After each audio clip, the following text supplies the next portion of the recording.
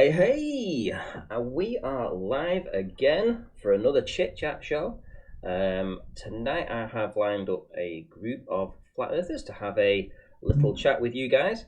Hopefully my mic issue is sorted and it's not as quiet as it has been. If there's still an issue, you guys holler up, let me know, and I'll try and address that as we go along.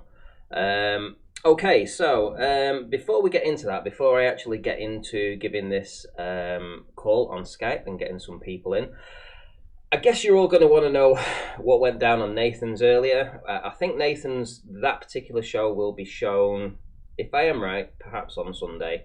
I just want to say that obviously, things get heated between friends when we have this this debate. It's a very heated topic. We have different standards that we all adhere to. In this particular case, on this show, I don't particularly ask for a lot of proofs as such. I don't demand proofs. But the standards on Nathan's show are a little higher than that. So when he's demanding proofs, I expect that to be held on all sides, and that everybody should be accountable on all sides of that. Now, it has transpired post-show. Let me try and show you what I have. Just one second, guys. Here we go. Right, okay, so this has transpired post-show. So we went live at 10 to 4, so the show wrapped up at 10 to 5 and I dropped at around about 20 to 5. So essentially Paul gave a link in Masturbators to a link that is essentially what I've been asking for, right? What I was asking for on this debate. And John, his first question was, how long did it take you to find that, John? Right? And then straight after it put, took me 3 seconds, can you beat that? Okay, so essentially 2, 1, etc. The problem is, and this is a problem, that Arwin had been asking for this information for the past 4 or 5 months from Quantum Eraser on multiple occasions.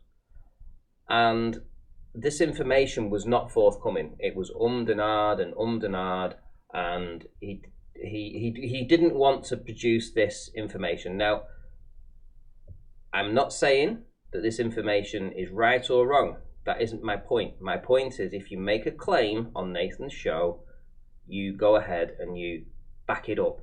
Now, this wasn't John that actually produced this link here. This was Paul. And John replied with, how long did it take you to find that? I already knew that.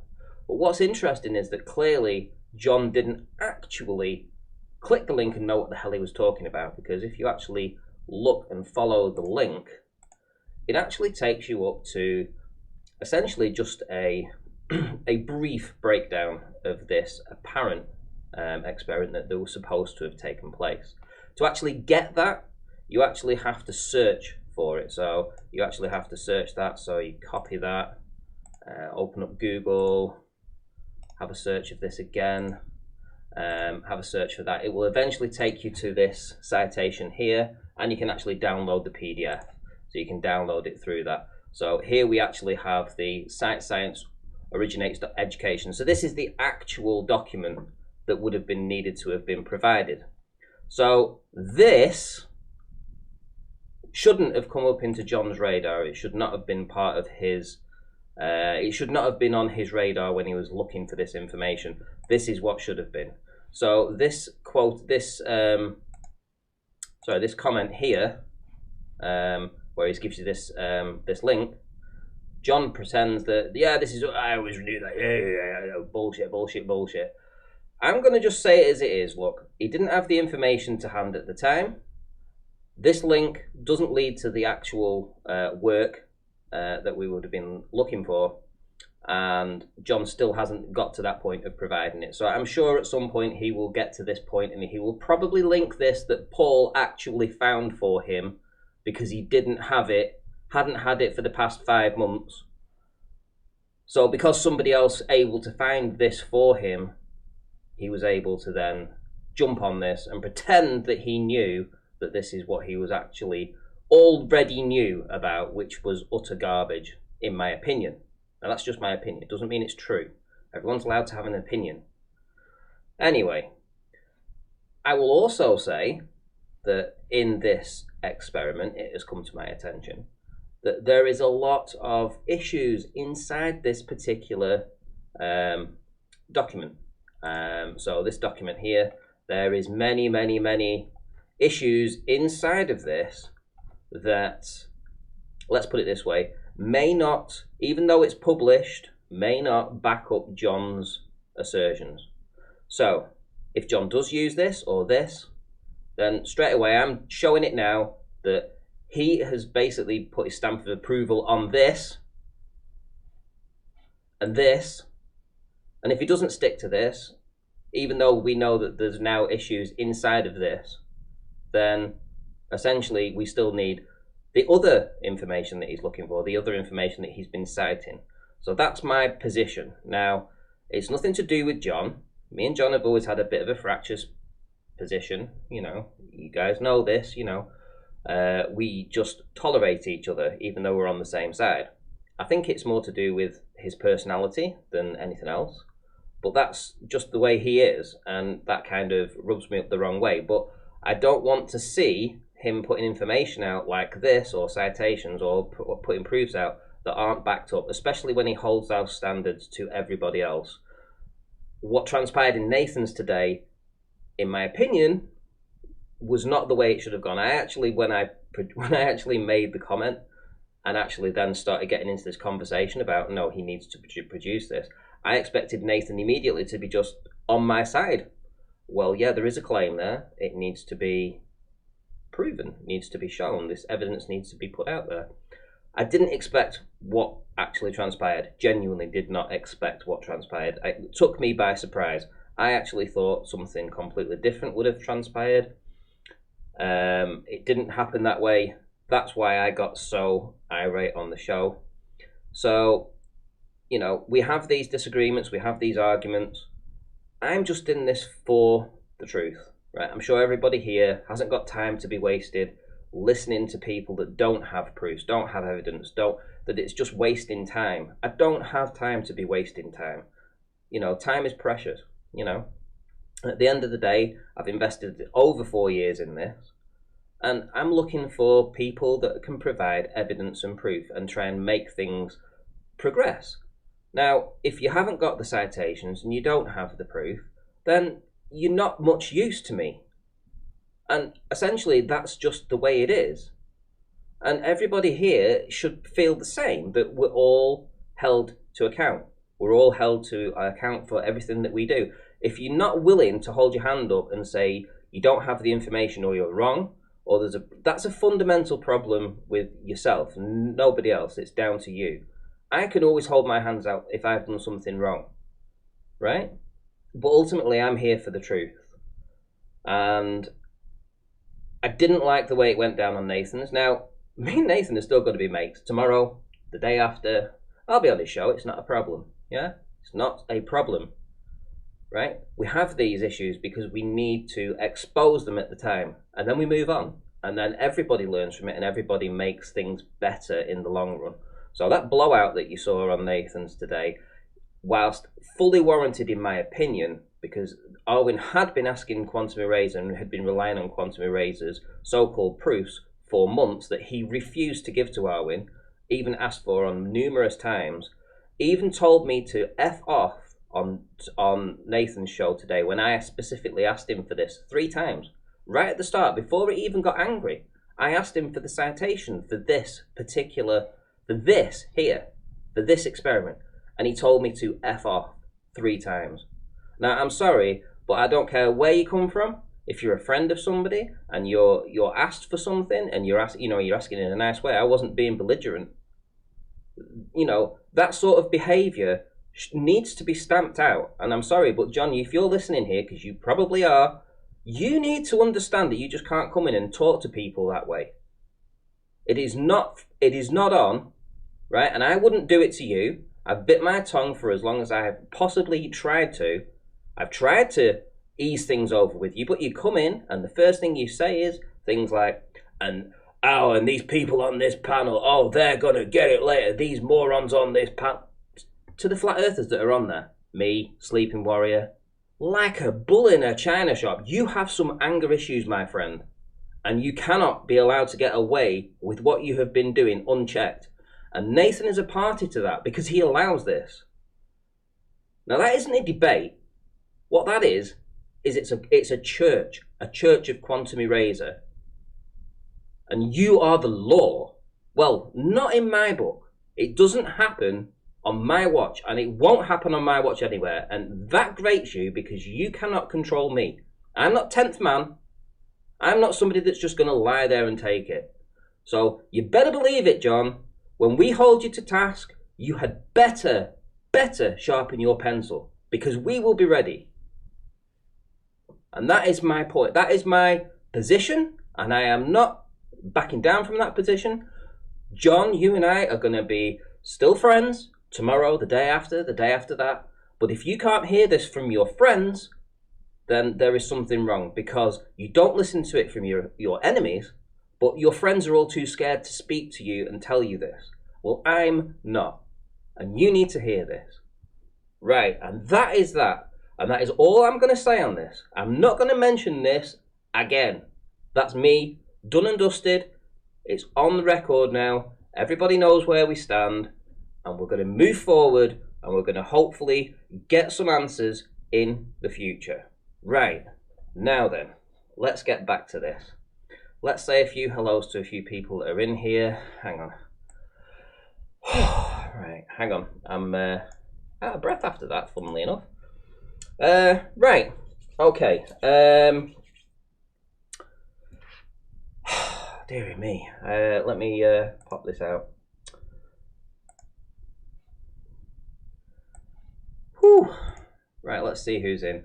Okay, so Ali B, nice to see you in. Paige, Rune Thorson, JS, Gonna Do, Emma UK, Soretta Concinto, Martha. We've got so many people. Paige, so many people. Rakia Life, just so many people. So many people. Just in response to Rakia Life that says friends wouldn't call each other out in a public in such a public way. I think it was more to do with the point that he triggered me when I asked him for the citation that he'd been using, this reference, this experiment. And when I asked him, he told me to fuck off, like that, literally, like in that exact phrase, fuck off. So I ignored it, and then I asked him again, perhaps 30 seconds later, fuck off. Right? And when he did it the third time was enough. There's only so many times you can get told to fuck off, right? Before you are going to just have an argument with somebody. I'm sorry, Iraqi life, but that's just the way it is. Right. Anyway, I'm not falling out with anybody here. This isn't my point. This is not to fall out with anybody. It's just to say if you're going to hold standards to one person, you have to hold standards to everybody. Right, let's make this call. Let's see who's in. Let's call.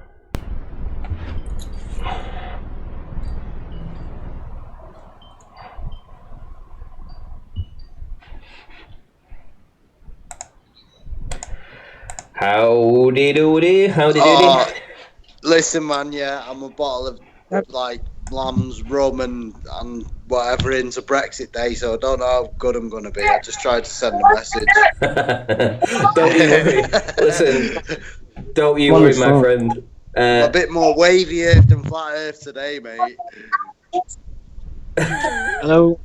Hello, hello. Hello, hello. Good night. Brexit Day, y'all. Working. What were you want me to do?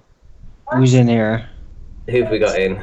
There's going to be no arguments today, though, by the way. There's No we got I Ahmad in. disagree.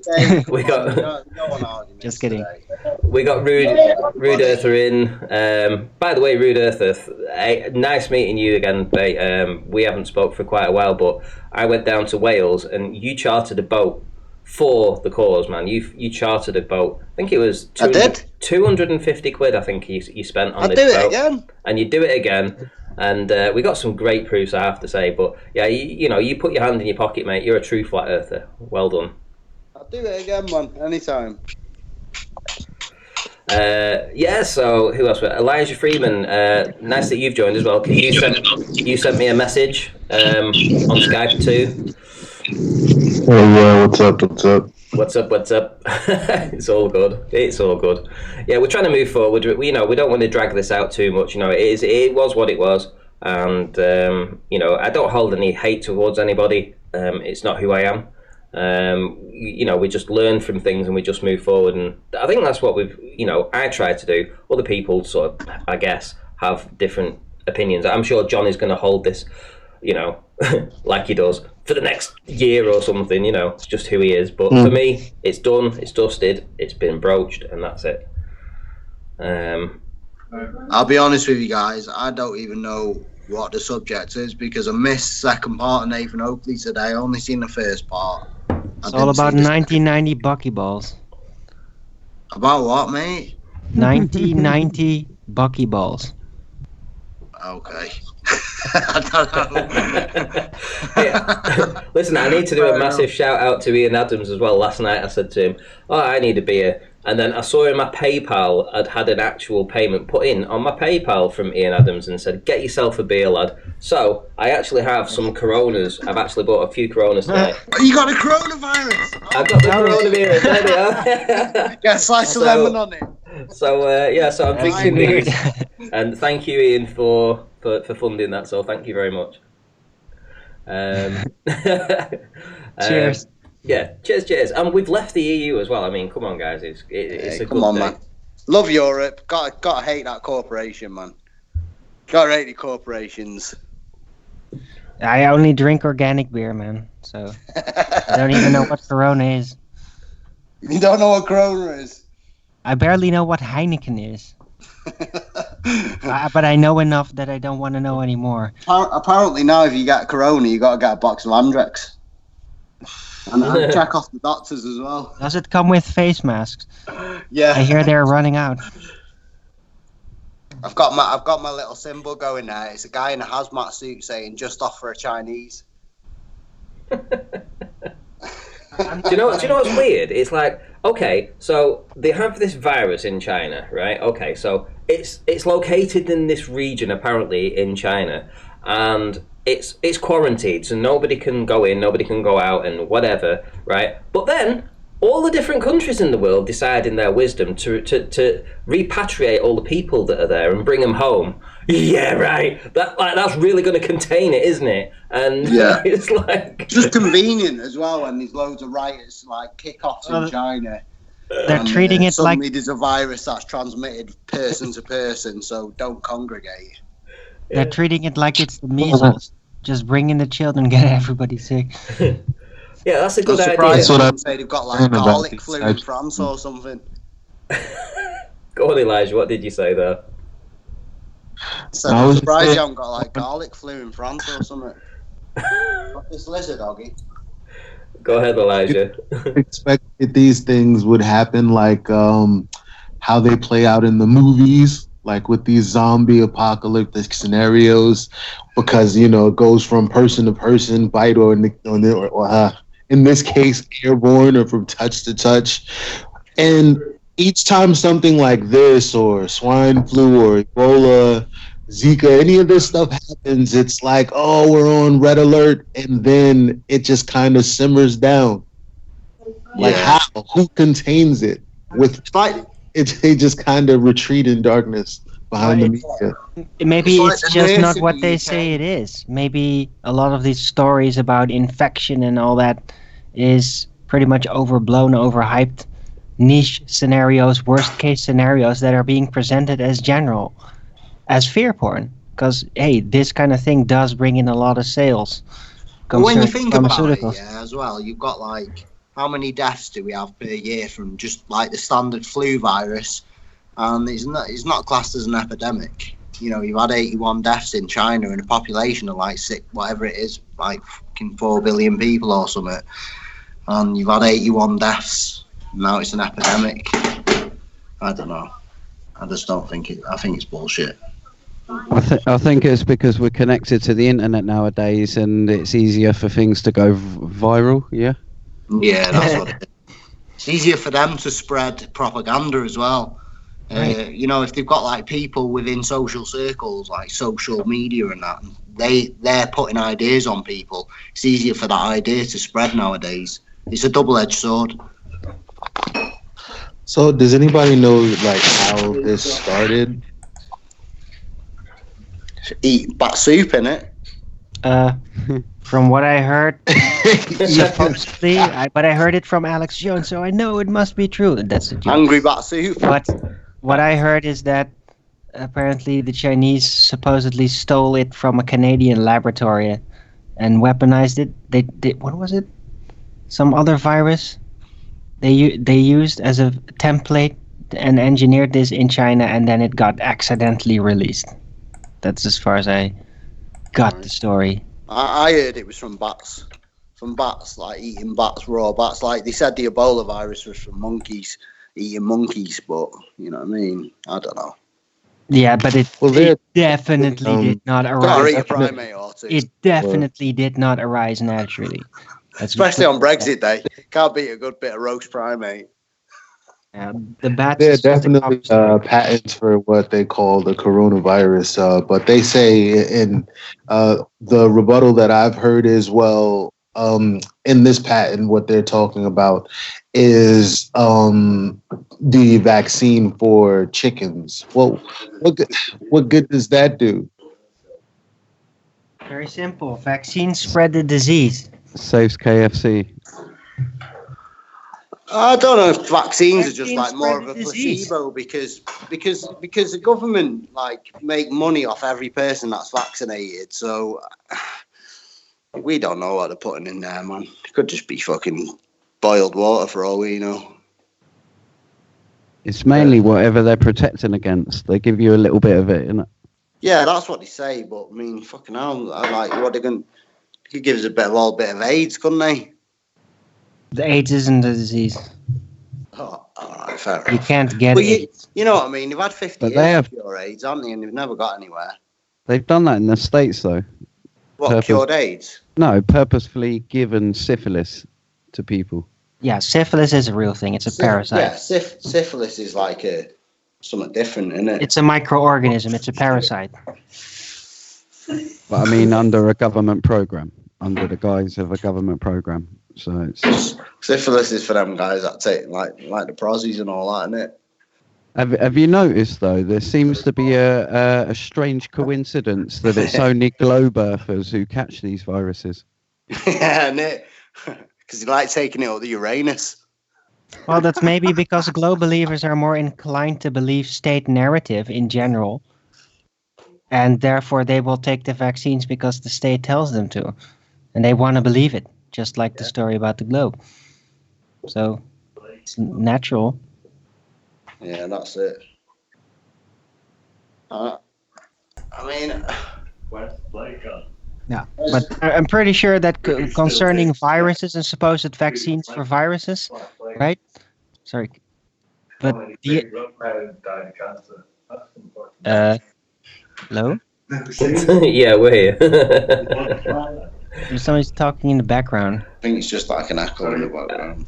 I think it is. Anyway, the issue about viruses is it's not really what they say it is in the first place. It's a very odd mechanic, that little thing, what it's supposed to be. And the thing is about the concept with vaccines are almost always going to be useless because typical about viruses is that they can't really be typically neutralized. For example, bacteria that are just they are lame as organisms. Viruses aren't organisms, so you can't really do that. So what it often actually achieves is that when you vaccine with that stuff, if there's actually a virus in there, it's gonna make you a carrier to spread it. You might not even get the symptoms, but you will start spreading it. This is kind of known by laboratory people. I think Adam has talked about this. So for them to have vaccines, that means they definitely determine the cause of how to recreate these effects, right? So my questioning is, like, if they're finding these viruses in these animals, and then these animals are somehow like giving them to us, well, how do we prove that? You know, like, how do I know that it's literally coming from these animals? Well, you take blood samples and you analyze the parts of those blood samples, or the bone marrow. I don't know where it's gonna stick. Viruses typically stick at certain locations. Like, but how do they, like, where do they originate? You know what I mean? Like, how do they originate? They don't just naturally. How do they originate from right? animals? Is that the question? How do they originate from animals? Well, it's simple. That's where they're developed. That's where they're created, on these animals. That's kind of how engineered with these animals. So then eventually they become adapted to those types of animals, and then they become susceptible. If that's even what they're doing, I think it's just a cover story. Just a complete cover story has nothing. I'm with Arwen on that one. I think they're all just like the time based and what the scenario based. It's like BSE when the scare came out about British beef having BSE. We were suddenly forced to import beef from European countries, and it was all political. It was nothing to do with BSE. It was nothing to do with mad cow disease and all that. We could have carried on eating British beef.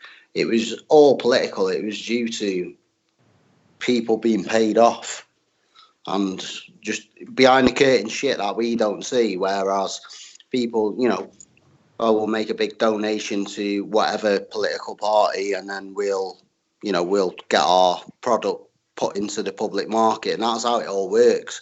It's all about money at the end of the day. It's not about people or diseases or anything else. It's just about money. Well, it's an industry, so yeah. Everything, all the market about making you better and take this tablet, take that tablet. It's all paid for by someone, and it's usually like the taxpayers. I wouldn't put it that far. The issue is there's medical things that do kind of work. It's just that they're not being used properly. They're being used as drugs and not as carefully applied medicine. And problems are being evaded by doctors, like teaching your patient how to deal with certain things without medication. Yeah, but I mean, like standard things, if you get like a chest infection or a throat infection or an eye infection, if you don't go out and take that medicine that you're being told to take, it'll eventually heal itself anyway, because I'm not one. Yeah. I've never go to the doctors or anything when I'm ill. I just leave it, and when it gets better on its own. It's not like, them tablets might help you along the way, but most of the time your body will, if it can, otherwise you just die, don't you? It's all about selling you the thing that you think is going to make you better. If do you know what I mean? Don't you? Yeah. They play on the symptoms. There's an interesting. There's an interesting comment from Matthew Stevenson, who actually says that the coronavirus is not from wild animals. This particular coronavirus was made in a lab. Del Bigtree on the Highwire covers that topic. Has anybody got any information about that? Apparently it was made in a lab. Where it started, there's a big germ lab there, isn't he, where it started? Like, in all seriousness now, I'm trying to keep my head straight, guys, because, I am kind of smashed, but apparently there's a big germ lab where it all started. Yeah, wasn't it a level 4 or something? It was the first level 4 lab that they had over there or something in that region. And they were doing this kind of test. It's possible that it could have leaked out from there, Yeah, that is a possibility, but I mean, to me, it just seems like when these viruses come out, it's always perfectly timed in conjunction with something else that's going on. It's never, it's like we all talk about the elites and the political classes and all this type of stuff being, everything's sort of like a puppet show, everything's a stage. Is everything a stage? Is everything a puppet show? And is everything timed perfectly?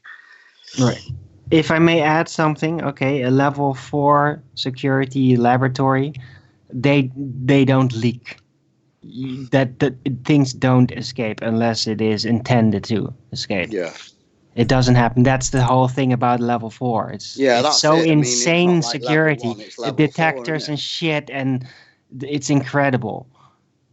Things can't escape by accident in such a laboratory. That's impossible. It's practically impossible. I've seen it on Resident Evil, though. Yeah, but they have special laser cutter room security and shit. That's something that hasn't happened either. But isn't it that isn't that how it mutates and stuff, or supposedly mutate? I mean, look how many zombie apocalypse programs are out there right now. There must be 20 doing the rounds. Everything from that's it. I mean, mutation. Mutation. The general thing about mutation is it doesn't keep on going and going. It doesn't level up regularly. That's rare in reality.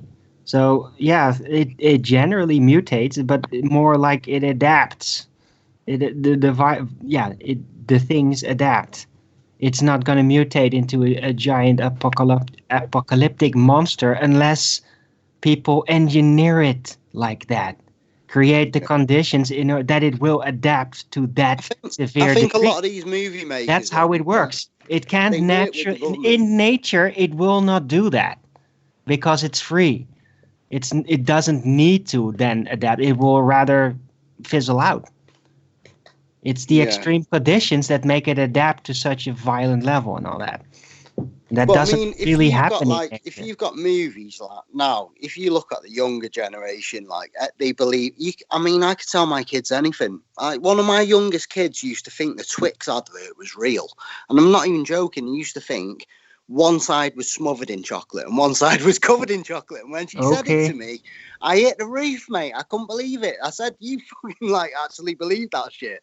But you could tell this younger generation anything, and if you tell them there's a massive disease out there, they're going to believe it. Do you know what I mean? It's just like, even if it's a small disease, if it's slightly inflated by the media, they're going to believe it because it's on that little screen in front of them. And they know full well that we're that easy to sway these days. We're not hard. Yeah, but do you know what I think these are? I think there's a trial runs. All this Ebola stuff. That was just to see what percentage of people it killed. I think this type of coronavirus is to see how fast it spreads. How fast, if it sets off in one location, does it take to go worldwide? Possibly, And then what they're going to do is they're going to mutate the two, and they're going to create this super virus that can just it can spread from person to person. Probably one person can infect 4 or 5.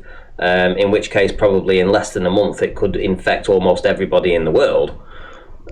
You never know. That depends on how stable it is. Very aggressive viruses also tend to adapt very quickly, so they're not aggressive anymore. Viruses are not the way they tell us they are. To emphasize that once again, doesn't work that way. That only works that way in movies. From a conspiracy point of view, though, I can see some legs in it, because I used to get involved in pharmaceutical software, and I learned that there's 5 stages minimum to get a drug to market, and it normally takes 5 years and probably about 25 million quid.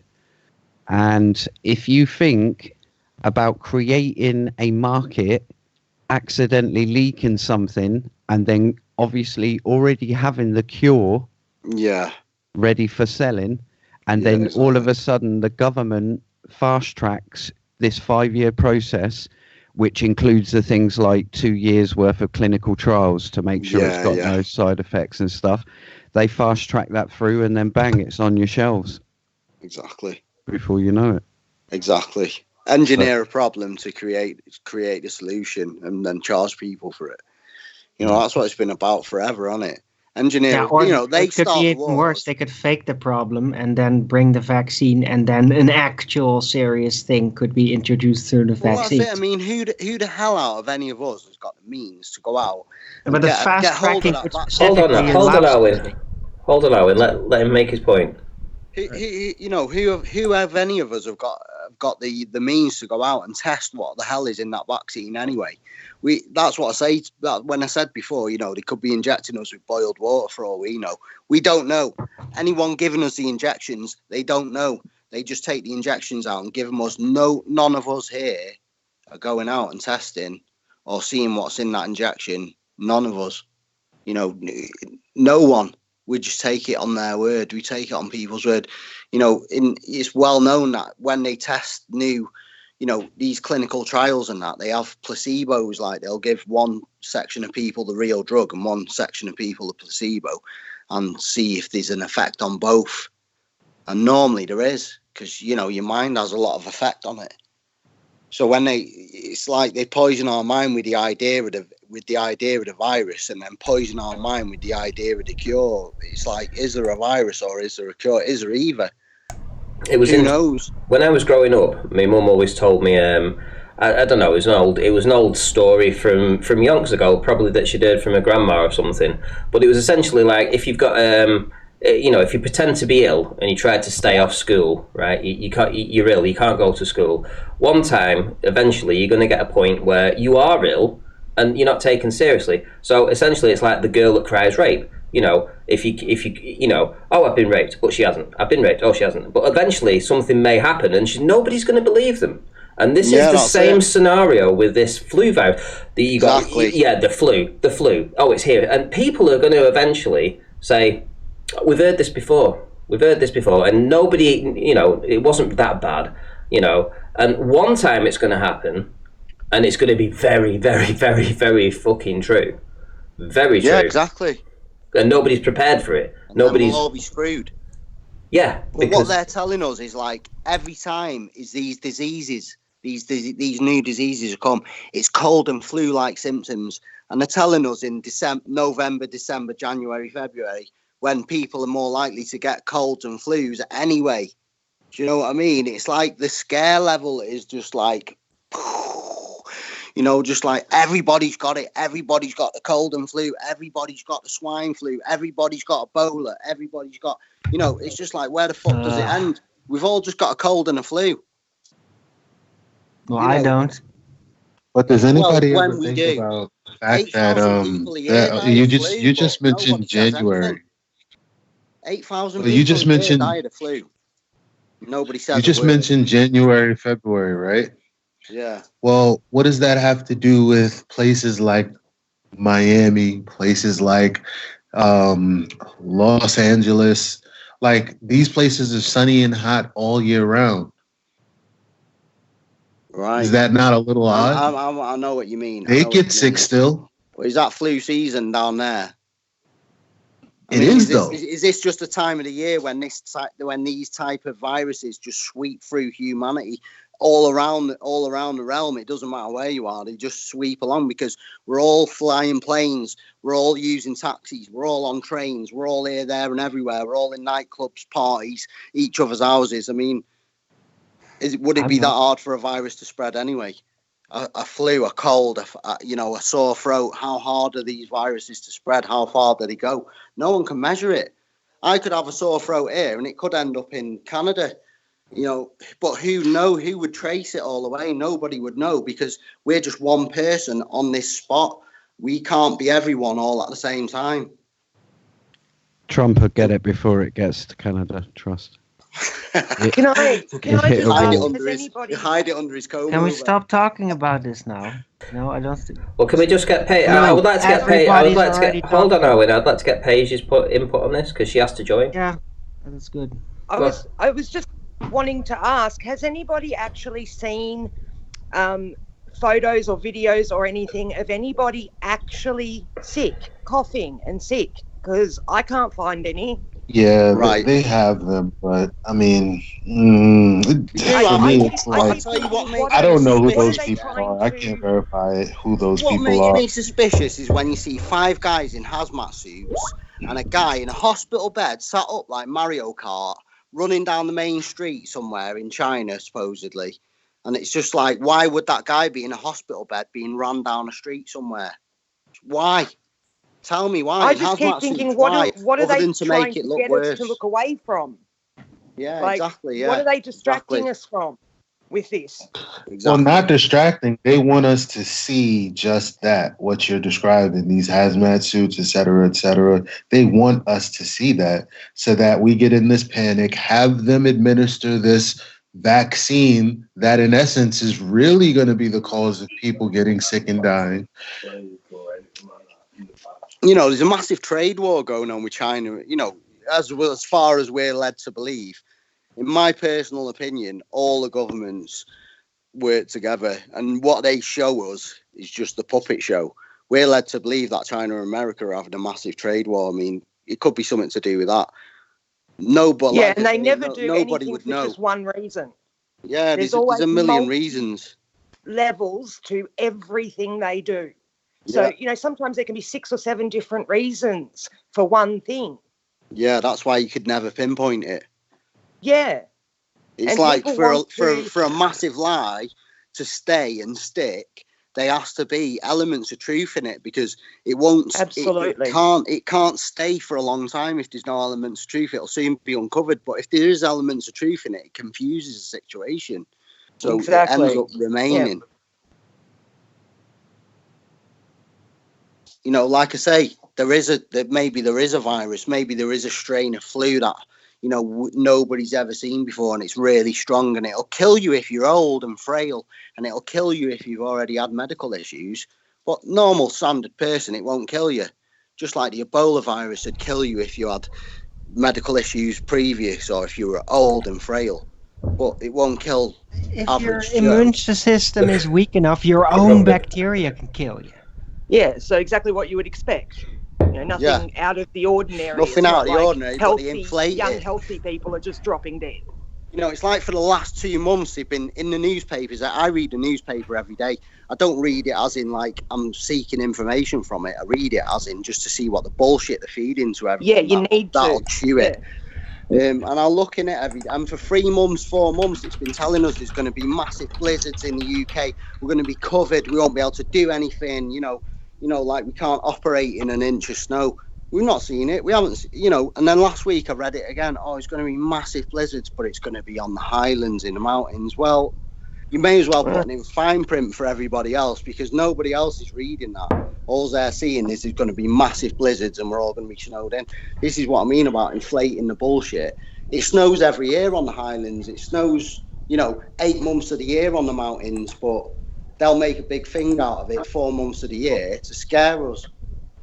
Yeah, fear porn distractions. Yeah, that's what I mean. It's inflated nonsense. Like, it's... If you don't read the newspaper, you're uninformed, and if you read the newspaper, you're misinformed. You're ill-informed, yeah. Yeah. That's it.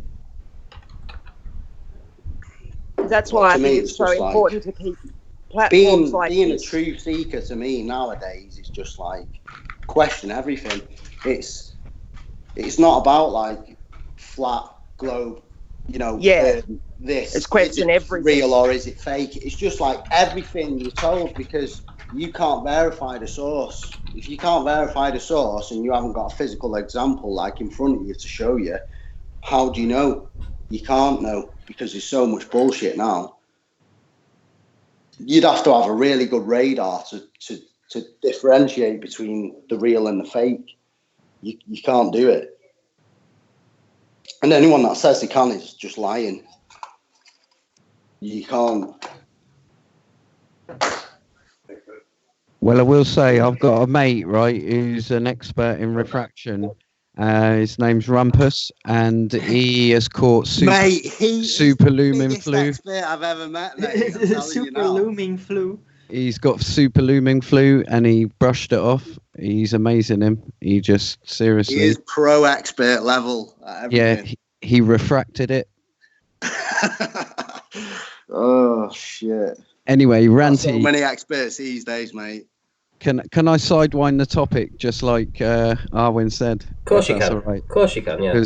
Because what I want to really discuss, and I don't want to discuss your exchange, I want to discuss the topic of your exchange, which was particle wave duality, and the underlining score or underlining crux of that argument is there an ether? And one thing. The lying crux of the argument. Why would Rumpus, someone who's never done that experiment, like, you know, whichever, you know, he's never done an experiment. Let's face it. He's looked at things on Google. How could he be an expert for anybody else to listen to and look up to? That's what I don't understand. You don't know what he's done and what he hasn't done. Well, pretty much do. What you can go by is what he says and what he actually shows us. I know he does my head in. So you don't know what he's done and what he hasn't done. Right, I know he's pontificated quite a bit. So the point on the table that you've brought up there is that, and it is that point. You know, it seems to be that case that, you know, quantum eraser versus the ether, you know, and we have a very big divide in flat Earth over this. So yes, what is it? I wanted to exactly discuss that. Do you know what does my head in a flat Earth? It's a lot of talk, and to me, I think talk is cheap. But you got Ranty, like people like Ranty going out and just showing physical examples. To me, that's gold. Do you know what I mean? But the talk side of it, to me, is cheap. I don't see anyone can theorize anything, but without showing you in real life. It does. It's in reality, it really is a side note, the buckyballs, because the wave function of light doesn't prove it's a wave. It doesn't make any sense. If that were the case, then you would have no spaces where no light would be received, even as you shine it, like in the slits in your kitchen. But the thing is, listen, hear me out, because if it's waves, right? It's waves. Well, where this pattern is derived from is where the waves supposedly cross over, like ripples in a pond. That's what they show every time. Well, that means that there is these ripples, and apparently you see more light where they cross over, right? So where is the rest of the light in between? Because it's a ripple, right? It's a wave. It's not a wave. It's just an extracted pattern. It always was. It's never been proof of a wave. The buckyballs is just a side argument that I was looking for to basically smash people in the head with. And I haven't got it. Doesn't make light a wave, though. That still stands. But there was no buckyball. All they did is they shot a carbon molecule, allegedly. Yeah. What the name for that is? Of that carbon molecule? It's a buckyball. Right. But when someone says buckyball, the buckyball, you know, we imagine are things that you can physically see with your eye, like something tangible. No, we don't. You may do that. Buckyball is kind of like a very easily Googleable concept. Right, but see, the other day I was arguing with I'll just call him a glober because he's a glober, and he was telling me about electrons, and he was saying without electrons you wouldn't be able to watch TV, you wouldn't be able to switch on your light, you wouldn't be able to use your telephone, you wouldn't be able to do anything electrical. But what I said to him is electricity was discovered first, and then electrons was the human description given to the energy that was used to create electricity. Electricity is a natural phenomenon. Like we can only describe it with our words, what we think it is. But nobody can show you an electron. Nobody can single one electron out and just say this is an electron here. This is it. Like it's the same quanta principle. So they can, up to a certain degree. Now, whether that is in fact an indivisible unit as they claim it is, or that it is more fluid, it can actually be microscopic beyond what can typically what I'm be saying detected is, by matter. That's another issue. But I what don't I'm know. saying is You a lot can of things, kind of. No, that's to do with the wave function. Physical. They are more of a human description on a basis of what they observe, if you know what I mean. Well, I'm pretty sure they use sensitive plates for that as well. On the basis of the sense. I haven't seen the actual visuals for it though. Again, it's just like with the buckyballs, and basically also with the it's when they with the quarks knowing which path experiment too. That's exactly why that's the whole point about. Now the point about you can't see a quark. You can't see a quark. You want to go to Specsavers, but it's a verbal description, isn't it? It's a verbal description of something that you're trying to explain. You can't see a quark. You can't see a quark, a left quark, and a down quark, and a right quark, and a fucking circular quark. You can't see them things. It's just somebody. You have to trust what that person's saying. A lot of this stuff. It's all derived from a bunch of lines. If I say this cushion here is made from fucking neutrons and quarks and something else, you would then have to go and disprove what I'm saying, that cushion isn't made from neutrons and quarks and God knows else what. But you could never do that because you could never show me a quark or a neutron or anything else. But hang on, they can isolate photons, right? They can isolate photons to be used in quantum mechanical experiments. No, not really isolate them. But is a photon the same? Photoelectric effect is the isolation of. These are all different things that we're describing, aren't we? No, but these things that we're describing. It's an exchange. Photoelectric effect, simply the exchange of light with matter causing an effect. It's fine. But if you can't even describe what you're throwing, how are you supposed to describe or to accurately sort of reflect what sort of results you're getting back? I mean, this is the whole point here, isn't it? I mean, what is a photon? No. Okay, the one point is to actually see it. No, the one point is to actually see it. Am I being heard? No, I agree. The raw data, and then let us make it up what it is. To go back and say, oh, they're not really waves. Based on what I understand about this experiment that I've never seen, it would be logically sound to say X, Y, Z. No, what I'm saying is, well, you know what? Let me go to this university that I've been told is my best bet, and if not there, they would point me to the university that can, and I'll take myself a little road trip, and I want to see exactly what is going on because the YouTube videos aren't cutting it. No, but what if those universities and the information that they give you are all based on peer review, which is basically a bunch of guys getting around a table and one of them having the best idea that nobody else can trump and them all agreeing to that idea without, it doesn't matter. Well, that is what happens when you generally go to a university to ask questions. Peer review is in this case, based. it should be a more official inquiry where we ask for an experiment specifically. An actual setup of the thing. They're all in on the lie. Why are you going to the liars? It's not that they're all in on the lie. It's that why are you going to liars? Guys, I posted a link on the chat. It's been seen. We shouldn't be arguing about it like it's true. Then right. Everything has to come under the microscope, right? And especially any thoughts and ideas that come over from Einstein. Can I just ask Arwin a question? If light is a photon and a particle, why does it act like a wave? Well, what is a wave? What is a wave? And it's not a particle either. It's something else.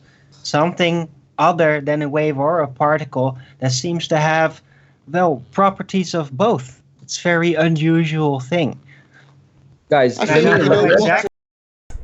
huge shout out to Matthew Stevenson for the super chat. Rantier's gold. The ether is real. The earth is flat. For what it's worth, I actually think the ether may well be real too, but we'll see. Why does the moon appear to diminish into a tiny dot as we get beyond a certain point? What's light exactly? What's going on? Well, I don't know. The celestial lights are kind of unique, because we can't actually place the physical origin of this light. So right. So it's let's completely different from any light let's you make the have ever analogy. seen. Okay, Like sorry, we please. can actually determine the speed of light and then But hang manipulate on. it somehow. Oh, Let this me is not let a me ask chat Arwen. room. We're live on air.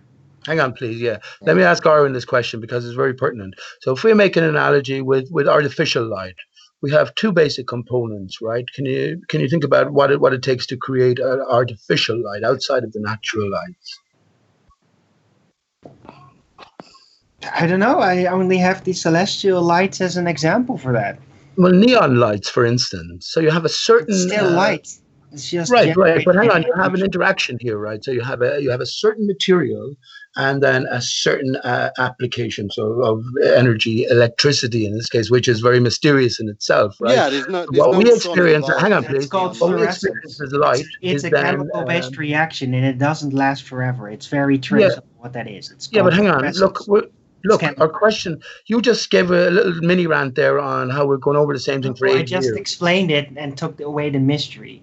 Yeah, but hang on. I'm just saying, you just said, and rightly so, where's the progress? What is light exactly? Quantum erasure will tell us light is purely material, right? Little quantum, I little don't care. particle. Light is No, energy. I'm not saying that. I'm saying this is the age-old, what exactly is light? I say it's all metaphor, the dual nature. So just like the lamp, where you have this interaction of source energies and a medium or a material, this is what real light is. So it's a mix of the source energy and then the interaction with the intervening medium, whatever it may be. Right, so it's an effect. So especially visible light from the sun and heat, right? These are effects, not within the source itself. So we have to separate the two. Yeah. Well, the stars Some sing, more stuff. like they make I noise, got you. sound.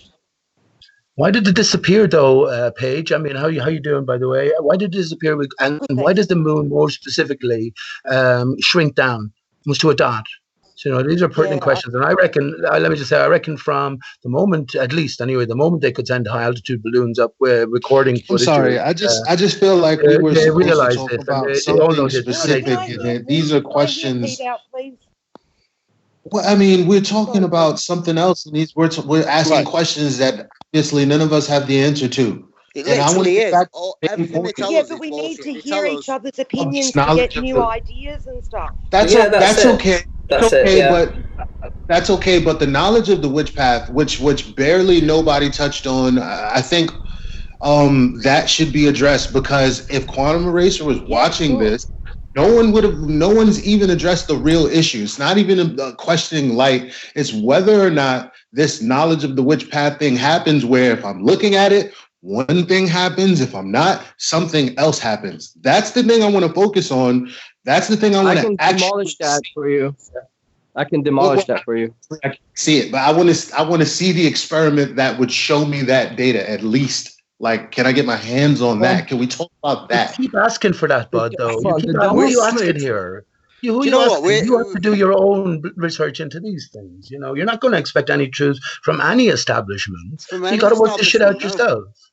No establishment. We're blanks, mate. They tell us what in China. They tell the Chinese what they want to hear. In Mexico, they tell the Mexicans what they want to hear. In America, they tell the Americans they want to hear. In the UK, they tell us what they want. Mate, they tell us all what we want to hear. None of us. So do your own thinking then. Try work it out yourself. I mean, we have all the tools there for us. How many of you have gone out and looked at the repeating cloud patterns in your local sky, for instance, and applied it to a flat Earth reality? Or how many of you have wondered, well, if the Earth is flat and stationary, why do all of the skylights on a daily and nightly basis, we notice variation throughout the year, appear to move in unison in a contoured manner? Well, that doesn't mean anything. That could mean they're all just moving in the sky in unison. That's right. That's a logical fallacy. Right. I mean, everything in the sky could just be moving together. That doesn't necessarily mean that the ground's moving. But we know that the ball Earth is defeated, long since defeated.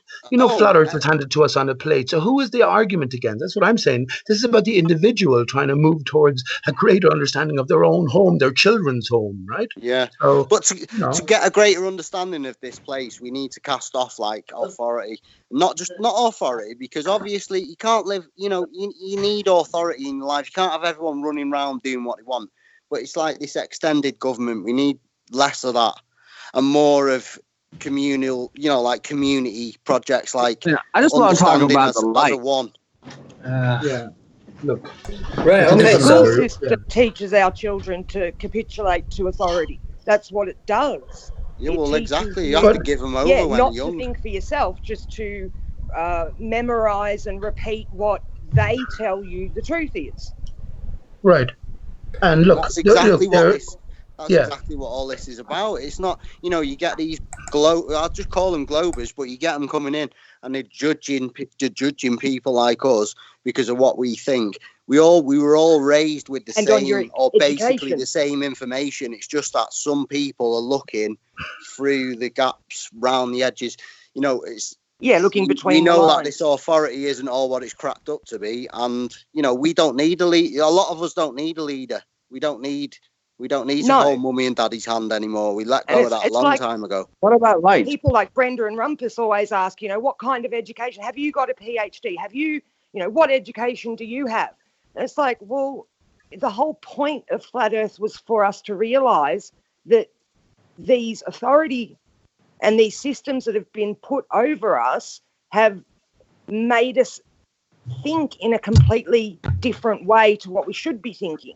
Exactly. And when they tell us, when they say to people like us, what's your answer? If the moon isn't this, why is it this? What is it? Why are we supposed to know? Why do we need to give you another model to prove yours is wrong? But give us your thoughts on what the moon is. Forget about the people who you're back, not talking to you, Paige, but look, forget about the people who we know are playing a part, right? We've left that behind. So now the question becomes, getting back to light, bringing it all back, what is the nature of our reality? What can we as one individual insect on the back of one ant on the back of an anteater, what can we as individuals prove? We can't prove anything to anyone. Mind that leads nowhere, bud. What can you know is the thing. What with the tools that you have in your possession can you figure out about the true nature of your home? Now, everything was figured out for us by science, right? All the men in white coats and the great brains had it all worked out, each building on each other's work, until we have this ultimate masterpiece presented to us. But we've left all that behind. So now there's a big blank canvas there, and everything is different than we ever thought it was. When it comes back to light, when you ask the question, what is light? What do you mean? What do you mean by that? Well, can I ask that? Let me just say the basic question. When that question is asked, what is light? Are you talking about the sun's light? Are you talking about natural light? We're told the stars are just similar to suns, just much bigger, much further away. Planets are something different. Are we talking about a different form of light? So let's define the term here, right? Let's define the term here. And what is light to people? Let me ask you, Paige, when the question is asked, what is light? And you try thinking about it, what breaking it down, what's the basic question mean to you? My personal opinion, what I feel in my heart when I think about these kinds of things, is that the ether is like the creator's breath and light is his voice. So all the stars make noise, everything sings. It's like a song that just goes around and around and repeats the same things. Right. You see, where I sort of think the stars and that, they are like they're like a byproduct of our life. I think the stars are a byproduct of the vibrations of life. I don't think stars are the vibrations of life. I think they're there. Like that's like solar luminescence, it's created by vibration. I think stars are the essence of life, and they're created by life, and they're created by all the frequencies and vibrations that are created on this That's a beautiful thought, yeah. Well, on a more basic level, right? And like these are all, our thoughts on things, and we're painting a new picture here. Remember, we're after rubbing the whole slate clean. If you're just going to leave it on flat earth and all the proofs offered up and fight against people like Rumpus till the cows come home, well, that's not going to take you anywhere. No. So at least you can put some time into thinking about. But light, we have this basic distinction between day and night, right? So light allows us to see. So now we're looking for the source, and the sun is the primary source, of course, and it's represented so heavily in symbology throughout the ages. I'll put ages in inverted commas because, like now, history you can't rely on it. How far do we go back that we can That's what I trust? mean. Do You we can't even say know what the if sun is sunlight because and daylight are the same thing? Right, Like, right. So is heat and light, as we understand them, mostly as people we who think understand it, invisible yeah. light, are they intrinsic properties of the source itself, whatever the sun may be, Exactly. or are they effects? And this is where I think science is metaphor, right? So they're telling us the dual nature of light, the particle and wave.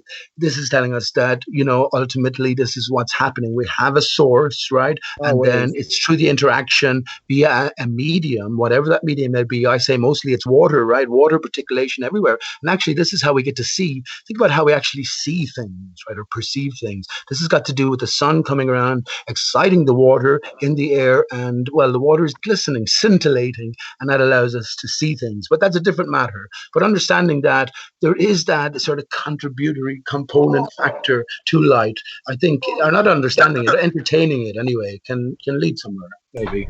What have you got to say, Gleam, on this? Because you first brought this subject up, so I'm assuming that you have something to bring to the table right now.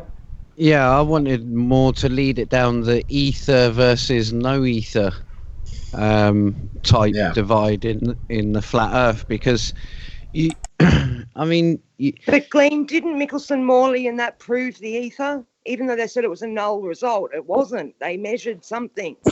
Well, you can choose two different concepts to describe the exact same thing. So you can basically say, yes, they did prove the ether and there is a substance in space, or you can then go, no, they didn't prove it and it's space-time. But wasn't the basis of the ether that everything needs a substance to propagate through? It's getting really nonsensical. They couldn't figure out what light needed to. They obviously what it was propagating. Light needed something to propagate through, so they named it the ether. I mean, there's no actual physical evidence of ether or no ether, is there? But here's another factor. So light speed. Yes, there is. So Mitchell Morley, right? As far as I remember, wasn't that if the Earth on its sphere was in its different pathway around the sun, its different trajectory and different orbit at different times, because light has a certain speed, which was well established, I think, at that time. I think that was like 1890s even. 1897 was the original. So I think it was established that light. Not the one that you're on about. So hang on, please. So let me just say this, right? So let's think about the context here, right? So they had the sun. First of all, they had the spinning ball Earth, and then they had the sun at a sort of a semi-fixed distance in millions of miles away as a given, as a ball maybe. And then they had the light traveling at a certain astronomical speed. And I think it would have been close to 186,000 miles per second. So this itself all has to come under the microscope when we're considering anything or looking back at anything that these experiments, Mitchell Morley, right, with Master Mason, throw at us, right? So what do you think about those considerations, Glenn? That was the Michelson-Gale was around the sun. The Michelson-Morley was Earth spin. No, the other way around. Michelson-Morley was Earth around the sun. Michelson-Gale was Earth's sidereal rotation. Yeah, the sidereal, which is around the sun. Sidereal. Yeah. Sorry. So which is one. Okay. Whatever. Michelson-Gale is around the sun, and Michelson-Morley was firing it east-west versus north-south, and that was to do with rotation. To show the rotation. Let me quickly jump in there and just say something quite pertinent, because as flat and stationary earthers, right, as everything appears to move around us, right, on a continual basis, on a daily, nightly basis, now I think we can consider attributing all of the movements attributed to the sphere Earth to one maybe singular light source. Mark Sargent talked about a planetarium. Maybe in these sort of terms we can start thinking, but that's a different matter. I have much to say about the ether, but I'll stay quiet for a while. What I found looking into this subject is that I noticed they wanted to make a heliocentric system, an idea. They wanted to make this idea real. So all the experiments they did that showed anything different, they just backwards engineered an excuse for it. like everything. Exactly. They come up with the That- Lorentz contraction and time dilation and all this Well, stuff after they have an experiment that shows something they don't want it Do to show. you know how rich what I people mean? get rich? No, there is you know- truth to that, though. I do need to follow up on that because there is reason for that. And Lorentz was an ether man. He had his own ether theory called Lorentz Did he? ether theory. Yes. Oh, And interesting. following the Michelson-Morley experiment, he wanted to keep the ether. So he created length contraction and time dilation. And that's the maths to say, yes, the Earth is spinning at the rate it is now, and there is an ether, but it's not stuck to the Earth. It's dynamic running along with the Earth, or it's not stuck in space, should I say. Right. So then what Einstein did is just basically grab the same maths for that ether, the framework basically, delete the the framework, substance, and use that for space-time. And he put it in Minkowski space-time, and then that's how space-time is born. So space-time and Lorentz ether theory are identical. They mathematically produce the identical the result. exact same thing. Yeah, but That's very it's just interesting. conceptually two different things. Just one is a framework and one has got a substance controlling that geometry of how things move. And ether again, though, was actually proven in the 50s, 60s with the likes of Paul Dirac and Richard Feynman. Dirac, how do you spell that? Yeah, D-I-R-A-C. D-I-R-A-C. Gleam, let me just, before you just continue there. So if we take away Lorenzo's spinning ball from the equation and replace it with a flat Earth, then again, everything is going back to a singular source to everything, right? And we have an ether then that is moving along with the rest of the skylights. So, Okay. Before you answer that, could you just finish off spelling that out, please, for the audience, because some people might want to check that out. Yeah, Paul Dirac, P-A-U-L-D-I-R-A-C. You can look up his paper in Nature, 1951, Is There an Ether? Of which he concludes most positively, yes, there must be. Cool, and we're joined by Brian as well. Brian's joined.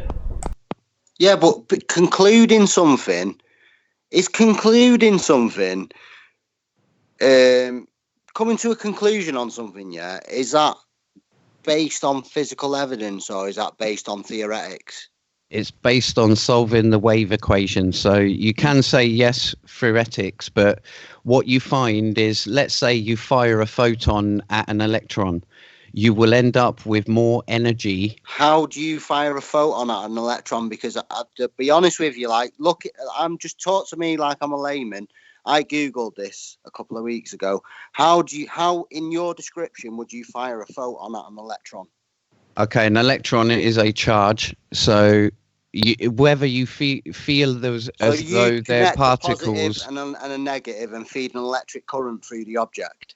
yes, or it's an Basically. electron, one single electron you can do it down to, and obviously they do this in vacuums in CERN and stuff like that. But the core thing is whether you So think is an electron. Are we talking about when you base an electron on hertz, which is like the amount Guys, of bounce? no, positive, you're negative, going negative? too far into it. Whether you think it's a particle or an actual electron Yeah, cloud. but we which can't was- prove that one particle has entered into look, a physical Yeah, object. you're missing can we? the point though.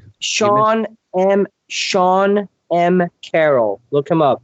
He's a theoretical physicist, quantum mechanics. Theoretical Physics. physicist. That's what I'm saying to you. Many Theoretical- world theories. theoretical Hold on, let me physics. finish. You cannot These are prove the guys. one. Hold on. These are the guys that are coming up with this. Harvard PhD. He's the quantum mechanic guy that you would see on Nature, on TV, whatever. So I'm going to quote him. Electrons are not particles. They are actually waves, which we cleverly called the wave function. Again, I'm going to quote it one more time. Electrons are not particles. They are actually waves, which we cleverly called the wave function. So It's you a cannot great isolate- assertion. You Lovely. cannot isolate. There's a wave. physicist out there that Wave, agrees with well, you and Hold Hang on. on. says the same Hold on. Who was that quotation from? Was it from a Harvard professor, you said? Sean Carroll. Sean M. Carroll. So isolating a wave and isolating a particle are two completely different things. Can I just make a massive point there? That is exactly the many worlds theory, which is the birth. Well, it's the result of what quantum mechanics is today. Are you a Copenhagen theorist? No, wait there. Hang on. You're going to miss this massive point. The person who resolved the wave equation, Schrodinger's wave equation, was Paul Dirac, who I just mentioned there.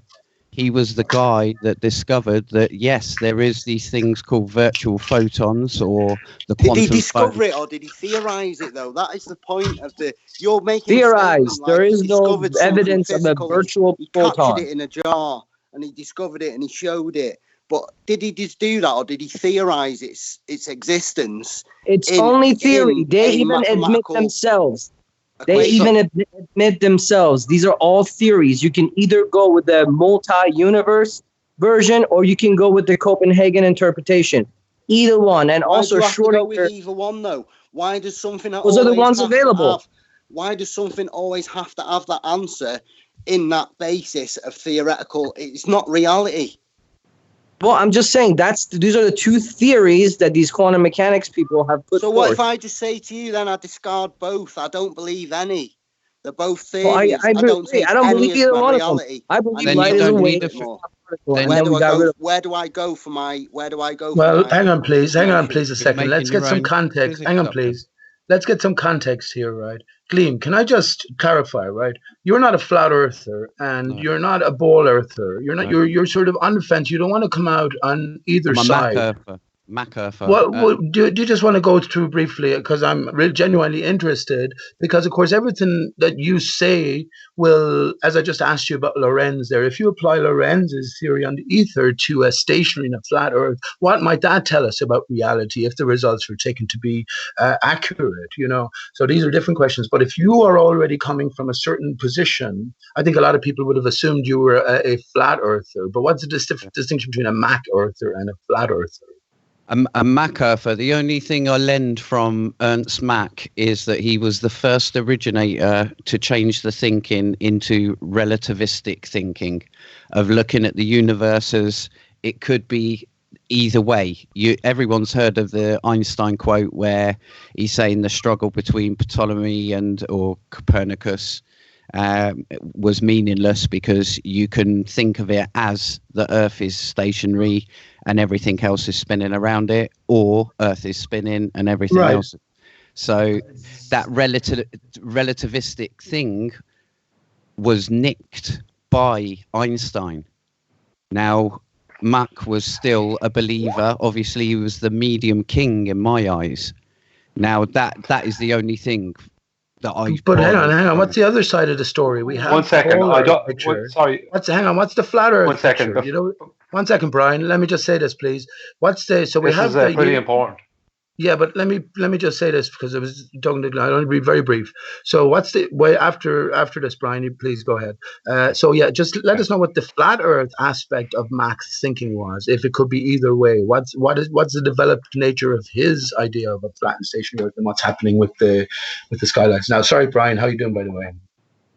Hey everyone. Hey, sorry. No, I was just going to do a quick comment on something Gleam has said, but I wait till Gleam's on it. Yeah. I will say I will accredit nothing and lend nothing from Mach in as far as flat Earth is concerned. He did not believe in flat Earth. He was not a flat earther. He was a globe earther.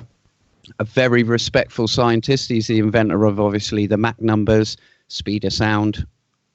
He's the medium king in my eyes.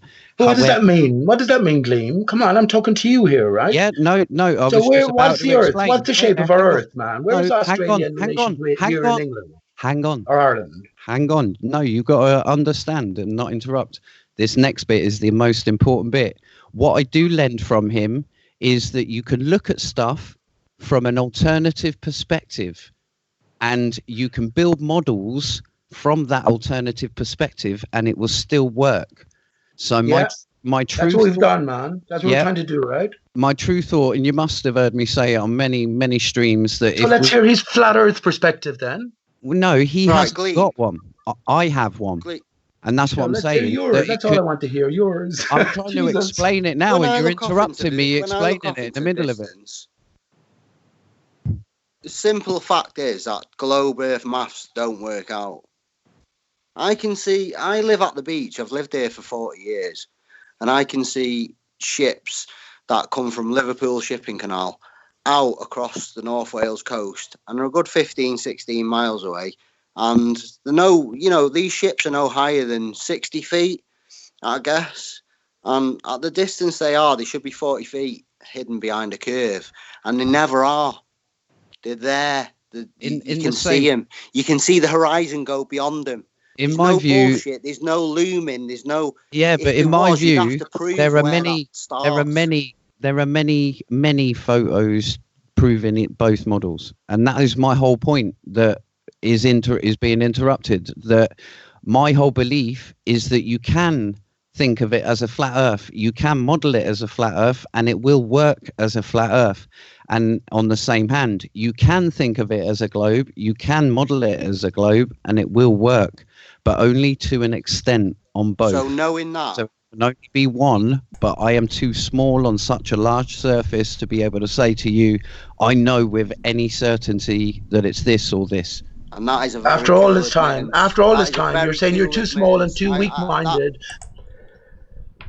Thank you, Mason B, for the $1.99 super chat. Pete Shea sounds like an agent. I'm on mute. Well, thanks for the super chat. And he calls everyone else an agent, so why not call him an agent too? Cheers. Let's carry on. There's no need for Can I make a couple of comments? Place to start. Is the Earth beneath us moving or not, Liam? Yes or no? I don't care what way you can model things. No detectable Is it moving experiment. or not? No detectable experiment, put it that way. There's only conceptual. So you understand that if the Earth is not moving, then the ball cannot enter the equation based on our universal experience with water, which is flat when still. No, right? you know the ball is a concept. 100%. I know the ball is metaphor. Something is fucking spinning. Yeah, something is moving. Something is rotund. 100% of your life, you will experience a flat Earth. To experience or to think that you're living on a globe, it will take 100% imagination, and that is exactly it. You've got to trust. You know, there's more to the story. You know, the Earth is not flat or stationary when we define Earth properly, capital E, because there's something else going on here. You can describe it whichever way you want. It's just man's concept, whether flat, whether concave, whether globe. It doesn't matter. Everything is beaten around the bush as if we have all the time in the world. And look, everyone's happy-go-lucky about all of these lies and all of these deceptions. I don't think we do. Do you I think we need to start waking up as individuals and getting some grasp on our own reality? Do you think the Earth's flat, Pete?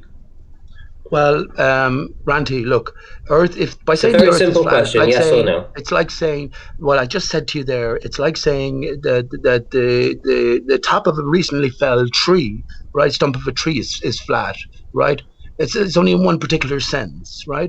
So, you know, Earth is something different entirely. The Earth, in terms of the surface we live on, as far as I'm concerned, let's just take the water, the oceans alone. The highest variation between absolute horizontal is the highest variation between high and low tide. And that's somewhere in Alaska, which is about 100 feet, right? Beyond that and beyond huge swells, that's absolute horizontal all the way. But something is moving that is a part of Earth. This is where it comes back to all the skylights. What the fuck are they? You don't want to go there, right? But how come people are so reluctant to even think about these things? When you go to a certain distance, the stars disappear, the moon shrinks into nothing, right?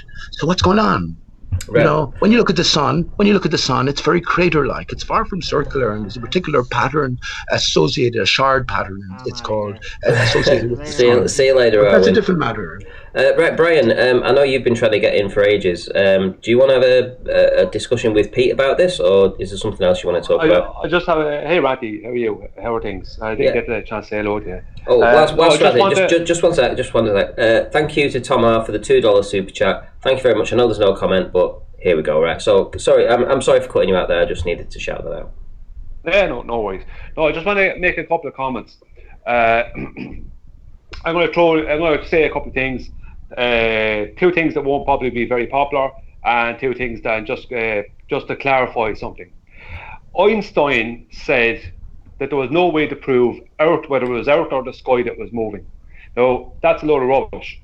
Einstein knew that he could not prove the Earth to be moving because he knew it was stationary. But he knew that if he put effort in, he could prove the sky to be moving. So what he did, because he needed the Earth to move for his theory of general relativity, so he needed that. So he made a point of making sure that he gave a middle ground by saying there's no way to prove either. How do you know there's no way to prove either? Did he go about it? No. If he did, he didn't make it public. He knew there was no way to prove the Earth was... One second, he knew there was no way to prove that. So what he did is he gave a middle ground, and then he used mathematics to show how it spun. How it spun. He used the transform equations to show how it spun, right? Because he knew he couldn't prove it. Whereas if he went the other way around and did try to prove it, he would have ended up proving the sky was turning. All right, and that was no good. That was certainly not going to work, not for what he wanted. Second thing I want to say is that Liam said that some observations show what would suit a globe, and some show what would suit a flat Earth. The only ones that show ones that would suit a globe are either shoaling, right, or the ones that where the next day or the day after they get completely different observations. Now you can't have that with a geometric horizon. If you've got a geometric horizon, then all you can have is a small bit of refracted horizon at most. You cannot have an apparent horizon all the time. You have to have a geometric horizon. And this is the problem on the globe side. There is no geometric horizon that anyone can show you. They can show you something that looks like it's probably the geometric horizon until the next day when it doesn't look like that. And that's the problem. So all these things can be explained on a flat Earth, but the flat Earth observations cannot be explained on a globe. And that's the difference. Appreciate if I could respond. Yeah. Well, let me say briefly then, how you doing, Brian? And absolutely, Brian. And this is the basis of why we're asking these questions in the first place, right? We're trying to get towards reality. Sure, we can imagine what life might be like on a spinning ball and the universe is given. Sure, we can imagine the other way. But we're dealing with one absolute reality for us all here. So there needs to be more urgency, Liam. But I think I understand your role in all of this. Can I just say something? Off you go. You know, if someone's paid to find something, they won't always necessarily find it.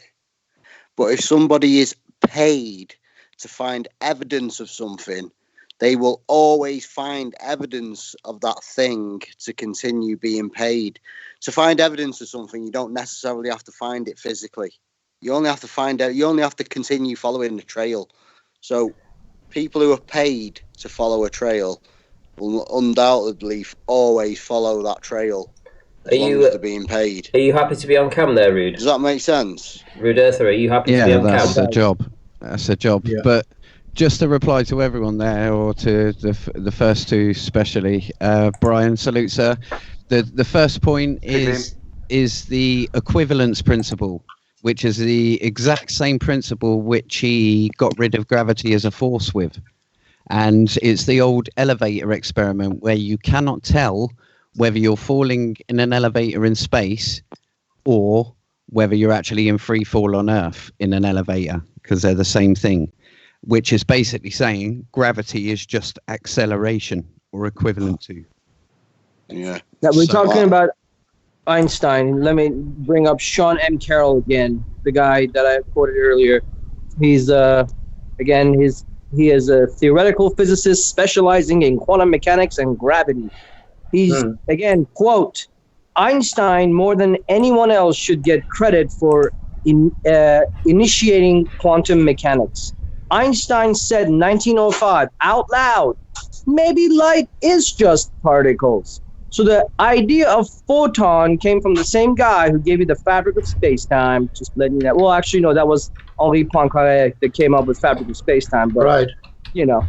And as the story goes, then Einstein was disgusted by the whole notion of quantum mechanics. Now, when we come to understand, looking back at things, well, first of all, Einstein was a tranny, right? Martin Liebke agrees on that, Ranty, so it's okay to say it in that sense. But married to his cousin Elsa Einstein, who, you look, when anyone with an eye can see it's a man in drag. Now, we understand that Einstein is being discredited massively for all flat earthers. So what if it was all scripted like this from the beginning? Who do you think the controllers stars are anyway? Do you think there's any mavericks and any? Hang on, let me ask Brian as well as my fellow countryman. Brian, do we think honestly that all of the things that we're considering now isn't known throughout the years by the military and the government intelligence agencies? No, this is all basic level stuff. Here we spend our time. I'm not saying it like, but look, you saw how it went with Rumpus or Brenda the other evening. You get absolutely fucking nowhere, and you only end up with high blood pressure because you're frustrated that someone has been so blatant about things, right? But yeah, what's the ultimate questions here? And let me just say to Gleam, you know about the mirrored water layer, Gleam. You've often said it in chat, right? So when you look at water over a span beyond a certain sort of limit to our perspective, the water appears to sort of to compress in terms of distance, and this sets up a mirroring effect, right, which is most apparent at most sunrises and sunsets, right, where we can see the ultimate horizon as far as we can see, right? But this is the thing that's been overlooked to a massive degree by both sides when it's perfectly obvious. The basic properties of water is that it reflects. So when we're talking about all of these mystical, magical, looming, refractive effects, inferior mirages, well, we're forgetting that we're looking over a flat plane of water, and water might tend to behave a certain way to the perspective of our camera. More specifically, we can't make out any of this shit with our eye. So yeah, these are all different considerations that you say support the ball. No, they don't. Once you understand what you're looking at, then the ball is dead. And that's what I'm saying. This is no time to be lily-livered, I think, for the individual anyway, more than anybody else. That's who I'm only speaking to. Flat Earth was handed to us on a plate. All these basic questions should have been sorted out in your own brain before you decided to call yourself a flat earther. Flat Earth is just the beginning. We're just making our way into reality, coming out of the cave, right? Coming out of the fantasy. But now we understand, don't throw the baby out with the bathwater. The truth, the lie, they're intimately connected. The lie is built on the truth. There's a greater force in play here. There's not a flat earther around who's an atheist, right? There's a greater force in play here. And that story is all of our stories waiting to be put together. How Right, curious are you, I guess? So I'm on there. Yeah, so just to answer the second question for Brian, is that there's too many variations. So when there's too much variation, exactly what you said, you go out one day and it's like one thing. You go out the next day and it's like another thing. You need more control over that in order to come to a conclusive decision. And then that leads me on to, yes, people are paid to actually do a job. They are funded to do it by government funding, so they have to find something, exactly like LIGO was just a funder in the funder cloud.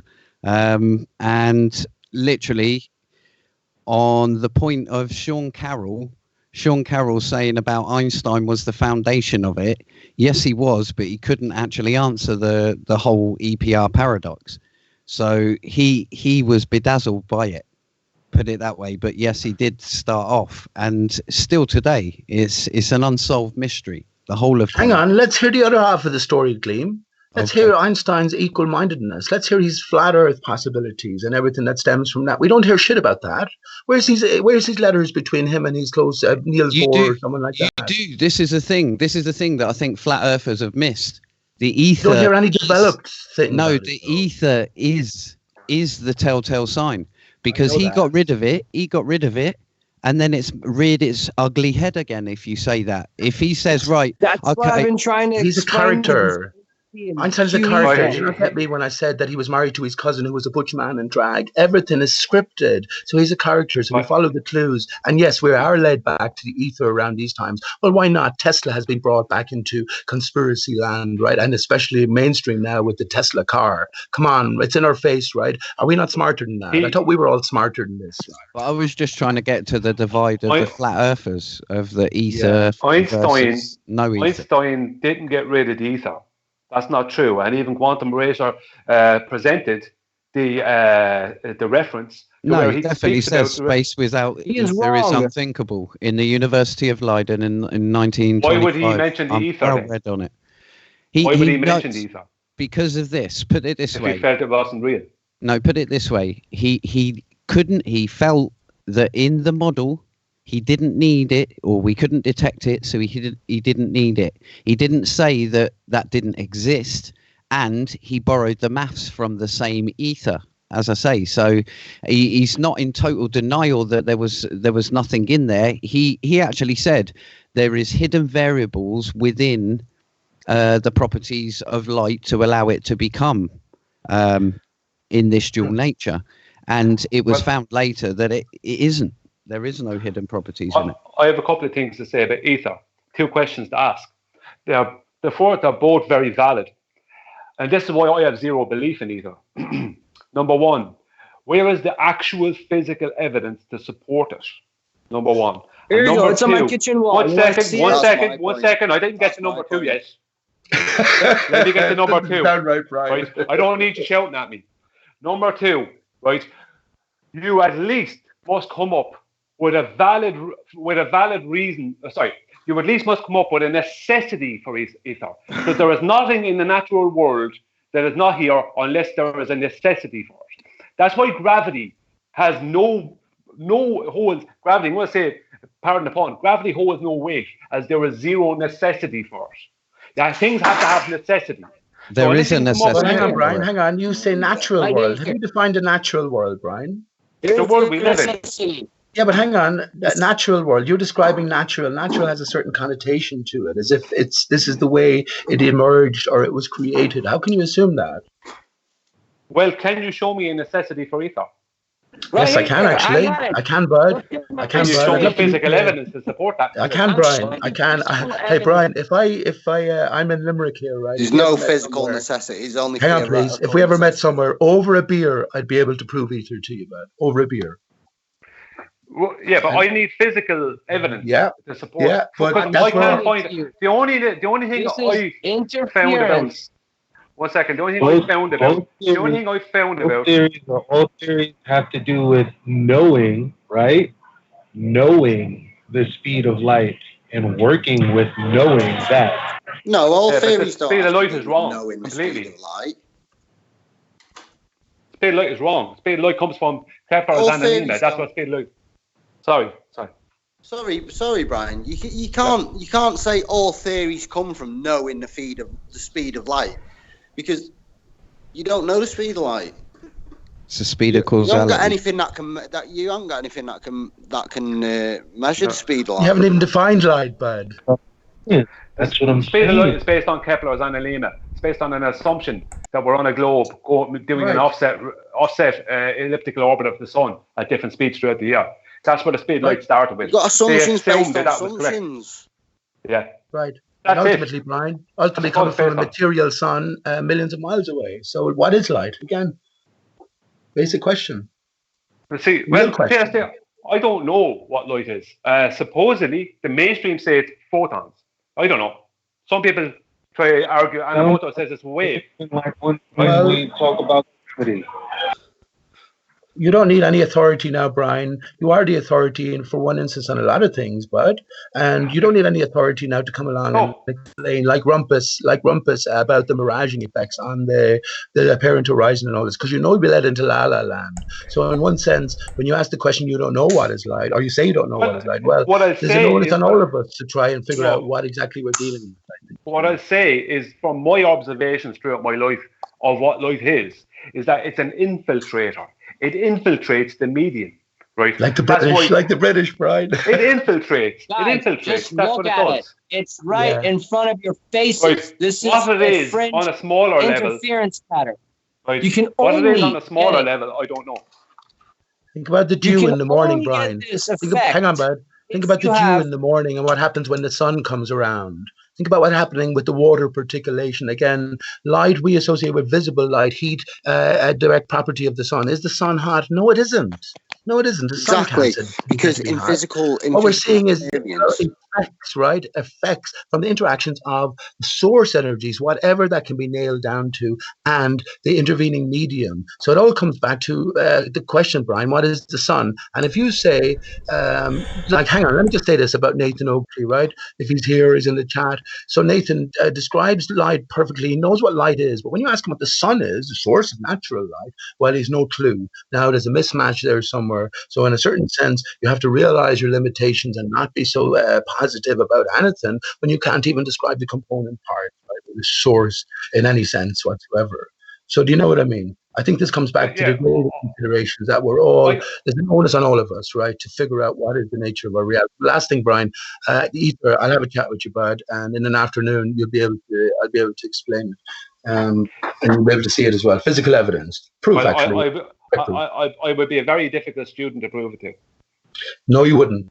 And I tell you why. Because clouds are not what you think. Gravity to me. I'll tell you why. Clouds are not what you think, Brian. How can clouds stay in place? Now, when you understand, and when we open our eyes and see the clouds above us are forming, hang on, please, let me finish to Brian.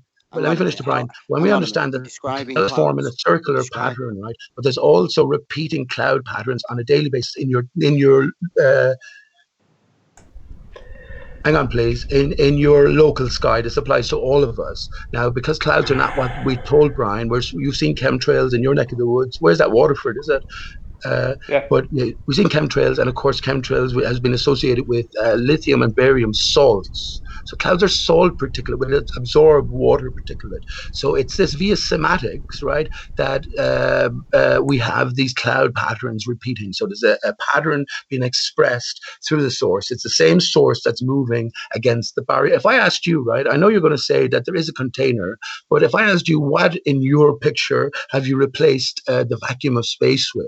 If you're going to say nothing, then I guess we can't talk. There's no one proving anything to anybody here. This is about a sort of a mind opening up to possibilities about what. Right, before we go any further, guys, I just need to make a quick shout out to Rocky Your Life, who says the smartest thing I have ever heard. We are the authority. We are the church. Rocky Your Life. But listen, all this arguing about what is and what isn't, and arguing against each other. How do we draw a line under this? How do we move forward from our differences? Because clearly Flat Earth is split on this particular argument. How is it? How do we make a difference here? What can we do to bridge this gap? I don't think there is a way. I think that is the purpose of it, is to split us. There's no way for one single human being as a one single entity to prove anything that we are told. So, all this what we're discussing now is there to separate us. Everything in this world that is produced or given to us by the establishment is there to separate us. There's no way around it. Look, I'm a realist. I need to see physical evidence to support something, and I need to see the necessity of it in our world. I'm glad you go back to that. Hang on, Brian. Oh. This is for everyone as well. You ever go to the beach, right?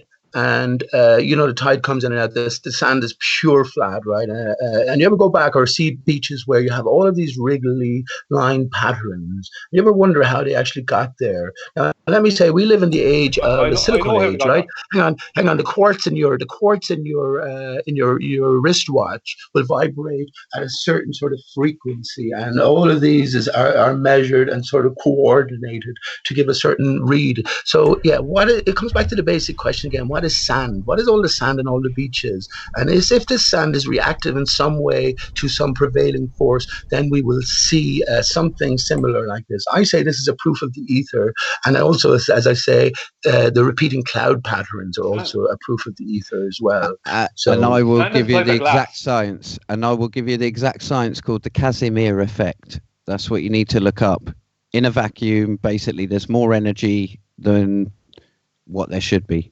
Could you present something on that, perhaps, if you've got time? But the Casimir effect has its basis in the Cavendish observation, doesn't it? No, it's more to do with electrics. Is that only due because to Lemonboard? Sorry, go on. Sorry, is that on in that? Back to the vacuum statement. Is that only due to the lack of resistance? Because there's no air in a vacuum. There's nothing to create resistance in a vacuum. So well, it's exactly that. If you can imagine two plates and they're neutralized, so they're neutral, and then you bring them close to each other, and then a repulsion or attraction arises where there shouldn't be, because neither should actually have any charge in the substance. So is there an example? Is there an example of that, or yeah? Because what repels and attracts without a charge? Yeah, but the The thing about a All vacuum. matter, you can't say all matter repels and attracts without a charge. It's all got electrons in. Yeah, So- I know everything has an electronic signal. Yeah, but what I would say about that is there's a couple of problems with that. Number one is that that's not a natural environment. That's a man-made environment. Number two is that although electricity in general will not flow through a vacuum, I wouldn't put it past reality for there to be a kind of a separate electricity created by the sun, and that's what's in there, and that's the charge. Brian, why does the moon diminish and the stars disappear once you get beyond a certain height? You know, this is the basis of understanding our reality, I feel, anyway. So if there is some energy being, again, that's what I meant to ask you. What does replace the vacuum space, right? I was Picture, trying to answer that, but I didn't get a chance to answer. I don't know what replaces the vacuum of space. I would say it's some kind of this is pseudoscience because I don't know. I have no evidence for this. If you want me to say something, I would say some kind of heavy water. Some kind of heavy water, or some kind of, because I would read that. I'm basing that on legends, because even in the old Celtic legends, and cold water is heavier than hot water. One second, just let me finish this point. Even in the old Celtic legends, the story was you went to heaven through the water, through the oceans. Excellent. So that was an old Celtic legend. You went to heaven through the oceans. Yeah, I like it, Brian. Can I think about that? Can I just say we know certain gases have a less density than other gases, don't we? So we know like helium is less dense than oxygen, yeah. So if I create like a gauge to read pressure here at the surface where there's more oxygen, and it reads a higher pressure because it's more dense, wouldn't it read less pressure the further I go up if the atmosphere further up was made up of less dense gases? Well, that's an excellent, that sort of brings me back. Let me just say, Brian, because it was the second part of my question to you, or just in general. So why does replace the vacuum of space if we're trying to figure out what actually is here? What's the nature of our reality? And also, why do we have a zero pressure zone a short distance ahead above us, like maybe 60,000, 70,000 feet upwards to a good distance? We don't have a zero pressure zone. This is the thing. That can never be proven. If you look for where in the atmosphere what height in the atmosphere that things go into the -4 value, which is when it goes into the -4 value, it goes into vacuum. That's what a real vacuum is. It's not a pressure differential then, it's vacuum as it goes into the -4 values. You try as hard as you want and you will not find any solid evidence that the atmosphere goes into the -4 values. So we do not know what it becomes. All we know is there's a pressure differential. Well, hang on. We don't need to be so specific, right? So we understand that it goes down to close to zero. Forget about a perfect vacuum. What I would say is happening here is that there's an evacuation zone, right? Yeah. There's an evacuation zone, and everything beneath then is subject to this. And again, it goes back to you say you agreed as a container, right? As a necessary container for the pressure. Yeah. So if there is a container, what's the nature of it? Well, hang on, Brian. See, the problem is here, right, that no one is asking these questions. There's no authority you can go to. If there is a container, what is the nature of the container? What is it withholding? And also, how does that affect everything beneath it? So it's not about proving anything or science versus pseudoscience. We've seen where science has taken us. And also, we've seen where quantum eraser wants to take us, which is down the quantum mechanics, atomistic route, and also the Bible literalist route. So we've got to be aware there straight away, right? I personally don't think, though, that a pressure differential could disprove a container. Just because we have a pressure gradient, I don't think that could disprove that we're in a container. No, I mean, we can't have gas pressure without a container. It's impossible. Yeah, exactly. But that's that. Yeah. There's no way around that. 100%. Yeah. As far as we know. See, I just want to show something there, Pete. Since you asked me about what replaces the vacuum of space, and I just said it was pseudoscience, and I gave it. I quoted a legend, and now we're having chat people like Bob the Science Guy and Tony, Tony UK, who are having a little go at me. So this is why I don't normally say these things. This is why I don't normally say these things. They'll have a go at Yeah, you but it anyway. doesn't matter. Look It at doesn't Brenda the other matter. night. How It she doesn't treated matter. you. Yeah, but you have to, because you're dealing with these people. But they're So liars. they We don't give a obviously, fuck, are they? 1 second, let me speak. They obviously have no idea what I said. And if they do, they don't care, because they just want to troll, right? It's one or the other, right? But I don't Who need cares? that. Who Right? cares? I don't need that. I don't know what is up there. All I know is you can't have gas pressure or you can't have a gas pressure gradient without gas pressure, and you can't have either without Sure. a container. That debate is over, right? The debate against any ball earther is over. So now we can look beyond the literal and see the spinning ball as a metaphor. The blue marble is the ultimate symbol. It's a greater story involved here. Do we think the creator and this whole experience is just one-dimensional, and there aren't people in play who know exactly the story here? I guess it comes down to what the individual... See those people you mentioned there, Toady and... Who was it? Dino, or, all the usual crowd. Who gives a fuck? They're all paid to be here, Brian, like Brenda. They're all paid to be here and do what they do and actively sort of cooperate in keeping everybody stuck at the same questions and skitting and laughing and ridiculing. Who gives a shit? I'm talking to, I take it, honest-minded people here. And yeah, when it comes to when it comes to these, and everything is connected. So if you don't sort of make any inroads in your thinking, that's where everything comes from to begin with, our thinking, and then just describing it, right? If we don't make inroads into describing maybe what is the nature of the container, what it does withhold, and then taking it from there and developing it, then we'll get nowhere.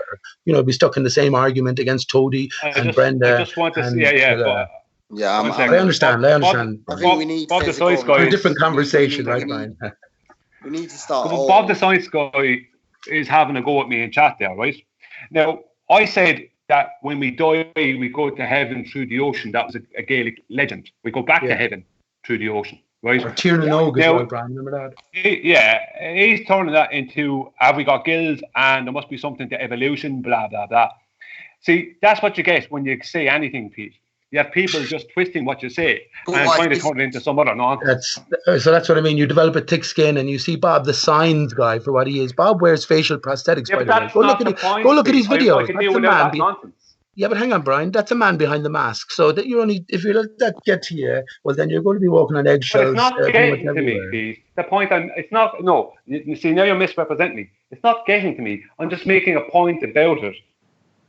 Oh, they'll ridicule about everything. I know, Brian, but I still value your thoughts on that. I still take your thoughts very seriously. And you the opposition.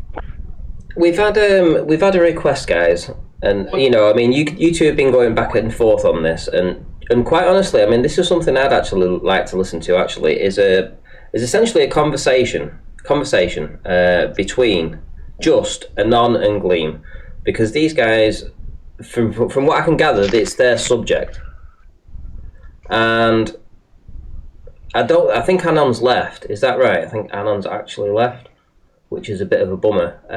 But yeah, I would have liked to have seen that, because this back and forth. I mean, Pete, you're very dogmatic in your opinions on this. Very dogmatic. I'm just expressing my thoughts, Ranty. I mean, are these that question? Have you considered what the container contains us against? Have you considered that? Why would you consider that though? You're going beyond what we haven't even discovered the container yet. We haven't even discovered the if or ands of the container. Hang on, please. Ranty has been here. Ranty's been in this arena for 4 or 5 years. I've been in it for 5 years. Yeah, Rudolph has been around for a while. Right, so what are you going to tell me? That the Earth is flat and that's that? No, I'm not going to tell you that the Earth's flat and that's that. But I'm going to tell you what, as far as I can see, that the Earth's flat. Beyond that, I don't know anything else unless we all start getting together and actually doing something to show something. We can all stand here and talk the odds and ends of everything for as long as eternity goes on, but nothing is ever going to show anyone. Talk is cheap, like I said at the start. Right, that's why we should all be talking about the legal name fraud bot and things like the 9/11 media and victim hoax. We need to take a lot of things in conjunction. Not flat Earth is not the whole truth. We can't do everything at once. I just wonder. Well, otherwise you get nowhere, right? Because you get stuck arguing with the likes of Brenda. We can't prove 9/11. We can't prove everything, but we can try and at least prove one thing between us all. Which is what? What one thing? Would that not be a goal to win? I'm going to give a massive super chat thank you to Windrider, $10, thank you. Nice to hear new opinions. I absolutely agree. The more people that want to join, email me, ranty@rantyflatearth.com, or find me on Skype, rantyflatearth, all capital letters at the start, so capital R, capital F, capital E, Ranty Flat Earth. Massive thank you to the people that have actually hit the super chat tonight, so I do appreciate everybody. But yeah, more people involved, the better. More opinions, the better. I couldn't say it any better. This is what this platform's for. Representatives of all of us, right, Bud? Yeah, well, exactly. Wherever It's all we about look, trust, right? You know, this is exactly it. There's a lot of egos involved, and there's a lot of singularities involved. There's a lot of agencies. There's a lot of That's what needs intelligence to be- involved that's what in all needs of to be this. There's let a lot go. of church infiltrators involved in all of this. This whole arena is set up from the very outset. I'm not religious, mate, so I'm not religious at all. Like, Yeah, I'm not talking no about insult that. to anyone at all. And if anyone ever feels insulted by anything I've ever said about religion or anything, please don't. You know, No, I'm not saying that, Bud. That's just my feeling on it. I know No, I'm not saying that, but when you said we should all get together, right, I'm saying that, look, these ideals are there, but the whole arena is infiltrated. Everything is different. Everything's working differently than how we think it is. Even if we did those experiments, right, who would you present it to? The universities, the media? No, I don't know. No, you know. But I know the we know the elites Earth have isn't one moving. common goal. I know the elites. Listen, Bud. have one We know common the Earth goal isn't over moving. us, You and know that the is Earth isn't keeping us moving, below and them. you know that they know the Earth isn't moving, whoever they is, the controllers, whatever. So whatever inroads you can make into the greater picture here, are we meant to do that? Is this what life is about? Or are we just meant to wander around in the dark of complete lives? You know what I become think? Meaningless? I don't think so. You know what I think? I'm going to shut up for a while. I think you two have infiltrated the topic that I wanted to discuss about 110 minutes ago. Oh, my apologies. Okay, I'm on mute. I'm on mute, Clean. I'd love to hear you and Brian having, since Anon isn't here, I'm on mute. Okay. All I want to know is that I just want to understand this disconnect within the flat Earth community. That most of them, I mean, let's go for Team Bob, Team Bob Nodell, Globebusters, who are promoting the ether, who are promoting this, and then you've got Team QE, who are basically saying no, it's nonsense. But is it ego driven? Is it all like I've got the answer? Me, look at No, me. wait I've there, got wait the there, answer. wait Look at my there. paper. I don't know, but I was just about to ask a question, which was, I don't understand how QE can go on about quantum mechanics and not believe in the ether, because That's a statement, not a question. No. I said that I can't believe it because they are the same thing. So I don't know why he's saying, yeah, I believe in quantum mechanics, whereas quantum field theory, which is the core underlying theory behind quantum mechanics, is based on the ether. That's what I mean. That's a theory based on a theory. You can't physically prove that the ether and quantum mechanics are the same I just showed one of the experiments that did prove that there was excess energy in the medium, and that's the thing that I'm trying to get at. You suck out all the air in a vacuum, what you're left with.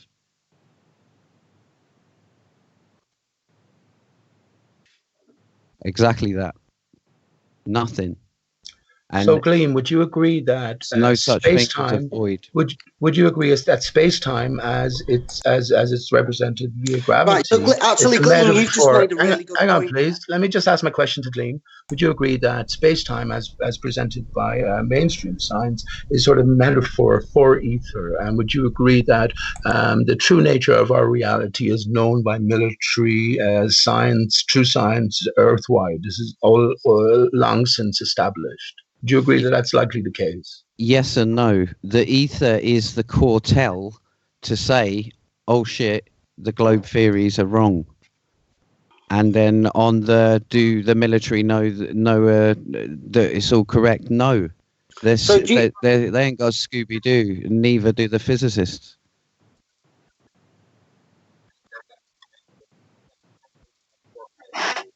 Yeah, no worries. I'm only asking. Okay, Ranty, but these are pertinent questions, and I know you have more time for Brenda. Brenda, if Brenda's out there, you should come in and take my place.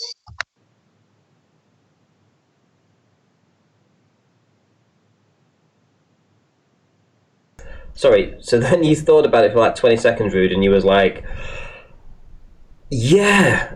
No, because what he's saying, like the ether, if he's saying the ether is the substance in which light propagates through, but when you remove the substance in a vacuum, you remove. Am I right in saying if you believe you're removing the ether when you remove the substance in a vacuum?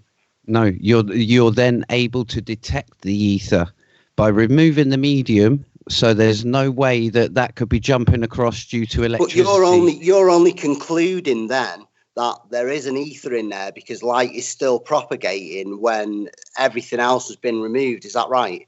It's not assuming, it's proving there is an additional effect. No. It's evidence for. The substance. You have to prove the ether. It's evidence in favour of there being a substance. There we go.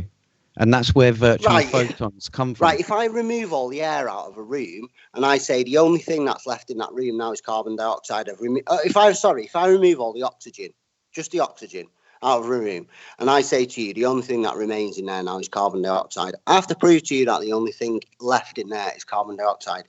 Can you No, this is the thing that you're not getting. This is the thing that you're not getting. This is the thing that you're not getting. It's exactly that. When you do suck out all those gases known to man, and then you conduct tests within that vacuum. But you're only assuming what's left. You're calling it the ether. You're only assuming that there's something left in there. You are assuming that light requires something to propagate through. You've removed everything from that vacuum and light is still propagating through that space. To me, in my mind, that means light requires nothing to propagate. Do you understand? Whereas you would assume that it's something else in there and it's called ether. There is an ether that fills the vacuum. It's called vacuum energy. I asked for a physical example of vacuum energy. I mean, the Casimir effect.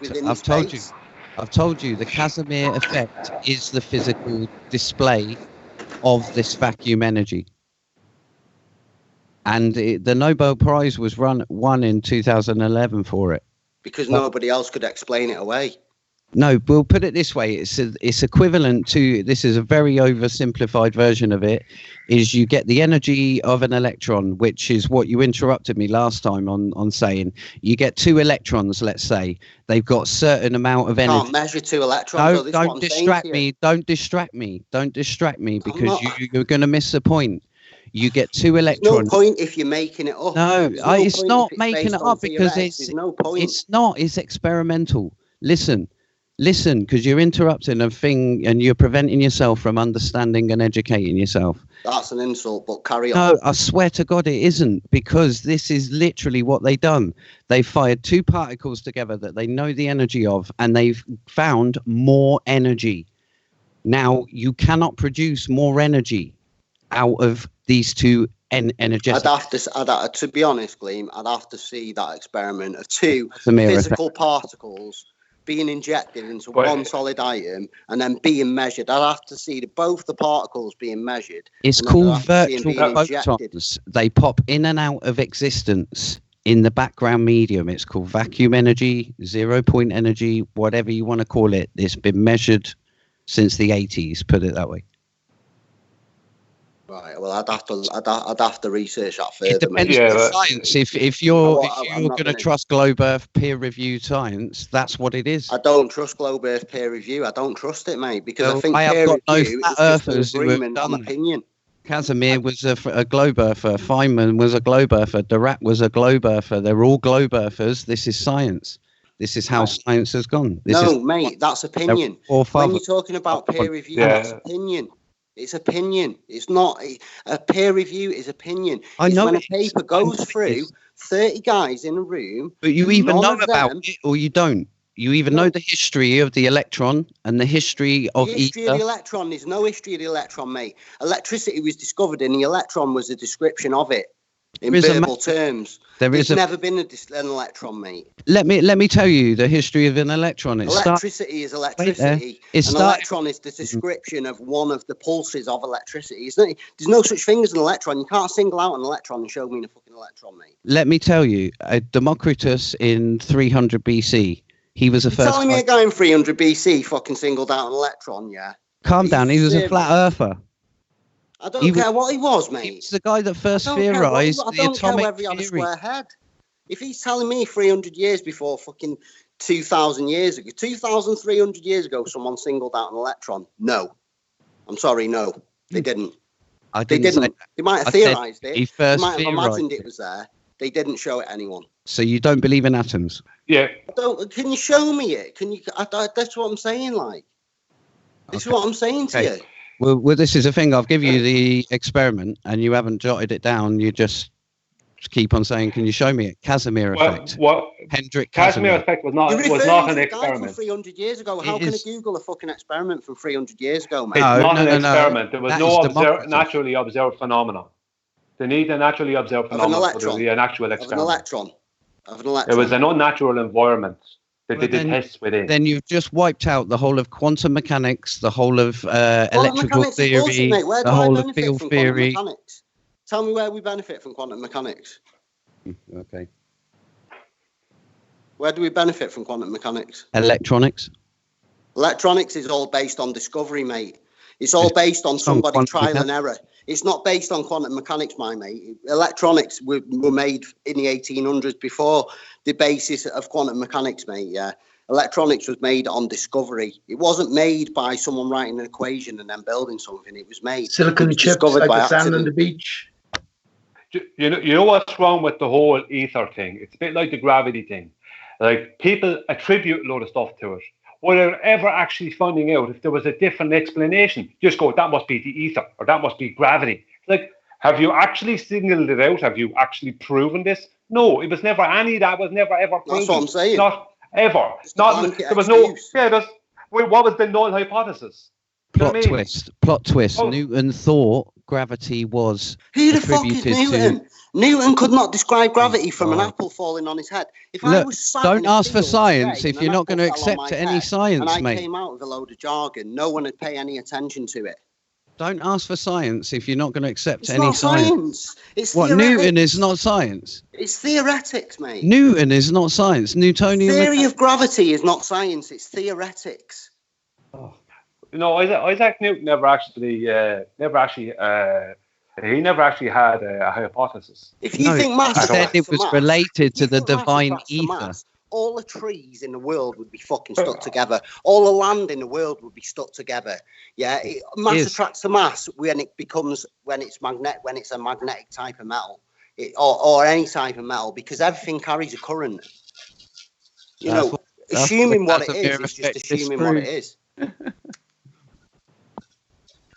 That's what the Casimir effect disproves what you just said there, but you're not going to because you're not going to accept.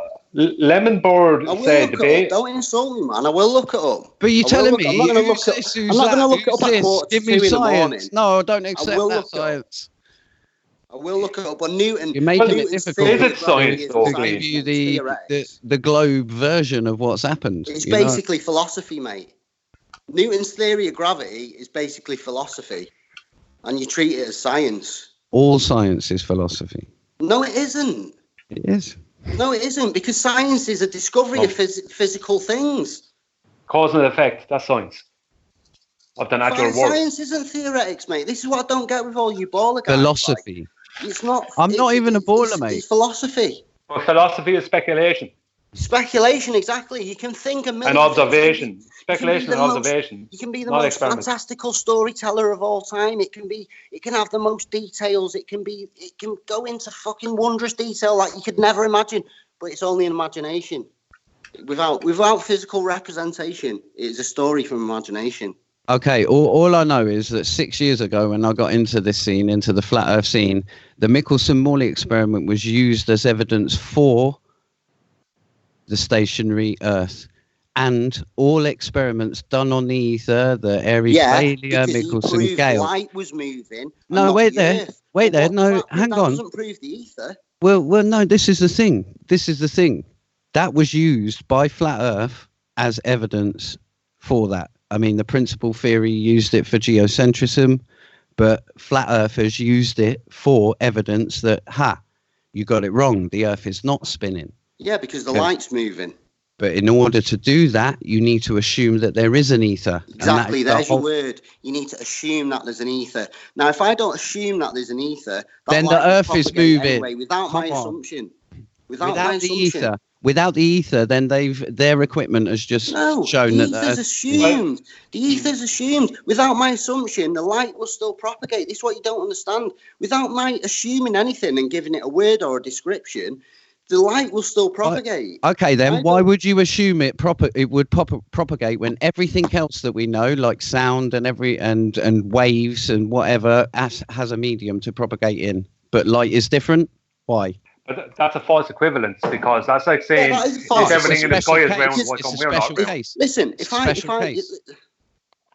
an isolated special case. Why so special? Why is light special? Like I said before, everything else propagates through the means, yeah. But when we remove the medium from a vacuum chamber, yeah, light still propagates through it. Nothing else does. If you put smoke in a vacuum chamber, it falls to the ground. Yes, because there's no medium, but light still propagates. That doesn't mean that there's ether inside that vacuum chamber. You are assuming that ether is inside. But you are assuming that there isn't. Nothing. Yes. So it's an equal. And that is the same thing between space-time and ether. But not really. Einstein assumed there was nothing in the medium, and Lorentz assumed that there was because of Poincare's. Glenn, can you provide physical evidence of the ether? Yes, it's been detected in every single experiment. We know what time is. We know what time is. We can measure it. That's not physical evidence of the ether. Called a clock. But what is space-time?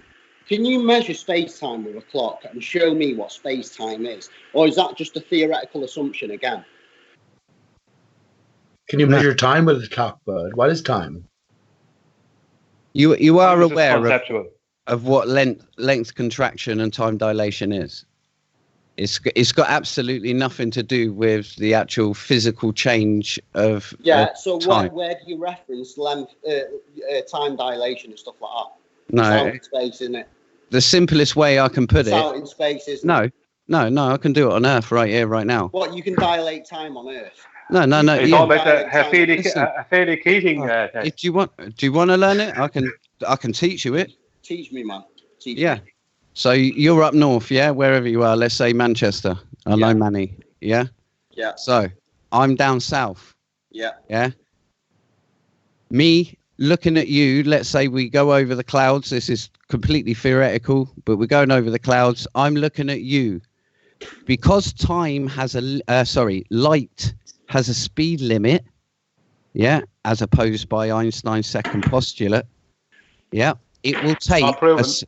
It will take. They're both in breach, but it will take a certain amount of time for you to see what I'm doing. So if I blink, it will take a couple of split seconds to get to you. Now that is time dilation. What is a physical example? How do you know that? We've just spoke about it now. Theoretically, I'm in Manchester. Yeah. I'm floating above the clouds, which would never happen. You're in London. You're floating above the clouds. Now, down the end of the street, the whole example works exactly the same, but if somebody at the end of the street blinks, I will see it. I will see it afterwards. Is that what you're trying to tell me? Well, put it this way. No, put it somebody this way. At the end of my street. Wait there. I'm trying to explain. Sorry, Glenn, you can see someone blinking. You see him blinking in real time. I'll see you. I'm trying to explain because this is why stars are X amount of light years. This is why you're so easily to be blagged. This is why you're so gullible. Why am I easily blagged? Because you're from the south. I'm actually born and raised in Manchester. 5 minutes later. Come on, get real, man. Come on. Glenn, I didn't how you want to me. I'll tell you this now. I'll tell you this now. This is. I'll tell you something that's real about what you just said about time dilation. When I'm in Manchester, yeah, and the sun starts going down, a minuscule amount of time later, it'll start going down in London. You know why? Because you're further away than me. Exactly. That is time dilation. But that doesn't necessarily mean that a physical action. Yeah, you're talking about a movement in the sky. I'm talking about a movement in the sky. A physical action is not delayed like a phone call from space. It a is. second later. It No, is. it isn't. That is exactly what No, it it is. isn't. It's restricted by the speed of light, and You cannot prove that to me it's in the any time. way, shape, or fashion. Well, Anyway, it's to do with whether you believe One the second. speed of I light. don't believe is it. I don't believe I'll that clear- for a I'll split clear this second. up. Like, not even for a split second. I'll clear this after up. I just told you I don't believe it. I don't believe that. I don't believe the speed I'll clear this up. of The either. start of the very first step they took, right, to gaining what they call the speed of light, is they pre-assumed, right, that the Earth was doing an offset elliptical orbit of the Sun, right, and it was on a 23.5 degree tilt, and it rotated around 360 degrees every Right. day, and it's 24,940 miles at the equator. They Right. pre-assumed all those things, right, and then they took the speeds that we supposedly were going past the Sun at different times of the year, right, and they worked out the speed of light starting from that point. So they pre-assumed Kepler's analemma before anything else happened. So you have to prove Kepler's analemma before you can ever speak about the speed of light or anything connected to it. Now let me just get the context between Manchester and in the south of England, which is what 100 miles, 150 miles, in relation to the speed of light, which is 186,000 miles per second. We're told. So there would be a delay in theory, right? But it would be microseconds. And that is time dilation. Listen, we've got a good mathematician on. We've got a good mathematician by the sounds of it on board, right? Now you calculate me the distance it would take to see a 1 second time dilation between me waving at someone and them seeing my wave, according to the time dilation theory. Yeah. What was the distance? Yeah, but you times the speed of light, don't you? So Yeah, it would have to be many miles, many miles. But regardless, It that doesn't is exist. the theory, and that is the theory, and It's that is proven as bullshit. Actually, that's an excellent point. isn't. Into space that doesn't exist, we'd have to go. Excellent. things take time to reach your eye. Light takes time to reach your eye. No, unless you can Are show you me saying some- it's instantaneous listen, you know when because you- you know then when you that's write books? Newton's ether? Do you know when you build a plane, yeah, they show it you on a fucking scale model. They test it on a scale model first for wind resistance and stuff, yeah? When they build bridges, they test it on a scale model. When they build dams, they test it on a scale model, right? Why don't we test anything about the Earth on a scale model, an actual physical scale model? You can computerize anything, mate. I can make fucking donkeys tap dance on a computer, mate. I can make monkeys speak Chinese. Are you literally saying to do Earth on a scale model? Yeah, why can't you do it? Why An actual full scale? anything in life? Two No, scale. no. But hang on, they actually did that, Listen, man. a Did you not know they did that? A scale They tried model that. has a reference in size, yeah. So you can do something at 1/16th scale. You could do a globe Earth 1/32,000th scale and make it teeny and make the water stick to the outside if it was physically possible. But it's But not. they did try that, but the little figurines kept falling off Australia at the bottom. No, that's Exactly. that's a impossible task to Why ask. is it? Because if you said to me, yeah, Because you're model within a flat- gravitational listen to field. me, without the sun, without the moon, without the stars, yeah, without anything that spins overhead in our sky. If you said to me, make me a model of the flat Earth where it's got water and clouds and all that, I could do it. I could fucking do it, mate.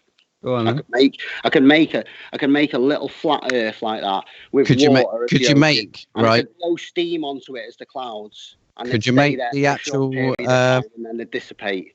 Could you make the sun be everlastingly hot and everything levitate though? I'm not That's- asking for that. I'm just asking about the water. You part are. and the You're clouds. asking about gravity, I'm not, I just said and you're discard- asking them to I just prove said discard gravity. the sun, discard the But stars, how do you even know discard it's the everything sun else. that's hot? Just show me the actual physical But Earth. this is model. that's another big point, and in favour of the ether because the sun's corona's millions of Kelvin and the surface is 6,000. So How it's can you prove that though?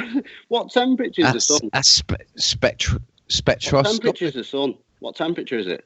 on the surface 6,000 How Kelvin do you know that? through NASA. Through Right, NASA's how did measurement. NASA know? Did they send a probe to the sun? Because I tell you now, Yeah, any through fucking the metals wires. listen to me, any metals we can build on this place would not fucking touch that sun, mate. You wouldn't get within thousands and thousands and thousands of miles of it. So how No, could you tell me what the surface is? It's all done by colour and measurements it's all of done free by bullshit, mate. That's what it's measurements of How do frequency. you know the sun isn't causing that heat like after Does the it sun's does heat whatever it travel through does? space? Does the sun's heat travel through the vacuum of space? No, that's ether. It allows does it the to sun's heat propagate. travel through the ether then of space? Does the sun's well, there's no air in space, it's vacuum, so it's ether, yeah? Does the sun's heat travel through sun's that? powered by the ether. If I shine a laser pen through a vacuum chamber, will the light go through? Will the heat go through? Will I be able to burn a bin bag at the other side with a hot laser pen through the other side of a vacuum chamber? What I'm saying to you is, if you're telling me that sun's roasting hot millions and billions of degrees, but the further up we go, the colder it gets, you can't prove that to me. Yeah, you can, because that's... You can't. Yeah, you can, because when you do stuff in a vacuum, inside the vacuum, there's no matter to heat up, and that's exactly that. Shall I tell you something else? When you do something in a vacuum, when you extract all the air and you try and light it, it doesn't light. Yeah, because so how do they fire rockets in space? There's no oxygen. I don't know. I don't care. But hang on. If there's no matter, if there's no matter to heat up, it doesn't matter because you believe they don't need bullshit. them That's why winning. it doesn't matter. It doesn't. No, matter you got me believe completely that's wrong, what mate. you're presented with. I'm not being funny with you, mate. You know, we've all got the same are, because you think I'm. You think I'm a guys come baller, on mate. here thinking you've got like some massive education over everybody else. You haven't, mate. We all went to the same fucking schools. We all bet you did. didn't We all learn studied the about. same things. I bet you didn't learn about Lorentz ether theory being equivalent mathematically Did you to learn that space about stuff. that in school? No, I had to Did you search research it on that. the internet. Right then, I had to research don't talk nonsense to me. I've just said to you, we all learned the same shit in school, didn't we? No, that's what I'm saying. Right, so can we? And we all people learn that. We can all People research learn on that. Google, can't we? People Yeah? learn that. That's It's just history. it's That's just how science you history. It's just how you depict the evidence in your mind. You know, It's not. you people, That is mate, being- you insult flat earthers like we're stupid and thick, but we're just interpreting the evidence in a different way to use. I think you're barking up the wrong tree, my brother. who are you anyway, bud? Sorry, we haven't been introduced. How you doing, Pete? I know everyone else. I think a friend from Manchester. Is it? How you doing? This is Rude Oh yeah, Earther. sorry, Rude Earther it is. Yeah, sorry, mate. Yeah. Rude Earther's Ace. You've probably seen me in the chat a lot. Like I don't really come on chats normally, but I'm quite vocal in the chats. Yeah, I'll tell you what, you know, even for having a few beers down in it, mate, you you can debate, man. I've drank a bottle of Lamb's rum tonight and half a bottle of, what's it called? Fucking Johnny Red Label whiskey. I don't even drink, mate, 364 days of the year. Wow. I'm only drinking because it's Brexit night. I'll tell you what, I was saying in chat just now, I said you can debate, and you can debate. I love it. And by the way, this is Gleam that you're discussing, discussing. I know, with. and I'm not arguing with anyone. I'm not like here to upset anyone. But what I'm saying is that, you know, this is all just a different. We're all fighting and arguing with each other like it's our information. It's fucking not. None of it's our information. None of it.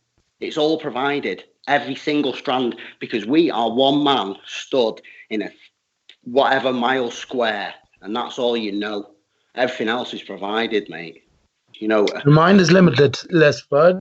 Your mind is limitless. I mean, we're more than the one. mind's what- limitless, what is but going the on, body you know? isn't, and physicality isn't limitless, and we've got to Right. admit that. Well, we can make inroads into a greater truth. Can I just ask Gleam about a point he made there, that there was no matter to heat up? So is the sun itself intrinsically hot, or do we experience the heat via interactions or via this material interference? Have you considered that? I think I don't know is the easiest answer to that. It's important, though, isn't it? Yeah, it's. I can assume that it's powered by the medium. Yeah. But what it is and how it was created is the ultimate. You can see obviously the theory that the globe has for stars creation, but What if I everything is think- a reflection against a watery barrier? Right, so heavy saline waters have replaced the vacuum of space, and with the collapse of the barrier, we had the Earth's oceans, the salty. Where does the Earth's oceans come from in your theorizing, whichever way you lean? Yeah, you What see sand, you know? on a flat Earth, it would be natural. It'd be natural if you assume a dome or a containment, then you would have so-called condensation, let's say. And Look at the it would Earth. Look at the Earth's draw landscape. vapor up. But Look at the Earth's landscape, Gleam. It's a wasteland. This is not as it's created. This is not the don't know. beautiful mind of God. Something has happened, you know. So I don't know. You know, there's plenty of beauty left. Come on, bro. Can I Well, of just course there is. interject? Of course there is. And this is what it's all about, finding Um, this beauty, right? find this beauty within more than anything else. But let me just say, I'm sorry, I will shut up now. But let me just say, that's a very important question, very basic question to sort of define or try to make inroads into our environment. Sure, it's not scientific. Sure, you can't prove anything, or you don't even need to prove anything. Who are you going to go to, right? This is about the individual's quest, and all of us, maybe, hopefully, in theory, ideally, are getting together, sharing ideas, and making some sort of inroads, and someone making sense, a little further progress along their particular path. So. Clean, as somebody who likes, please don't think I'm insulting now, but as somebody who sort of, a self-proclaimed studier of science, should we say, do you regard flat earthers as being like intellectually, what's the word? Intellectually, inferior. Inferior, yeah, sorry, that was the word.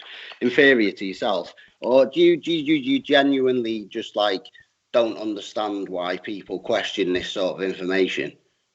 Can I just enlighten you onto who I am?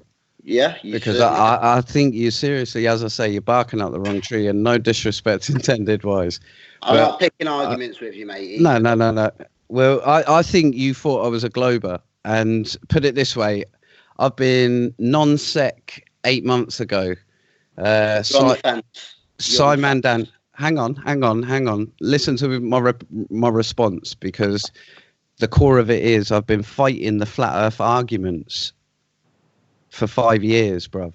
Well, it doesn't sound like that to me, though. On it sounds like you have a lot of name one thing association with the assumptions, and you disregard anything that any flat Earth says, because as far as I've found in this conversation here, you've disregarded anything anyone said, and you've totally pasted over it with the provided assumptions. And I'm not saying you haven't openly admitted their assumptions. You have admitted their assumptions. You've said every time, it's assumed and it's this, that, and the other.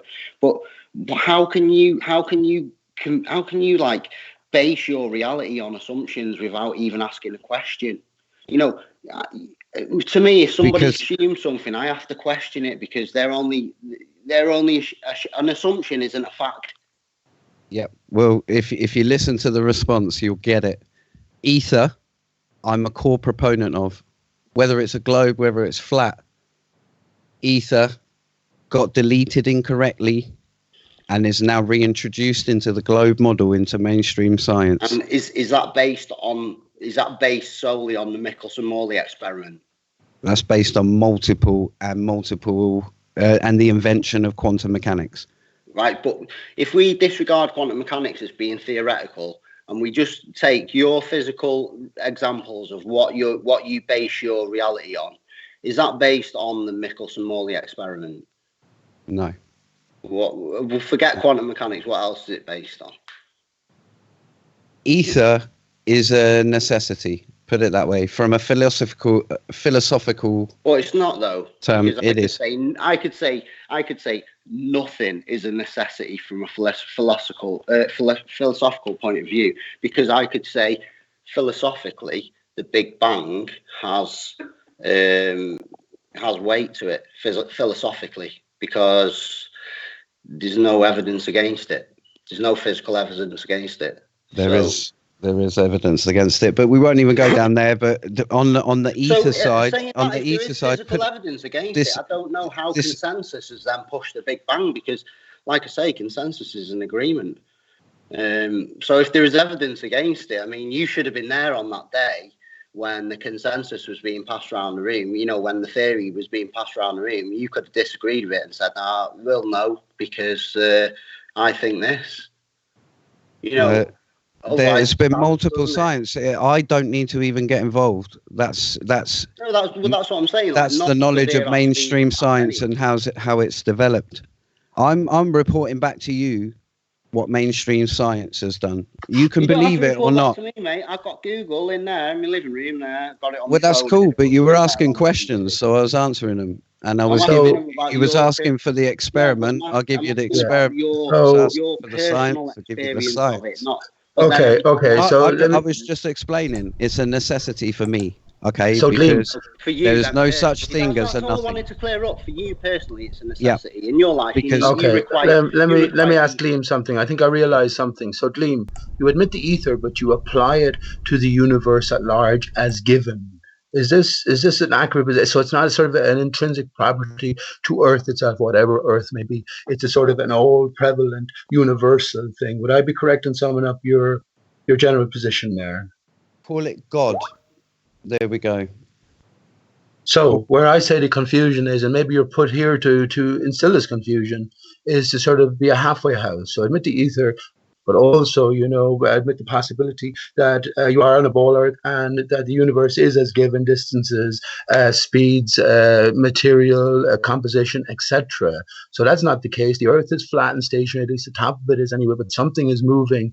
And as everything appears to move around in unison on a daily, nightly basis, there is a barrier that withholds us from the saline waters beyond the opposite of empty space. And the ether is a reactionary force. We're in a broken system. Just after Christmas time, this is what we remember by getting the cut tree, putting it on an X, and artificially lighting it up and having a big fuck off star at the top, which is a reference to R.I. Starkers. Yeah, So, that's Dean, your. I Yeah, think, that's your. I think MO. I have your game, bud. I think I have your No, game. you haven't. You've got your own game, and that's the point. My primary MO is I believe. How far away is the sun, Gleam? How far away is the sun? Don't distract me when I'm trying to talk. When you just monologued for about 5-10 minutes. No, I didn't. That was only a minute. Well, all right, then let me have at least 5 seconds. So my main MO is to do with the proving of ether, when they deleted it falsely, and the disproving of gravity. Now, the shape of the Earth is a secondary to me. To you, it might be a primary. To me, it's a secondary. Yeah, but Right, at the end how of far away is the sun? How far away is the sun? On each model, I'd say 4,000. It's been modelled out on the flat Earth, and 93,000 million on a globe, isn't it? So for you, what's more realistic? What represents your reality, your life, your children's life? Both work. That's what. See, the whole point. I think I got you, Gleam. I think I see now. But Hang on, 1 second. Sorry, I have something to say here. How was it modelled out on the flat Earth? Steve Torrance. Who modelled this? Who came up with this? And what size was the equator? Steve Torrance did a torus field. It was nothing to do with the ether. It was a torus field. No, 1 second. He's talking about. Once you understand what you're talking about, that is the ether. Torus field. Hang on, 1 second. 1 second. What size was the equator on the model he used, for instance? I think it was about 40,000 kilometers. It's the AE map he's used. And but how does he know the AE map is correct? He doesn't. All these things are pre-assumptions. We don't know. No, wait. Model out on the flat Earth is you're not listening. Correct. He's projected real-world JPL data over the top of it. Why didn't he project it over the? What? Where did? Hang on, 1 second. No, sorry. 1 second. This is important. 1 second. Real-world data. You know that all real-world data on the sun, right, is based on us going around the sun as a globe. Every single bit of it. And does it not work the same opposite way round? No, it doesn't work the same way either way. Can you not coordinate transform mathematically? It doesn't work the same way. On the maps, because there's parts of the maps missing. If you look Tycho at Brahe would have told the Urbano Monte map, which is a map gathered over time by sailors who actually went around the world, there's a central part to the globe that's missing on Google Earth. There's the 4 islands in the middle. I don't know about the Mount Marie, the magnetic mountain, and all that type of nonsense, but depicted on the Urbano Monte map is 4 islands in the center of the Earth, and there's 4 rivers running around it. I mean, you can check it out on Google. It's called the Urbano Monte 1587 map, and I actually truly believe that is more of a true depiction of the land layout that we live upon, rather than Google Earth Globe. So all these people who are basing their assumptions on Google Earth Globe and the UN map are wrong. This place is missing. Those maps are only a depiction of the grid that has been laid down that they call GPS. All I know is he's done a model and he's actually gone down to normal sea level and watched the sunset, recorded it. He's recorded some star trails, and it's all looked perfectly to reality. Illusions. No, but listen, I haven't seen your model yet. And if you haven't done one, then he's 1 step ahead of you. He's the model that I found. But how is he 1 step ahead? If he's used the Because EE he's map, actually then done something. You think? He's yeah, done but something. one second. If he's used the EE map, he's used a 24,940 mile equator, because that's the size of the equator on the EE map. No, it Because isn't. yes, it is. The equator on the EE map is 24,940, same as on the globe. No, not if you convert the actual distance. You think the culminated effort over thousands of years of sailors, government, authority, map creators, drawers, and all that is totally disregarded because one guy in his bedroom on his PC made a freaking model. So everything else is disregarded. No, the point And of that is it the model is you're going to accept for our model because Wait one there. guy made it in his bedroom. No, None calm of us down. agreed on it. Calm down. No one's agreed on it. Calm down. No one's consensus. Calm down. No one's gave Calm down. consensus. I never said there was Well, that's our consensus. I model. said there's a model. I said someone that's asked not me a the question what the sun was, and I said it's been modelled I don't to assign be to a model. 4,000. Yeah, well, I don't. I'm not a flat earther. I'm not a globe earther. No, I'm not And you're saying that, telling man. me I'm not that saying you that. don't assign to a model. I'm telling you, I just got asked a question. I'll just give an answer. And now you're jumping down my throat for someone else's flat earth model because he's modelled it. You've just said that is the model. You've just said that's the model. Okay. The model that the flat Have Earth you got a model model that's better, that works, that There can is no predict model. reality There's like no his model does? that works. There's no that guy's model doesn't work. Nobody's model works. How does it not work? Show me the model and I'll tell you how. So hang on. Because the Just land's get back missing to the on flat there. Earth It model. can't You work. say the sun It is just doesn't work 4,000 where all the miles land away. is. Yeah, but hang on. You said the sun is 4,000 miles away. But what is the sun, and what is the backdrop in terms of that model?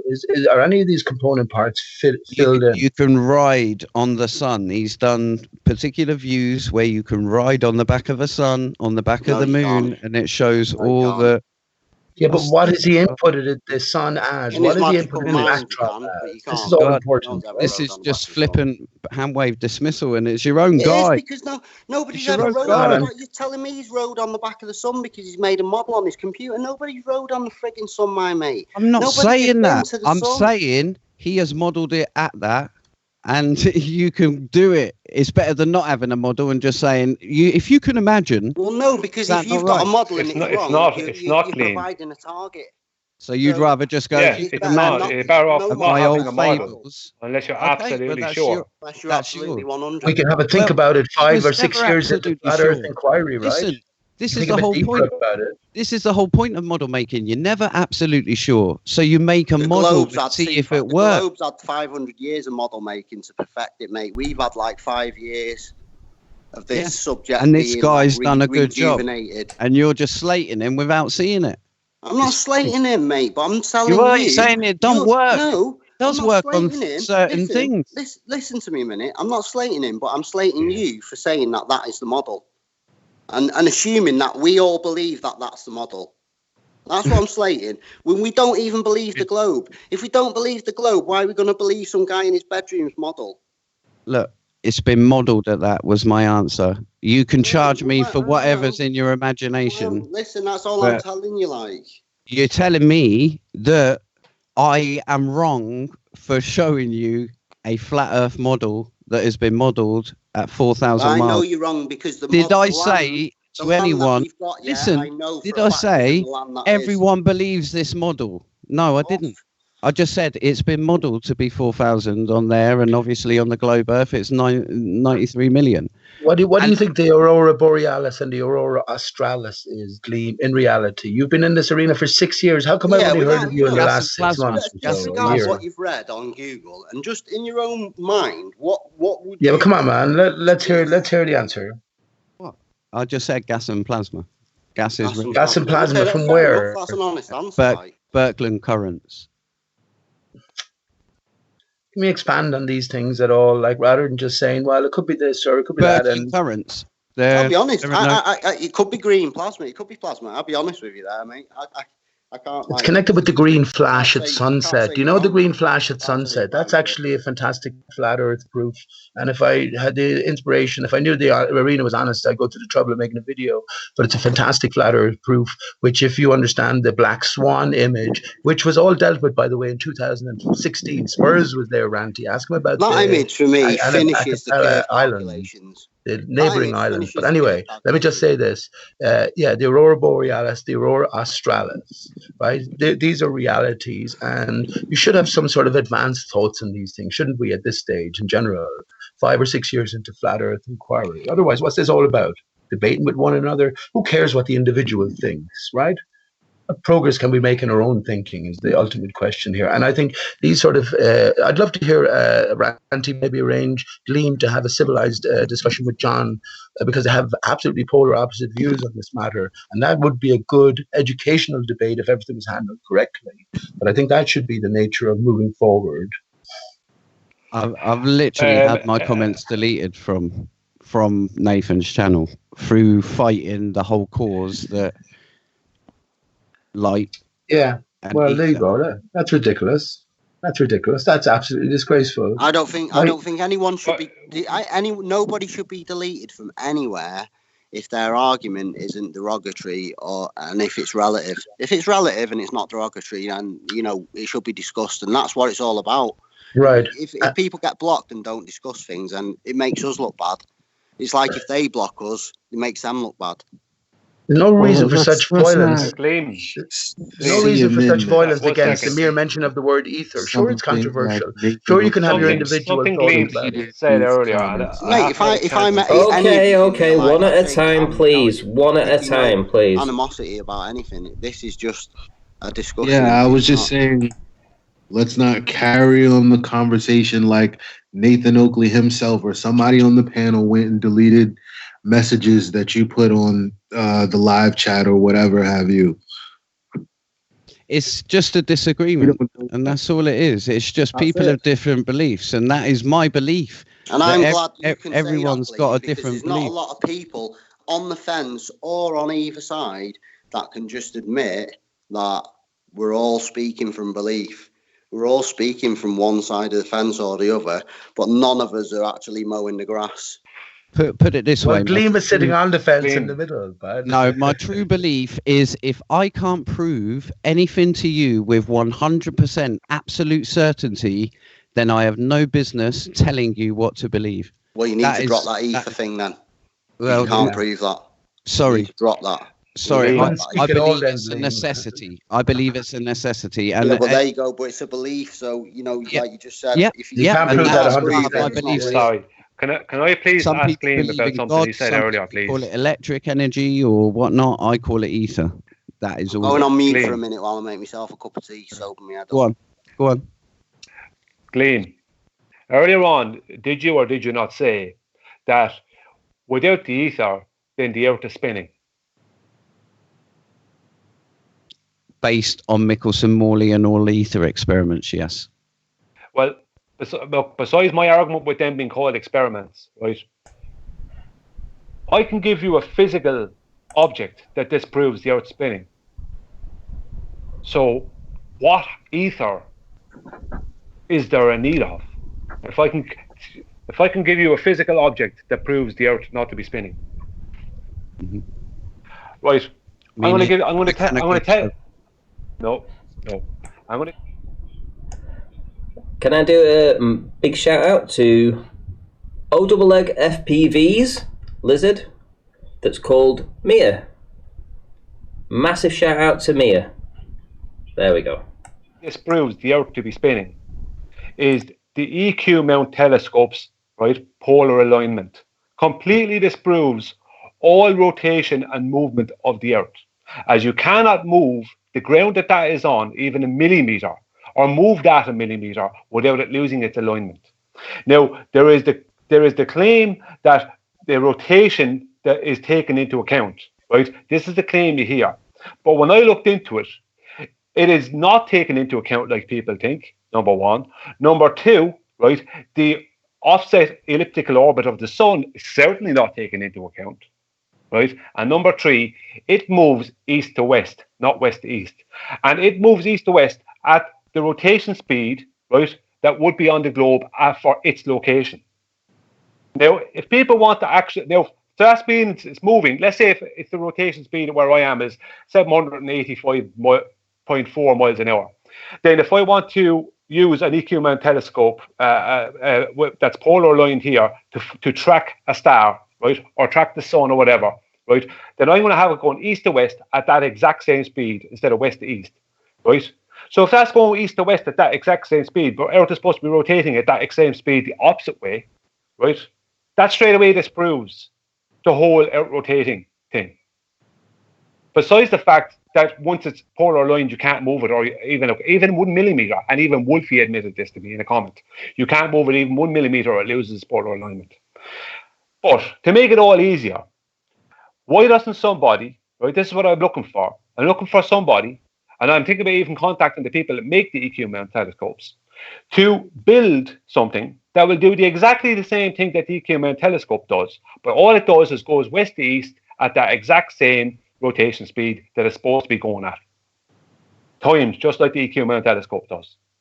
And if that telescope is moving, right? If the or not telescope, but if that apparatus moves at the exact same speed that it's supposed to be moving, then it won't.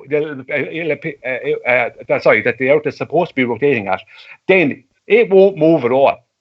But if it's moving in any way, shape, or form, then that means the Earth is not rotating.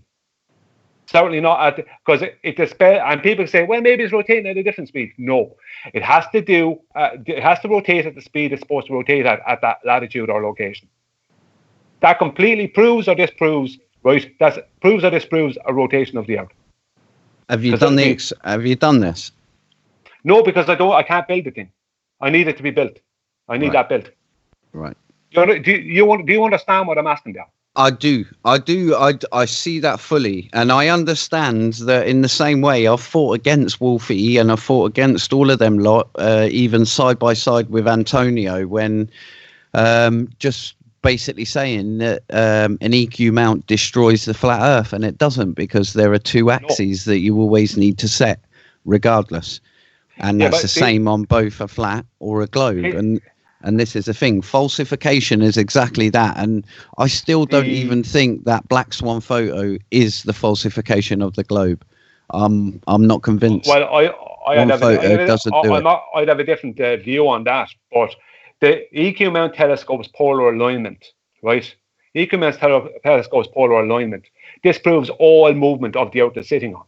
Now, Larry the March in chat has said the EQ mount moves at 15 degrees an hour. Yes, it does. You said it to move at the rotation speed for that supposed latitude, which is just a circle, right? Mm-hmm. Right. You said it to move at the rotation speed for that exact latitude, right? It will move at 15 degrees an hour, right? And it will come back around the exact same time as whatever it's tracking. Yes, it will do that, but that doesn't mean the Earth is moving. That only means it's following the sky. Yeah. But why I'm not talking about an apparatus that goes west to east, not east to west, because I asked Wolfie, can he make his go, because he has one. I said, can you make yours go west to east? He said, I probably could, but what's the point? And that was all he wanted to know.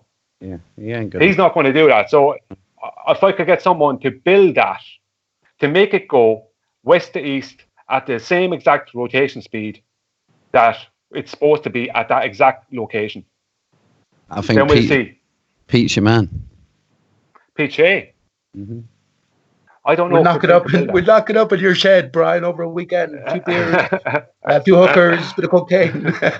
No worries. Let me just say, right, we know the Earth isn't moving, Brian. So this ties into the possibility of the ether. Everything appears to move in unison above us, right, in a circular fashion or in an elliptical fashion. Actually, if the Earth is still, then these things are moving, whatever they are, in an elliptical fashion. Now, if we don't start thinking in terms of a container, what are we contained against? What is the nature of these stars?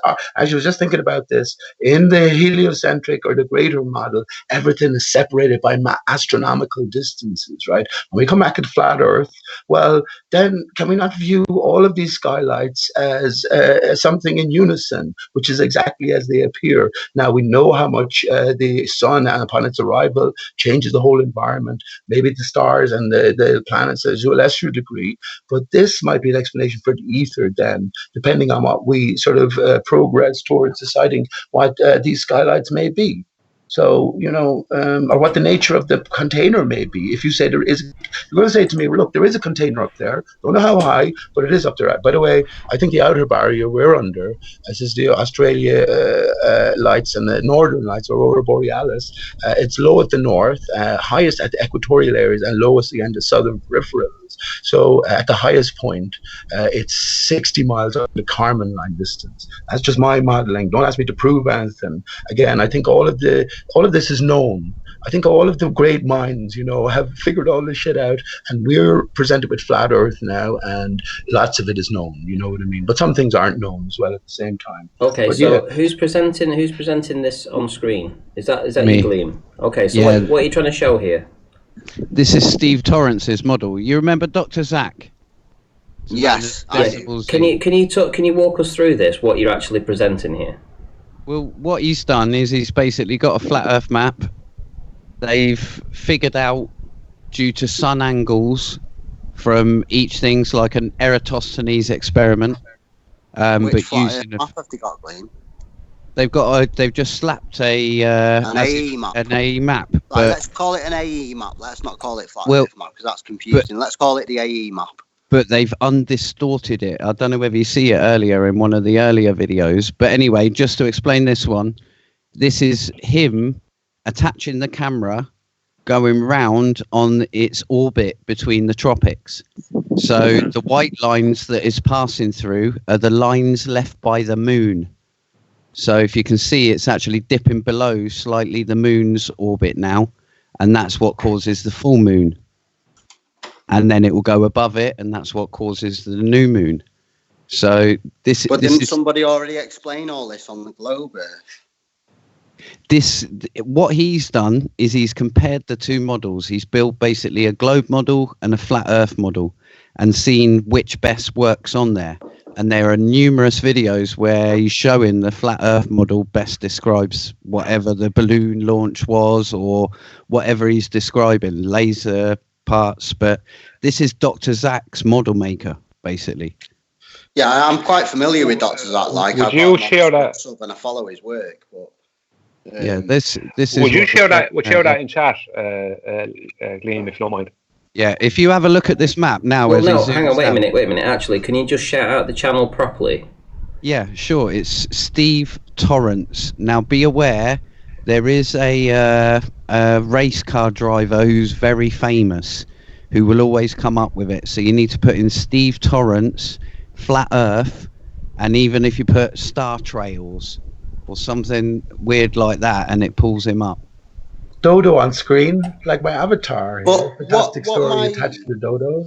What my basis is that I don't think the land on those maps that we're presented with is correct. But look at this. He's straightened out Australia, though. He hasn't flat straight used the normal AE map that you think. I don't doubt that, but if he was to model this exact model here, what he's done on the Urbano Monte map, which has got Australia in a completely different place. All the land is pretty much in the. Have you seen the map I'm referring to? Is that the one that Pete was on about the other day? That's in the floor in New York or somewhere? Not too sure. I didn't see that. Because he's talking about the. He's talking about the.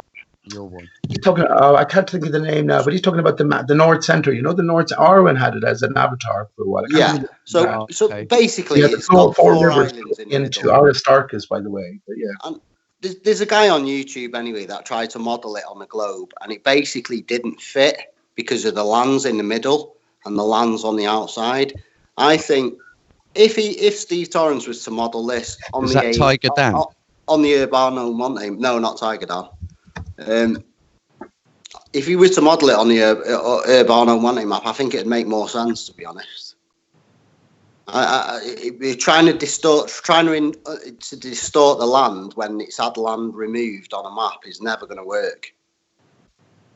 But the cool thing is, compensate for land that isn't. The cool thing is, though, it's been 3 different parts of the world recorded star trails, even from friends, and matched them up. Has he actually like visited the central part of the Earth? Like, has he actually visited, No, You know, he hasn't Yeah. done everything. that's That's what I a mean. 'Cause big we can't. ask. We're not allowed. We're not It's a allowed. big Like ask. we're not. It's a big task, but he's modelled it. He's done something progressive and something worth looking at. Definitely, it's not to be poo-pooed. But if you don't believe the sun is an object, if you No, don't I'm not believe that poo-pooing sun, at all because I follow his work. I think he's an excellent mathematician, and he does go over all the bases really well. But I just think a lot of our information is skewed because a lot of the information that we're given is skewed, and we're basing it's like basing assumptions on assumptions again. You know, you're never going to come to the correct conclusion because you've not got a basis in reality to start with. but this helps. Everyone knows the models are not reality, but models help you show what doesn't work in reality, if that makes sense. I fully agree because I think 98% of people need a physical representation, and those 98% of people will take CGI models and theoretical theories on how things. They will take them as reality because they can't go and reproduce or prove it, and that's the situation that we're in right now. So, Bud, what's your name again? Sorry, man. Rude Earther. Earther. Rude Earther. Well, can I call you something? Your first name or something? Or something It's different? just rude. Rude. Okay, you're very rude. Okay, so there's a component. That's all right, bud. So there's a component part potentially missing, and I agree with you about the north center. When I talked about the outer barrier we're under, which begins low at the north, highest at the equator, low at the southern peripherals. Yeah, this separates from the inner barrier where I think all of this stuff is going on. You know, and I can't think of the name of that map maker you're talking about. It was at the turn of the 16th century, I think. Anywhere Yeah, there. It was 1587, but the map itself is created from like numerous sources. It was the first, not to sound ridiculous, but it was the first sort of GPS map, if you want, because it was created. The original Mercator map had those islands inside in the centre. Yeah, it was a Mercator map. I was going to say that, Brian, but I said no. That's and what they've done over time, they've taken certain places away and restricted our ability to go there and prove that those places still exist. And we can't. I'll find it. I put it into the chat there. I'll find it. I put it into. So now if we consider this further, right, and we sort of add some components, try it out, like you said earlier on, Rude, that everything is about sort of finding out, you know, all of the electronics, etc., which silicon age, right? It comes back to sand as well. What are these component parts to our reality, and what is the true nature of our Earth here? Brian talked about a natural, and this is what nature does. I'm constantly asking Nathan Oakley when he invokes natural laws. Well, what do you mean by nature? Is everything in a natural state, or is it not? Because we need to know. We need to know. That's where you're completely wrong track altogether. Let me just say, Rude. If we then start to replace it by what the obvious suggestion might be is a barrier holding back waters beyond, right? And let's imagine it's in a broken state as well. Well, then we have an outer barrier, and we can imagine at least all of these skylights being reflections that move generally in unison. We have spring and fall, by the way, because whatever is emanating from, I say, the north center, right beyond this barrier, is moving up and down. This is why we get the seasons and the inward and outward spiral pattern of all of these possible reflections against, most importantly, a watery barrier. And we know water is what? Reflective. So when you refer to that, you're sort of referring to like the Taurus sequence and the Fibonacci sequence, aren't you? The way things spiral in and out in nature. Right. I've taken it much further than that, actually, and identified Aristarchus, right? Aristarchus is described as the most mysterious crater, this is by mainstream science, on the moon, the most mysterious object in our universe. So straight away, when we know that's all metaphor or it's all just clues for us, Aristarchus has a different significance in terms of our flat Earth reality. We're told that Aristarchus of Samos is the originator of the heliocentric or heliocentric model, which takes a focus away from Earth being the center to the sun center, and then the greater sort of positioning within the grander universe. So yeah, all a set of clues. Aristarchus, the moon is a reflection of the sun. That's why the moon and the sun are the same size. But light is not what we think. As I mentioned earlier on, light is an effect. right, as opposed to something within the source itself. And I think these are the missing components. And even if that's not right, you have to start thinking along these lines. And, he put an excellent model together, and there's lots to be learned from lots of different places. But when you don't have the basic properties correct, like Brian was talking earlier on, if you don't prove that the Earth is moving, everything you base in terms of your thinking, philosophical or scientific or otherwise, on the faulty premise is going to be askew, and you're going to be led astray, Yeah, even that's though it, aspects within it will be accurate. Because naturally, as as a human learning pattern, we connect the dots, don't we? Like we jump from one conclusion to another, don't we, based on what we're presented with as facts. But we can't test those. We can't test those bases. So, like, we end up in a situation, like you say now, where we are just assuming everything. To me, that's no good. But well, let me say this, Rude. I think we're on our own in this one to a greater or lesser degree, right? You either decide that everything's about something or everything's about nothing. I think I can speak for most flat earthers that we've come back to a creator or a higher power in some massive way, after leaving the heliocentrism, the heliocentrism but is that belief directed? Yeah, because everything we see as human beings, yeah, we explain mathematically. Am I right? Everything we try and explain mathematically, don't we? And because those mathematical sequences all add up in a certain way, we assume that everything has to have been created by an intelligent being, or we assume that there is only one being. My problem with religion is that you go to assumption again. I could assume anything. I could assume that we as individuals are from another realm where we don't have a physical representation, and so we don't understand things like feelings and emotions, and we don't understand limits and boundaries, and so we come here to learn. But no one could disprove that. Right, but it's more basic than that, right? I'm making a more sort of fundamental point. It's a point of departure. So I'll speak for myself. As I said, there's only you, right, and your mind making sense of all of this. But as a man of science, I took an active interest in science.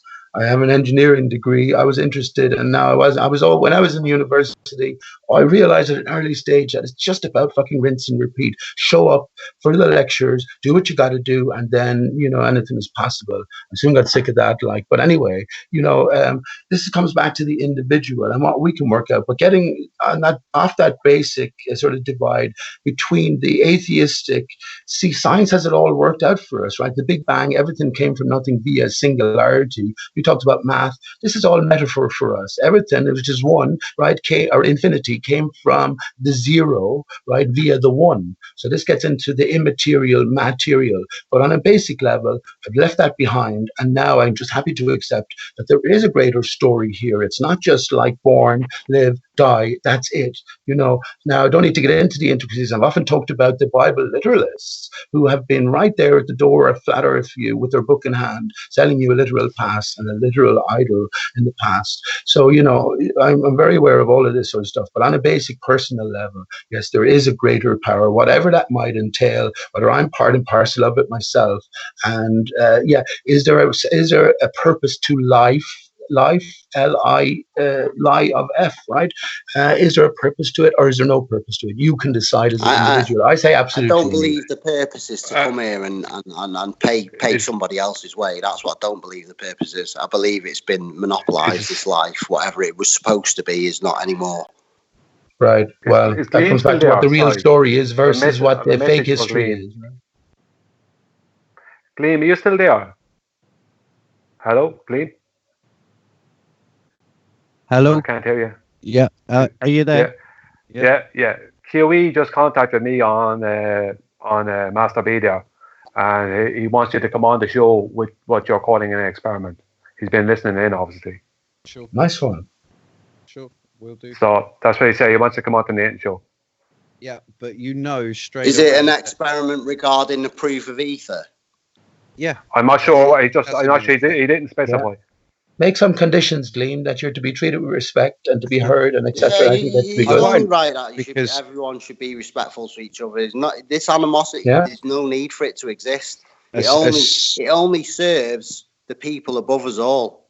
That the division only serves the people who dwell above us, mate. It doesn't serve any of us. It's about John Quantum Eraser Rude and his attitude towards the mere mention of the word ether. Now, he's after inviting Gleam on for a debate. I just suggested that would be a cool thing if it was a civilized discussion, and I think you should make your terms and maybe consider going on.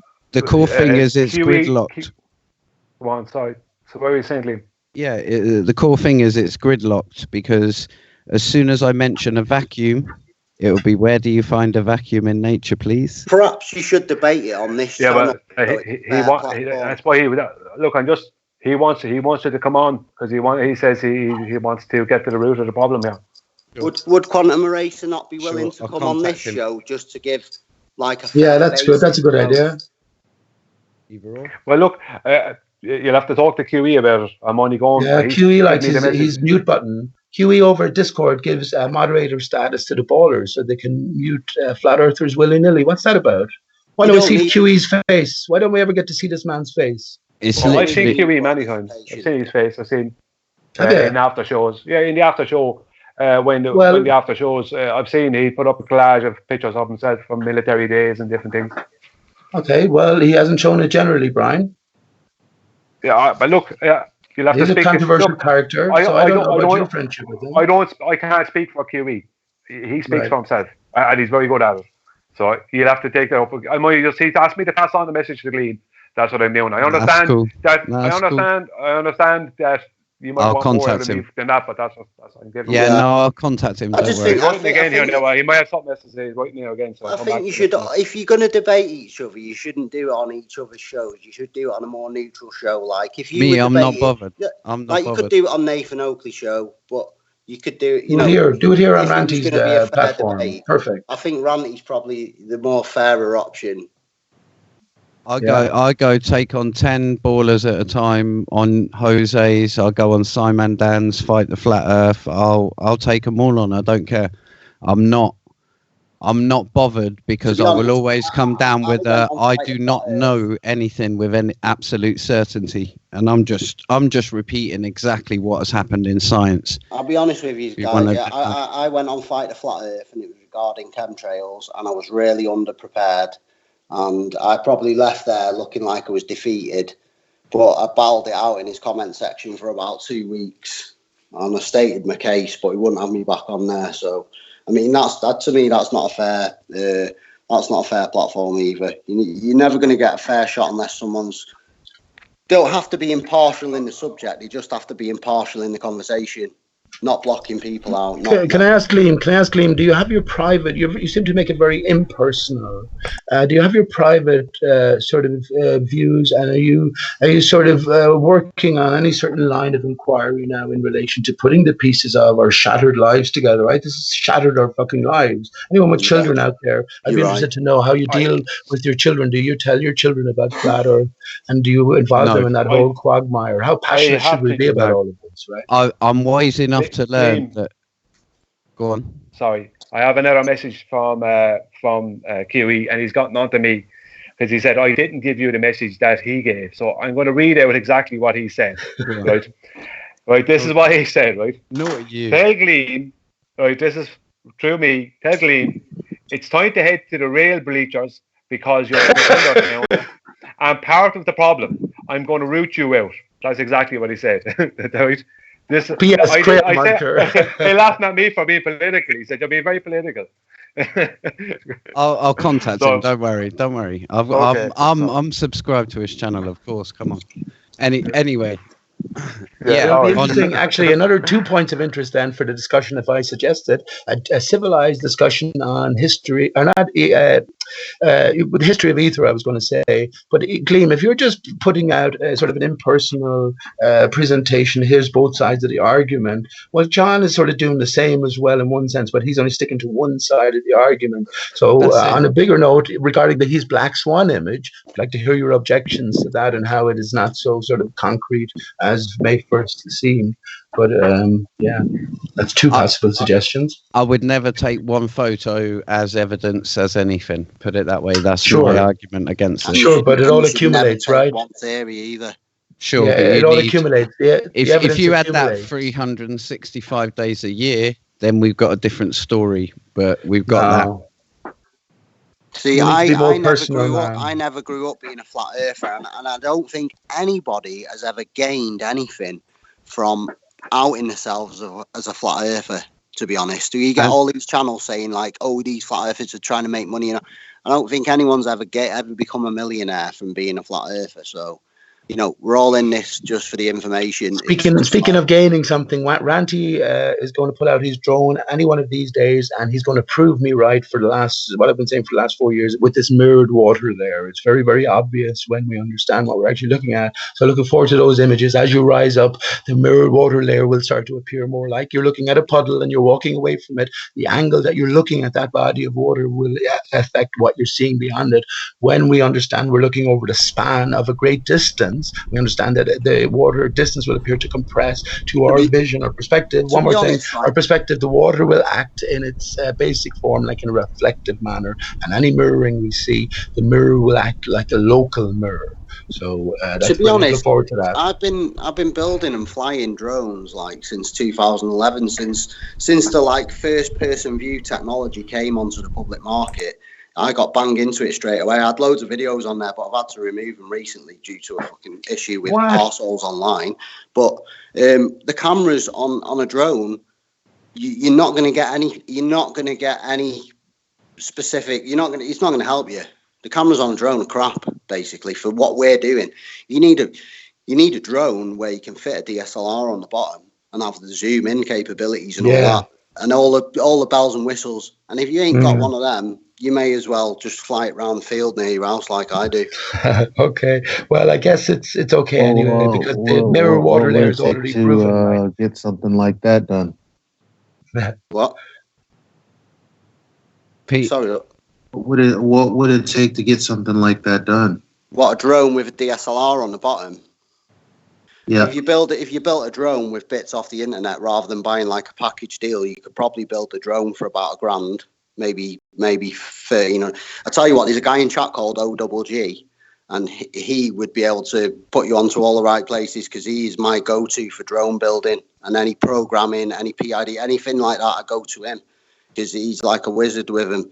But to build a drone of that capabilities, you're talking about $1,000 to 1,500 quid, like without it being on the shelf. I mean, if this is something that you know could be, I've probably got the spare parts in the shed useful to build one, but that's what I'm saying. There's way too many of us. Like, we could get small projects like that done within the span of a week. Like, we should start campaigning for ideas like this. If we could get people to kind of agree with these ideas, I mean, we would only need a few people. Yeah, this is my pretty point much exactly. pitch in. I mean, we all need to just put aside this stuff now. I mean, if anyone's got any project, we really need to like get our heads together. And if anyone's got any sort of like money for a project or anything, we do need to get together because there's a massive trust issue as well. No one's going to just drop a load of money in a box and let somebody run away with it and do what they want. I think anyone that's involved should be involved. We should all be involved. Do you know what I mean? I've for ages I've wanted to do like a mass weather balloon launch with like, well, in my mind, 50 weather balloons 10 miles apart, all the way down the country, and just release them all at the same time and see what we get. You know, just out of interest. But that's just one. You know, it costs thousands. I'd be willing to put 2 full setups in myself, and I've always said that. It costs about $1,000 per setup. It doesn't seem so hard. Like, even with the smaller channels, I'm not clocking anybody's super chats, but I watch a lot of things on YouTube, and it just seems like, you know, even not weekly, but like monthly, $1,000 should be nothing. Shall I tell you the basis of any successful like plot that involves multiple individuals? And it's coordination. If you've got no coordination, you've got nothing. And to gain coordination over a large number of people, you need like not a senate, but you need like a group that speaks for all the smaller groups in that. Rude, are you new to this arena? Do you understand that all of the main players on both sides were put in place to control the argument, as if the controllers didn't know how to control the argument? What do you mean put in? Well, hold on, wait. What? Hold on. Hold on, Pete. I want to take Pete up on that. What do you mean? So you mean I was put in place? Somebody put me in place. Somebody put me in place, Pete. Said all the main players, Ranty. So I'm not. Well, okay, fair enough. Ranty is a main player, though. If you look at main players, like what is a main player to you is going to be like between 1,000 and 10,000 subs, because in the flat Earth realm, you ain't getting loads of people with more than 10,000 subs. So a main player in here has got 1,000 subs. So Ranty's a main player. I don't think any of these guys have been put in place. I think they're like me, and one day they seen something, some sort of information that made them inquisitive to the world around them, and that's just led down this road. So if you're wrong about that, right? There are agents. But if you're wrong about that, Rude, then you're on a sort of a path to nowhere very quickly, aren't you? So would you imagine that the controllers have the foresight to control the whole arena? Do you think Flat Earth was sort of organic in any way? That the way it came out? Pete, if you've not listened to me in this conversation, I take nothing from anyone. If you can show it to me, then I'll shake your hand, take my hat off to you, and give you a bow, mate. No, I'm not saying that. Other than that, we're just talking words. It means nothing. Well, I'm not sure. That's why I asked how long you're in this arena, right? But all of this early enthusiasm was there back in 2015, 16. And I was there, mate. And I was saying it in remember you, comment man. sections. I never got on any of the chats, like I said. You know, I'm not massively confident. I've had a few beers tonight, and that's why I've come on. But you know, I was there right at the start saying all this. You know, I'll chip in. Ranty will vouch for me, mate. I contacted Ranty and asked him, look, do you want to come down to where I am? I'll hire a boat and we'll see if we can do something. I'm willing to jump in. If anybody else is, I'm willing to have a go with anyone. That's what I'm saying, though. It's all been tried before. Hang on, wait a minute. And what did I say? Ranty immediately took me up on the offer. He spent his own money to get down to where I was, and we did our best. It didn't turn out how it turned out not bad. It, but we did our best, and that is it. If we all try, then one day the egg will crack. You see, I don't know you at all, man. There's no point in saying, oh, you know, I just feel like there's no point in saying, oh, you know, how can we trust these people and this people? That doesn't matter. There's going to be people who don't trust. Now, as far as, you know, rounding up the people who not necessarily trust, but just have the extra cash that are just like, you know, I pay $5, I pay $10 to that cause to see something different spoken about, because I spend so much of my time in these flat earth forums, pretty much because it's entertainment at the end of the day. People will pay for that, you know? So I just think that, it's entertainment, man. It's a new year. It's not entertainment. Come on. I know it's deeper than entertainment. I know that. Trust Everything's a fucking lie. I was speaking to a bunch of 20 school kids yesterday, all about 16 or 17, and fair play, there was about 2 or 3 of them who said they were flat earthers. They believed. That's a great sign. I think the children will leave us home because we let them down. We looked upon it as a lightheartedly. It's all entertainment. Who cares? Like, let's just continue on with a stupid debate tomorrow and make no progress, do nothing in real life to make any fucking difference. Well, Pete, no, we got to look at it differently. Pete, what have you done? Pete, I'm taking offence now. Pete, I'm not talking about I'm taking Ranty. offence. I'm asking you what have you actually done? You've talked about Aristarchus, right? We've heard it for years, but you have not put one single video out dedicated to Aristarchus. You just mumble a few words here and there, and then you chat in the side chat. And we ask you over and over again, do a presentation, put a video out about it, and you never fucking do, right? So what have you done, Pete? Right. What have What have you accomplished? What have you accomplished? That's not the question here. No, it is absolutely the point. What have you done? You were asked by many people to put a video out about Aristarchus, but what the fuck have you done? Nothing. You just come on chats and you call other people agents, and they were put in place. And yet So I you don't have haven't my done a own. Hang on, single. please. No, So I no, don't have no, my own no. channel. You haven't I done a don't have my single own fucking. channel where I have don't give a 150 shit. or odd You could put a video hangouts. out on a second channel or a third channel. You could put For a video but hang out. on, You've had instance, the hang on, please. opportunities to 1 do second, this. please. Can I No, get you've had the instance, Pete, opportunities to do this, Pete Shea, and you haven't fucking done it. And yet you call Okay, everybody fair enough. else, right? Fair enough. for Okay, instance, right, Fair Ranty. enough. Yes, Pete, indeed, Well, fair I- enough. Excuse me. Can I respond to Ranty, I know please? you just Can I- heard. can I- I know you just heard an earful. Real quick, I know you just heard an earful. Let me just say this: I don't have a YouTube following or anything like that. The only thing that I'm doing well, I don't give a shit about what people think about me. Who are you, One bud? I don't even know who you are. right, no one knows who I am. Let's get away But from the people. But even though that's the case, two things that I'm going to do this year is go to the university and try to find out what's up with this the quantum eraser experiment. And then on top of that, I want to invest in good ideas like seemingly this drone with the whatever mount camera Yeah, at the DSLR camera, zoom Yeah. capabilities and stuff. that I could dedicate myself to. That this is something that I would actively do on top of getting on Ranty's channel to talk about this soundly thing. So hang on, bud. Well, hang on, bud. Listen, Ranty just made a rant against me, so I appreciate that. That's Elijah, is it? So how you doing? Nobody man? something. You don't need a big channel or any of these things Right. that I think Let you're me just about. respond to Ranty then, Elijah, because I've never spoken to you before.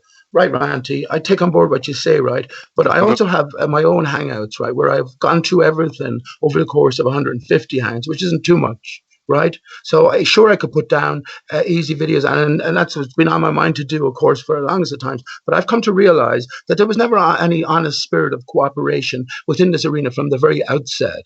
If I mention any touchy topics to maybe not you particularly, right, but a lot of other people, the transgender agenda, for instance, 9/11 media hoax, the legal name fraud, which are all sort of incorporated into our reality, one thing connects to another. Once we get to flat Earth, you see, you understand that we belong in the land. The land is our home. We're under maritime law because of the invading seas. So this all ties back into who we actually are. And I say this is all ultimately connected. So I have done things, but I need to do more. I've been to the police. I've been to the army. I've been to politicians. Who are you going to speak to? Who are you going to appeal to?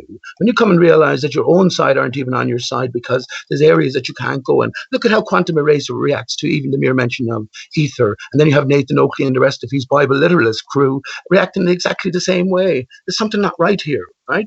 There's something not right. So yeah, maybe I'll do a presentation, Ranty, with some original music and present it on your show. I probably guess I owe you that anyway, because you're so passionate about that, and I know you have asked me before. Yeah, so maybe well, I'll it's not get just on me, that. Pete. Well, a lot of people have asked you too, and it seems really unfair that for years you've been banging on about this, and you haven't put a single video out, and you have a lot of subscribers. You know, you do your own stuff. You know, you should educate people on what exactly it is that you're trying to say. You know, take a week or two to build the video. Yeah. True. Listen to me. Listen, just let me say this, right? The brilliant thing in one sense is so many people, especially ballers, if you ask them what's Pete Shea's general spiel here, they'll be able to give you a picture of what my basic, is, my basic story, my basic painting is. And that's fantastic because that allows people to think for themselves. When the Flat Earth Truth comes out, right? And all of these pieces of information that we've collated over the years sort of is made public, not that it isn't known already, right? Then all of these things will sort of manifest, right? And the truth of our reality will come to bear. All I'm saying is that there's a greater game in play. When I talk about the dodo is the ultimate symbol, right? It represents something, and it's not his story, it's our story. So the story of the earth, right, and its divided state is mirrored in terms of our own story. And because we are immaterial of nature and greater than the material, well, I say, like I was saying to Rude earlier on, I say myself, yes, there is an ultimate point to this life, and we can figure shit out. You know, we're greater than this stuff, you know. So that's my point. But yeah, I'll get on that. And I'll take that notion seriously. Listen, I'll leave the rest of you to talk. And just as Brenda came in, and sorry for over speaking or anything like that, or appearing rude. I don't mean to be. And look forward to chatting again. Hey, Pete Shea, it was a pleasure, man. Take it easy, Rude. Okay. And you, pal. Easy. See you, Take mate. it easy, Ranty. Clean, Paige. See you later. Brian. See you, Pete. See you later, Pete. Take it easy, man. Yeah, that's it. I mean, we're all going to have disagreements at some point or the other, but if we can get beyond them and sort of, you know, try and sort of like work together again, I think we will get a lot further. Yeah, people have to stop being angry at other people just for having a different opinion. Yeah. You know? Yeah, that's it. Even, we're getting even into the things, realms of ballers then, because they get angry with us for having a different opinion. If we're going to get angry at each but other, even flat earthers like QE has, you know, been quite nasty to me, and yeah, even I know, mate. even called me a baller, and you know, crayon muncher, and you know, all these things when he doesn't know me, and it's only because I have a different opinion. I just think it's disgraceful, childish behaviour. You don't need to do that. You can say I don't agree. Okay, no problem. What I'd say about QE is QE has brought so much to the table that no one else was going to bring, and QE's personality is very forward. Yes, he's very forward. He's ex-military as well. He's an amazing thinker, and I admit, look, I understand if somebody gets like QE will speak to me the same way as he speak to anyone else. He speak to Nathan. Nathan's the one person who probably doesn't speak that way to you, but Nathan doesn't give him reason either. QE said one time, he said, what's holding back flat earthers, and I hate to admit it. Not that I hate to admit it. It's not I hate to admit it, but I have to say to you, the man is correct. The man is correct, because all these people, there's too many flat earthers with too many lofty ideas and woolly ideas. Yeah, that's it. Let's just concentrate on one thing. Stick to what we can prove and prove it. After everything has been proven, then we can go need to be nasty further. When you tell people, hang on a minute, I want you to prove what you're saying. You don't then need to be nasty on top of it. And he just is nasty. Well, look, I can't speak for him. I can only speak for how I've perceived him and my personal dealings with him. And and I said it to him. I said I expect to be chastised if I say something wrong. And and he didn't disagree. He said that's how do you want to be told if you're wrong? Not a problem, but there are better ways to communicate than. Yeah. In my opinion, better ways to communicate than what he does. Yeah, that's all. I'm not trying to detract from the good things that he's done for the community. I'm not trying to take away. I think he's fabulous. I think the way his mind works is amazing, and I've learnt so much from him and from Nathan. But that doesn't then mean that just because I don't agree with one thing, that he can then start berating me. His forwardness is a small price to pay. 1 second, Brenda. His forwardness is a small price to pay for what he brings. For what he gives. If you understand what I mean, Paige. I understand why you would be angry about it, why you would feel insulted. Well, I get that. But with QE, you have to have a thick skin. You have to have a thick skin.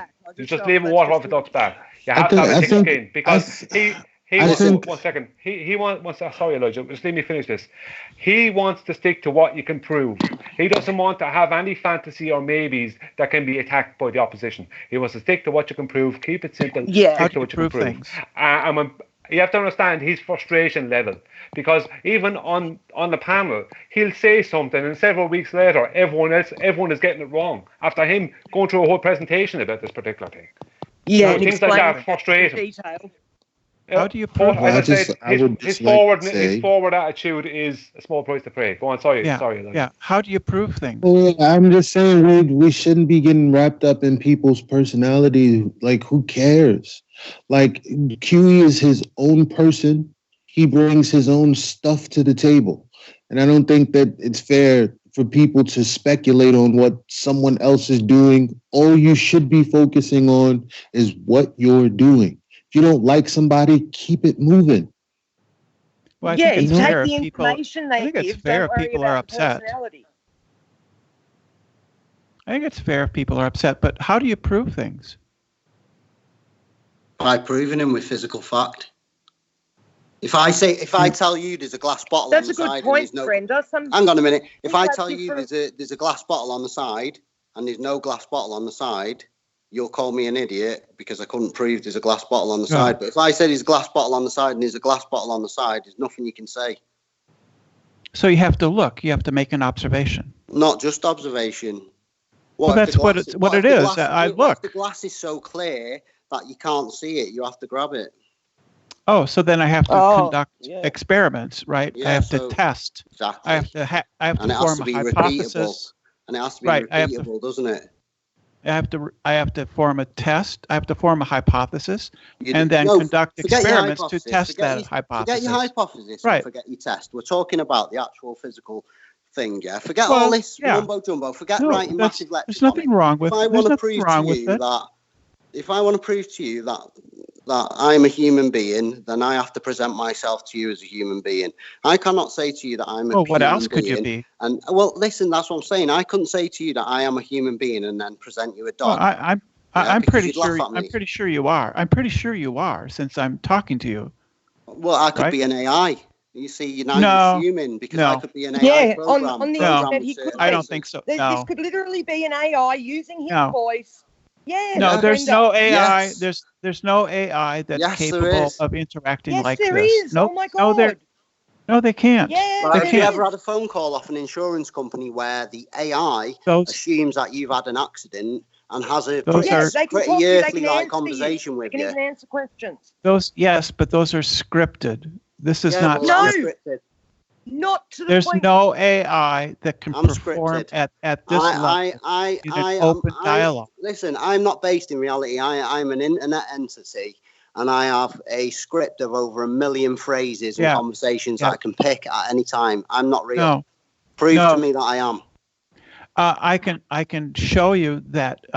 Prove to me that I'm a human. Siri, for instance, Siri or Alexa cannot hold a conversation. We're not talking about Siri more or advanced Alexa. programs than Siri or Alexa. Babies compared to what? Those are the best that we have so far. No, they're not. Yeah, in public realm. They're not. In public realm. Well, show me that there's something that can hold a conversation like this. What about these CGI newsreaders that they have in China and in China on Chinese TV? They look absolutely real. But they've admitted that the CGI and they're not real. Well, that's not a conversation, is it? That's not a conversation, is it? Well, that's just a script. If it was programmed with enough answers and if it was programmed with enough answers, you can't. Yes. Yeah, that's the thing. They've shown that you can trick it's harder, and the people don't know whether they're talking to an AI or a real person, because you can ask them. You can ask questions about the menu. Brenda, sorry, you're going to have to look this up, mate, because what we're saying to you here is absolutely true. No, you just saying things true doesn't make them true. No, I said you can go look it up. Stop just saying no and actually research it yourself. I have researched it. No, you haven't. Yes, I have. Yes, I have. All right, what I subscribe to artificial intelligence. Which websites did you use as your information regarding AI? Did you go to Boston Dynamics or anything like that? Did you go to any of the Chinese robotics or AI companies? Can you talk to the Boston Dynamics robots? No, you can't, can you? Yes, you can, yeah. You've got an Einstein robot that you can have a conversation with. Yeah, you can. You just argue for the sake of arguing, Brenda. No, honestly. I don't. Why don't we go back? No, I don't. So why Well, what do you expect me to say? Well, I didn't know they were that advanced. Yeah, they're not. I'll look that up. They're not. See, you've just decided that you're right. Reply. This is that arrogance again. I'm not this isn't being arrogant. This is called having a skeptical. Absolutely arrogance. No, it's called. You're right. Yes, it is. Yes, it is. It's being a flat earther is being skeptical. You show me an AI that can have a conversation like this. Right, Google Einstein AI. Google the Einstein AI now and see people having a conversation. I'll check that out later. Not exactly like this, but... See, why can't you just say that at the beginning? Google CGI I'll check it out. News presenters. No. So I'll check it out later. So, but the original point Okay, was. let's cast that conversation aside then, because you've got Yes, no let's basis. do. Because Shall we? she doesn't have enough information to discuss it at Let's the moment. do. Yeah, so that's fair enough. Let's cast that aside and let's see what Brenda wants to As soon discuss as you're now. ready to do that, just let I'm me ready. know. I'm ready. I'm ready. Oh, okay. So I originally came in because Brian was talking about us needing to prove things and to show things and to make advances. So But the reason I think that you can't make advances is because flat earthers know nothing about science. So what do you know? I know how it's done. What do you know about science? Okay, What are your qualifications? And what makes you an authority on telling what flat earth is what they know? Just let me give a response there to that. For a start, the last comment you made, Brenda, was a big blanket statement, claiming that no flat earthers know anything about science. And the question that Rude Arthur gave you was a good question. What do you know? I want you to tell me what science is. You explain to us what science is, and I'll tell you if you're correct or incorrect. It's just a systematic investigation of the world around us. Yes, that's all it is. No, that's kind of So you're okay, kind of right, Brenda, but it's kind of vague. Science is a tight topic. It's basically proving and disproving the natural world of what it is and what it is not. That's basically what science is. That's why, Brian. That's why I say you know nothing about science, because science doesn't. Well, I say the same. Anything. You know as much as we do. It doesn't prove. She knows less, actually. Actually, no. The no, whole point of science is to prove things, Brenda. Brenda, the whole point of science is proving things. Otherwise, what is the point of it? Otherwise, it's a pointless exercise. Science doesn't prove anything, Brian. So how come for years Brenda, all you people it's say a pointless we've got the whole exercise. body of science behind us? So if science doesn't prove anything and nothing can be proven, what's the point of trying to prove anything? We can all just imagine everything, yeah? Yep. No, science doesn't. So up there, there's a universe made out of spaghetti, and all the people that live on it are made out of meatballs. But it's 27 trillion light years away. Disprove it. Oh, sure, I can't disprove that. Well, there you go. We're joined by Over Under on YouTube. So I just want to say that this is a globe earther that just messaged me in the chat right now. So he's just added me on Skype, and I've brought him into the call. So do you want to check your mic there, see that it's working? Hello, can anyone hear me? Hello, welcome. Yeah, welcome. Nice to have you. Thank you. Okay. I'll let this conversation continue. So. Okay, and I thought you was bringing. I thought you was bringing the hammer down. Yeah, science does not prove things. Mathematics proves things. Nope. I can prove that 2 plus 2 equals 4. Science does prove stuff. Otherwise, there is no point. No, it doesn't.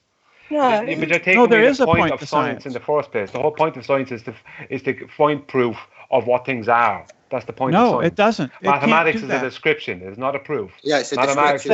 It's a description. Yeah. Yes, mathematics is a description. That's what proofs are. In order to provide a description, you first descriptions aren't proofs, Brenda. Yes, no, that's exactly what descriptions are. They are proofs. Math is proof. No. I can describe Superman to you, but it doesn't. I can describe a unicorn. Yeah. I can describe Sasquatch to you, but it doesn't exist. I can describe a man having a baby out of his willy. It's never going to happen, is it? So you could probably write a mathematical equation for all those things I've just described, and the mathematical equation will tell you that what I've described is true, even though we actually know in physical reality that is false. So you just told me that mathematics doesn't prove things. It doesn't. It doesn't? No, Brenda, so I can't prove that 2 plus 2 equals 4. So you can't know? Yeah, but you can't. Sorry, say that again, Brenda. 2 plus 2 equals 4 yes, without a you physical can. representation. Yes, you. No, you yes, can't. you can prove. Yes, you can. No, you can't. Without yes, a physical can. representation, 2 and 2 means nothing. It's just a word. No, 2 does mean something. It has a definition. It means nothing. No, it doesn't mean nothing. It has a definition because we give it so. Exactly. Yes, that's the point. Yes, 2 has a meaning because we give it a meaning. Listen. Yes. 2 objects and 2 objects are 4 objects without mass. Yes. Without math. Yes, that is math. Without math, yeah. You Without just math. did math. No, it isn't. Because Yes, it still you just exists did without the math. maths. One object No. exists without maths. Two objects exist without maths. The numbers are the description we give to describe the amount of objects. Right. And then you added them together and you got 4. That's Yeah, math. that's Congratulations. that is only our verbalization of the physical. Yes. Of the That's what actual math observation, is. The physical Yes. observation. It's only our But verbalization. you take that. That's you what take math that is. and Once you extrapolate go that. into theoretical realms, like what's in the sky miles away, you can't prove it. No, math is theoretical. The sky is physical and real. Yeah, the sky is physical and Yes, real, but but you you think cannot because you can prove think of with your something and give it a maths math that equation sky that makes is it real. a real touchable substance. Well, it's the air. That's what the sky is. It's just the air around you. Does maths prove that it's the air? Or No, does but you use math. Does gathering the air and compressing it into a container prove that there's something there? Does maths tell you that there's air, or do you have to physically observe it? You use the math to reason about it. Exactly. So the maths isn't the actual thing, is it? Maths is. Well, nobody thinks it is. Nobody thinks it You is. just said maths is the proof. Maths can't No, be a I proof didn't. because a proof No, I is a didn't say physical math is the thing. proof. You said maths proves. No, I So said maths math is proof. proves things within math. Yes. Oh, so you've added Oh, you the changed within it now. math after that. No, I then. didn't change Math anything. within math. Yes, It's you just did. numbers Yeah. within numbers. You're not. That's not what you said earlier, Brenda. That's what math is. Yeah, exactly, Brian. She didn't say that earlier. She's putting Yes, in I did. the No, she within didn't. Yes, math I after did. it. I don't I want thought to get you into had- a massive shouting argument with you. Yes, I did. No, I don't. It's not a pantomime but well, you did it's not say really a that maths is conversation 'cause you everything don't- physical. It's not really a conversation because you don't even let me talk. I've just let you, You talk can't- for 10 minutes. No, but no, Just I described haven't your been whole able to scenario talk. for 10 minutes, and now You I'm can coming you back. talk over me the moment I start talking. You start talking every time. Okay, You do well, interrupt. I offer you the space. Yes, There you go. interrupt constantly. I offer you the How- space. Grow up. Be an adult. Have a I'm grown up. conversation. I'm grown up. I'm offering you the Well, space. grow You're up. continuing on Have a to spit your dummy conversation. out. Do the Stop same spitting. thing, Brenda, then. Okay. Don't Yes. repeat the same Yes. thing 15 times. Brenda. See, when do. somebody is Brenda. You don't let me defeated talk, on you don't let me point, talk. Brian, they resort to Brian, this, Brian, like, Brian. you know, oh, you said this. No, sorry. You continue, Brenda. Continue to dig your hole, my friend. Yeah, let her. Just let her. Okay. So math, abstract, it's a description. It is a tool that we use to reason about the real world around us. Math has proofs.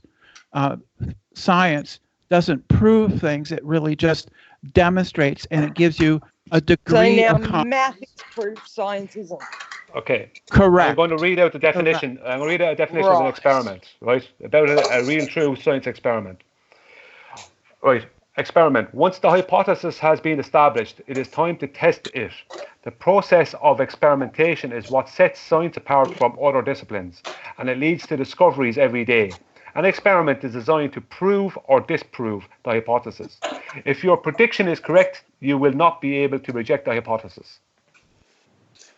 But they Yeah. now have to say science doesn't prove anything because the science we're doing proves we don't live on a spinning ball. So now they have to say, oh, no. Science doesn't prove anything. Maths proves it because I can think Yes. up something, show you a math equation, and I can get that to prove we live on a spinning ball. That's why they're now saying science doesn't prove anything. No, that's It's- not why. It's literally ridiculous. So No, here's that's an not example. why. Here's an example, Brenda. Yeah. So So can I in your respond to what maths- Brian said? Okay, go on. Can I respond? So the use, there's specific uses made when we're talking precisely, and uses of words when we're not talking precisely, but in a general manner. So when they say science, we prove the hypothesis, that's talking in a general manner for Backpedal. an Well, you can't- elementary you can't blanket elementary science. audience. That is not the specific meaning of proof. What Right, you so guys do words is can blanket have Proof science. doesn't mean proof anymore. Words have meanings depending on Yeah, the they context. sure do. They sure And then do. that context, it doesn't mean what you're trying to think it means. Yeah, it My seems to me God. that Brenda is coming. There's a philosophy of science Yeah. aspect Yes. talking Yeah. about what science can do, and when we're really separated from it, looking at it as a whole, when we're in the weeds actually of an experiment and measuring things, sometimes their words take on a little more colloquial use, or I don't know, but it's important to separate the philosophy of science and why, because we know that a lot of science is based on theoretical notions and theories. There's a body of evidence that either supports it or doesn't, but it's really accumulated evidence that gives us confidence in something. But theories always get overturned. You guys, can I just say, you misuse the word science.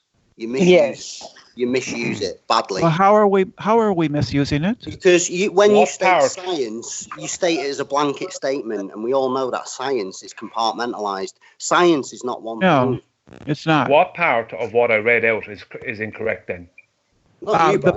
The part, Brian, where it says proof.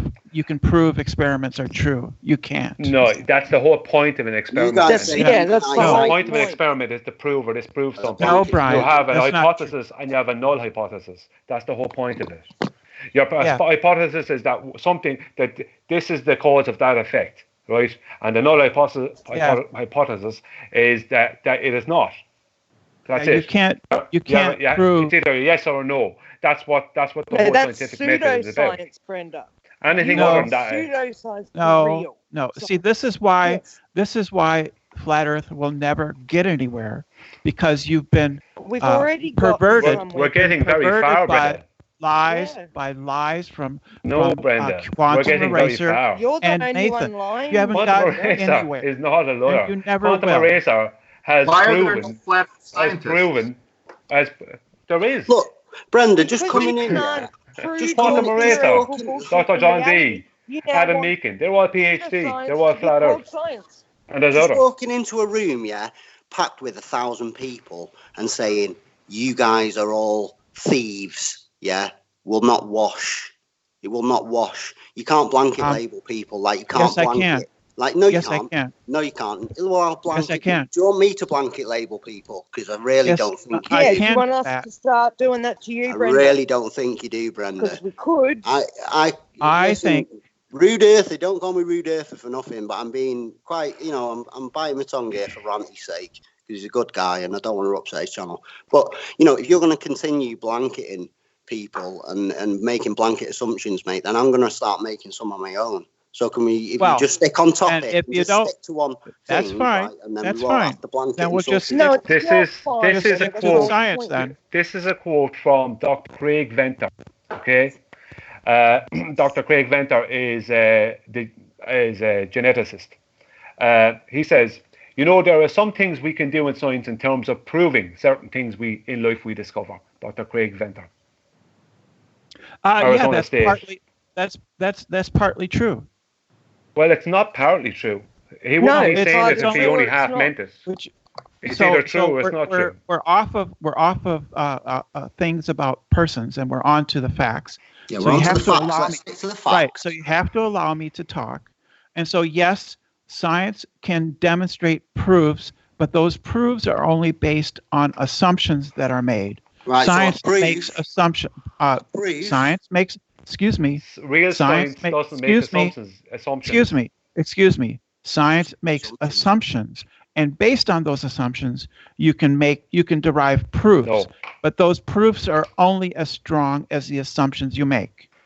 Science makes an hypothesis that's based on a naturally observed phenomenon. That's what science does. She's literally turning pseudoscience into science. It's literally trying to twist what science is. Yeah, science is a very narrow street. That's what I say when you blanket cover. They say we Even don't a hypothesis science, but physical science with physical representation cannot be disputed. It has a physical representation. It's there for all to see, and it cannot be disputed. What we are disputing is the theoretical sciences that have no basis in reality. They're based on observation and hypothesis and experiments. Brenda, yes, that's how science is done.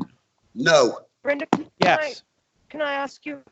Remember the other day when Ranty showed you the 24-hour sun video, and asked you to look at whether it had been looped and those two frames were identical or not. Did you actually go in and look at that yet?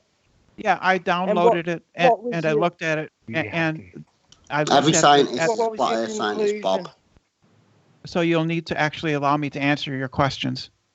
So I downloaded the video and I looked at it and they were different. So the start of the video and the end of the video where it shows those two cloud formations coming over. So Brenda, they were sorry, different. like I said before. Maybe Randy will share them again. See, he can't stop. Leave Just interrupts people. Yeah, they were different. So you're they were different. You're still of the opinion that those two frames are showing different cloud formations from a continuous 24-hour video where it goes from the time on one day to 24 hours later, the time on a different day. Those clouds are different.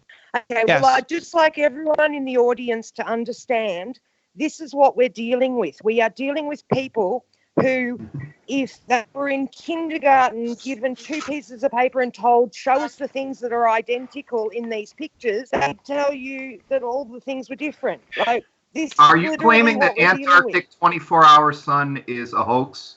Yes, they are. Yeah, it is. Yes. Okay, that's very, very tough. Why don't you my basis? One second. Can I just tell you my basis on the Antarctica 24-hour sun? Okay, one at a time, please. Literally, please, one at a time. One at a time, please. Go ahead. Right, I only have one basis where I base my disbelief of the 24-hour sun in Antarctica, and that is because an actual person, not somebody on TV, an actual person who I speak to in physical reality, has been to Antarctica in December, and he doesn't know I'm a flat earther. He doesn't know anything about my questioning any sort of reality or anything. And when he came back, I asked him, what did he think about the 24-hour sunlight that they get down there, and if he was amazed by it. He gave me a confused look, scratched his head, and said, "I don't know what you're talking about, mate." And that was in December when it's supposed to be 24-hour sun. They spend a lot of time. So anyone saying they've been there and seen the 24-hour sun is full of shit, because when you go there, you go to a very small section. Go to a very small about section. That 24-hour sun, about the 24-hour sun thing. The Amundsen Scott Station, American based, it's supposed to be at 90 degrees south. There's no evidence it's at 90 degrees south. There's no evidence of where it is. Yeah, there is evidence. That cannot give that station, the American government station, cannot give a 24-hour time lapse video. Yeah, it's on the internet. I can send you one. It's on the internet. I got an 8-day. Have you got an official one? Have you got an official one? You're lying. Have you got an official? It's on the internet. Yeah, it's on the internet. Be quiet, Brenda. Have you got an official one from the Amundsen Scott Station? Not some supposed one that somebody took with their phone or with some other camera. I'm talking about the official one that's a time-lapse one from there, because they had one before, but it was only doing 14 hours. Hang on, let me speak. When they were questioned about it by two different flat earthers, one of them was journalism. They told the first fella they didn't have the bandwidth. They told the second, they told journalism that they didn't have the hard drive space. The American So there is no solid evidence for any 24-hour sun in Antarctica. I can send you a video. Would you like me to send you one? Put it in the chat. We'll go through it. Yeah? You'll just deny it. You'll just deny it. Is it? I'm not going to deny anything. Am I allowed to post links in there?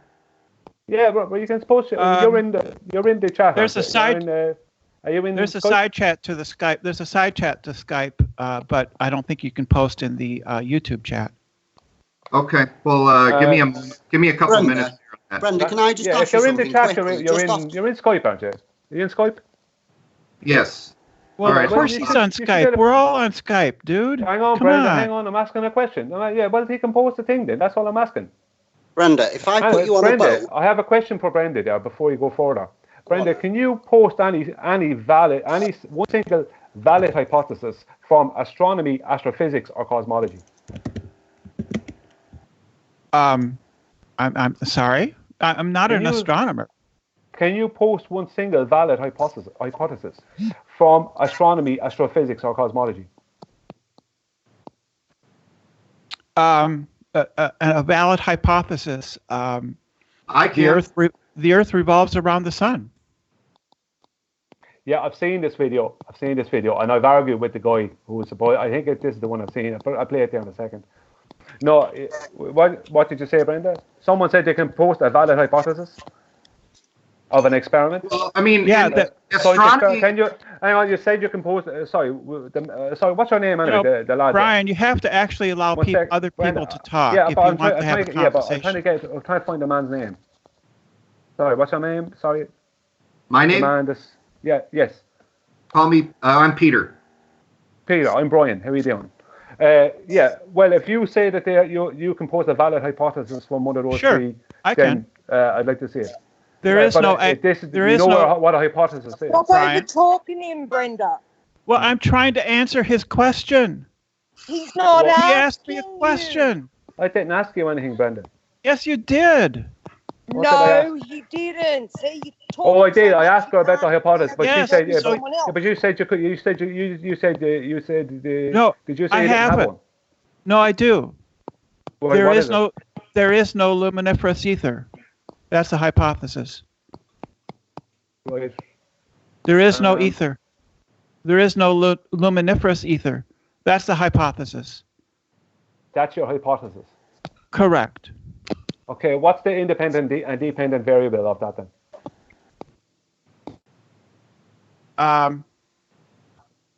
I don't know. I'm not fantastic at this stuff at formulating scientific tests. The independent variable would probably be, the idea is that if the Earth is if there is a luminiferous ether, and then we run the interferometer test, right? Then there will be a difference in the time it takes for light to travel for either direction. That's not a hypothesis. Brenda, Yeah, you know, it is. just to But ask they you showed about there that was. proof.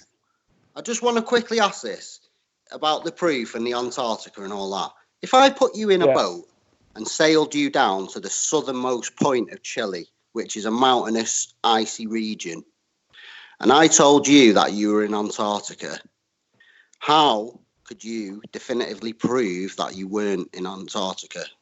Or Well, that you were if in I Chile? if I have access to a sextant, I could determine my latitude. Who has access? When you go in, when Even you if you had go a on these sextant, tours that doesn't- to southern, If you to put me in a Antarctica. box, I don't know where I'm at. If I have a Exactly. sex, No one who goes on these tours to Antarctica takes a sextant with them, do they? If I book a tour, an ice tour around Antarctica on a boat, do you really think, I'm going to take a sextant with me? Well, I might, but do you think average Joe's going to take a sextant with them to prove where they are? Or do you think they're just going to go with the word of the people who are telling them that they're in Antarctica? Well, if I get on a plane, be honest. Are they gonna accept the word of the skipper that they're in Antarctica, or are they going to get their sextant out? And yes, they're gonna accept the word because there's Most people aren't going there because they doubt. Nobody goes on those trips because they doubt Antarctica exists. So they're not trying to prove yes, it. they do go on those trips. They want to see £6,000 they're not. and you They're only not. go to It's a not. venture. If I go on holiday, to Italy and then go to a resort in Italy and spend 3 weeks How do you know there. you're in Italy? Listen to me. How do you know? How do you know you're in Italy? Listen to me. You have to let him talk, Brenda. If I go to, Oh, if I he go doesn't to a let me resort in talk. Italy, He constantly talks over everybody. Why should I let him talk if he's not going to have just common rules of let you decency? talk for 10 minutes. I'll just let you talk for 10 minutes, Brenda. No, you didn't. You haven't let Just me listen talk. to you and Brian. I haven't been able to talking for 10 complete a minutes. single sentence. Just Not smoke one 2 sentence cigarettes without while you you and Brian interrupting. were talking. Nobody off. else has either, Brenda. Brenda, That's if because I he went talks to a over resort everybody. in Italy, listen to me. So If I do went to a you. resort in Italy for 3 weeks and explored the whole resort, fucking arse to arse and elbow to elbow, and then came back and told you that I know the fundamentals of Italy inside and out because I've been to one fucking resort and walked around 6 miles, would I be the ultimate? Would I be the ultimate arbiter of truth about Italy?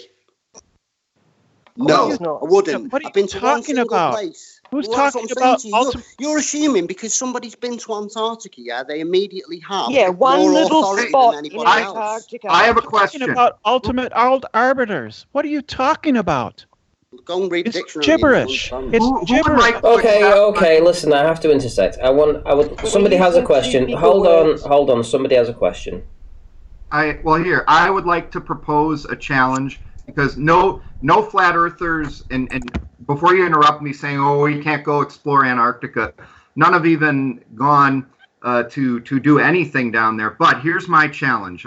There is an Antarctic. Listen, there's an That's Antarctic not correct. cruise. Sorry. There Yeah, is he's not correct. Let Not me correct. Can't finish. even let him talk. Let You him just made a talk. statement there. That isn't Listen to correct. my challenge. I have a challenge that you could make money on and prove me wrong. And what it is there's an Antarctic cruise that goes south of the Antarctic Circle and promises 24-hour sun if you go during the certain times of the years. You look up Swoop Antarctica cruises. You can Google it. Okay, well, you go challenge do it. anyone to take that cruise and we'll film it. And Right. Off you go. There's nobody ever hang been on. on Let that me cruise. respond There's to this. nobody ever been on that Let me cruise. respond to Peter there. It is Surely Peter, someone isn't it? has, and there's a video One somewhere second. who's been on that cruise. Surely. 1 second. Who's been on the thing cruise? about it? Hang on 1 second. 1 second. You can find any amount of videos of the 24-hour sun in the Arctic. You can find any amount of proof of it. Why should the proof of a 24-hour Arctic sun from the official, supposedly at 90 degrees south, American base, why should that be so hard to get? I just shared a link in the chat to it. So Yeah, I'm going to Yeah. play that now in a few minutes. Yeah, I didn't Yeah, forget. it was more What Well, was cuts that than guy's I name think that's the who video I've tried seen to a while book back. the Antarctic tour? It's got more Yeah. cuts So than an the Elo's right proof arm. already exists. But why doesn't anyone want to? So I'll bet you the cost of the cruise plus $10,000. Well, We then sign up you for go do it. You go Why and don't you you prove it just to go do You yourself. won't believe me. You'll say I'm I'm not lying. going How to much is it? Antarctica. How much is it? How much is it? $6,000. It's about $8,000. Yeah, I'm not going there. I'm not going to Antarctica. I'm not going down on Dollars. some stupid cruise to Antarctica. I'm just Is not it doing it. $8,000? No, it's not. You're not interested. You don't care. Listen, You I care don't about have to flat go. Earth. I know there No, isn't a already. 24-hour No, you don't. sun. You would have the Unless you would go have there, most you can't conclusive know. evidence that flat If Earth there was a sun is a 24-hour sun in Antarctica, there wouldn't be an argument. If you There can't wouldn't be an go, if argument. you If the 24-hour sun was real, there wouldn't be no argument. If the 24-hour sun was real, there wouldn't be videos put out there that are supposed to be the 24-hour There sun, are and then they're videos. doctored. Yeah, but then they're Not that doctored. video. We wouldn't have that. videos We'd have that an you think are official real. video from the official American base. There That's what we are would have. videos. And we do There not are have. And when they were asked, they said they didn't have the bandwidth, and then they told someone else they didn't have the hard drive space. The They're American not there government. to prove things to flat earther standards of moving Oh, goalposts. so that's where we're not at their now. purpose. They're not there to prove to certain. Listen, I'm a There human are being. videos. I'm a human being, and if I ask them a question, then it's up to No. on one of They their don't claims, then it's up to them to prove it or not. Otherwise, Yeah. they I can't already be pumping shared it a out video. there as Watch proof. the video. Simple as. I gave you one of I've 8 seen that consecutive video. I'm days of 24 hours. I'm gonna watch it. I'm going to watch it in a minute. No, give up shouting at me. Okay. If there was a 24-hour sun in Antarctica, an obvious 24-hour sun in the summertime in Antarctica, we would not have people saying that there wasn't, and we wouldn't have all this argument. That's not true. That doesn't follow. Why not? So that's like Why not? That's like Why saying would because- so many people on the flat Earth side suddenly just want to ignore a 24-hour sun in Antarctica? No, Why because would we it's want it's to do very that? convenient for your model. Yeah, because What flat model? Earth. But we can Flat Earth explain is a 24-hour religion. sunlight on flat Earth. That's not hard to explain. What model? Not on We the don't flat have a Earth model. We don't You have can't flat Earth. explain- You don't on have the a model Earth either. map. There is no You such got thing the as the map. globe model. That doesn't exist. There's There is no good consensus model. on the flat Earth. There is There's no model such that's thing been What are you as the talking globe about? model. We have a It globe doesn't model. exist. Yes, it Really, does. post it in chat then. No, it Post the doesn't, globe Brent. It's model in called the chat. globe. It's called Post Google the Earth. globe model in That's- chat. Hang Post on, the Google globe it. model in hang chat. on, one at a Oh, time, fine. please. One at a time, please. Go ahead. The globe. Now, Frankie, we have Hold this. on, is- no, you no, wanna play Brian, this video? whoa, Brian, Yeah. you've The monologued. globe. Let somebody Okay. respond. Right. So the globe is the model. That's the model of the Earth that we use. It's a mathematical model of the Earth. It describes the shape of the Earth, and it makes testable, repeatable predictions How many sides does a sphere have? It has one side. No, The it has two. It has the side you see and the side you don't. It has one side. It has the It has surface. the side That's you it. see. It has the side you see and the side you No, don't. that's all one surface. It's a 3D object, but you see it in 2D. You only see No. one side of it, which is the face. No, that is I see it in facing you. 3D. I see it in 3D. No, I you don't. Oh No, my you don't. God. No, you Yes, I don't. do. You do. You do actually just see it in 2D. I'm sorry, No, I Brenda, see but it in I'm sorry, 3D. Brenda. I'm sorry, Brenda. You're wrong Some there. sort of cyborg. No, I'm not wrong. That's friggin' ridiculous. I'm not wrong. I have two eyes. I have two eyes, so I We know how see many friggin' in eyes you've got, in man. 3D. Do not see in 3D. You see the sun Yes, and the moon. I as You a- do. see everything in 2D. Your mind fills it in No, like 3D. I My don't. God, Listen to me. Brenda. If I stand a plate up in a field, a white plate, a dinner plate, if I stand it up in a field and bring you in the field 200 yards away and say, can you see that football down the field? You will say, yes, I can see that football No, there. It I is a won't. sphere. It is a No. sphere because my mind has filled in the blanks for you. Listen to me. When you view something, you view it as a 2D object. No, Any I artist don't. will tell you. Any Yes, artist you will tell you. do. You view everything No, I in don't. 2D.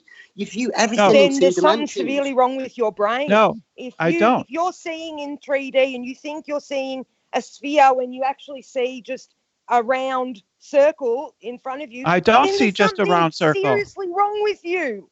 I don't see just a round circle.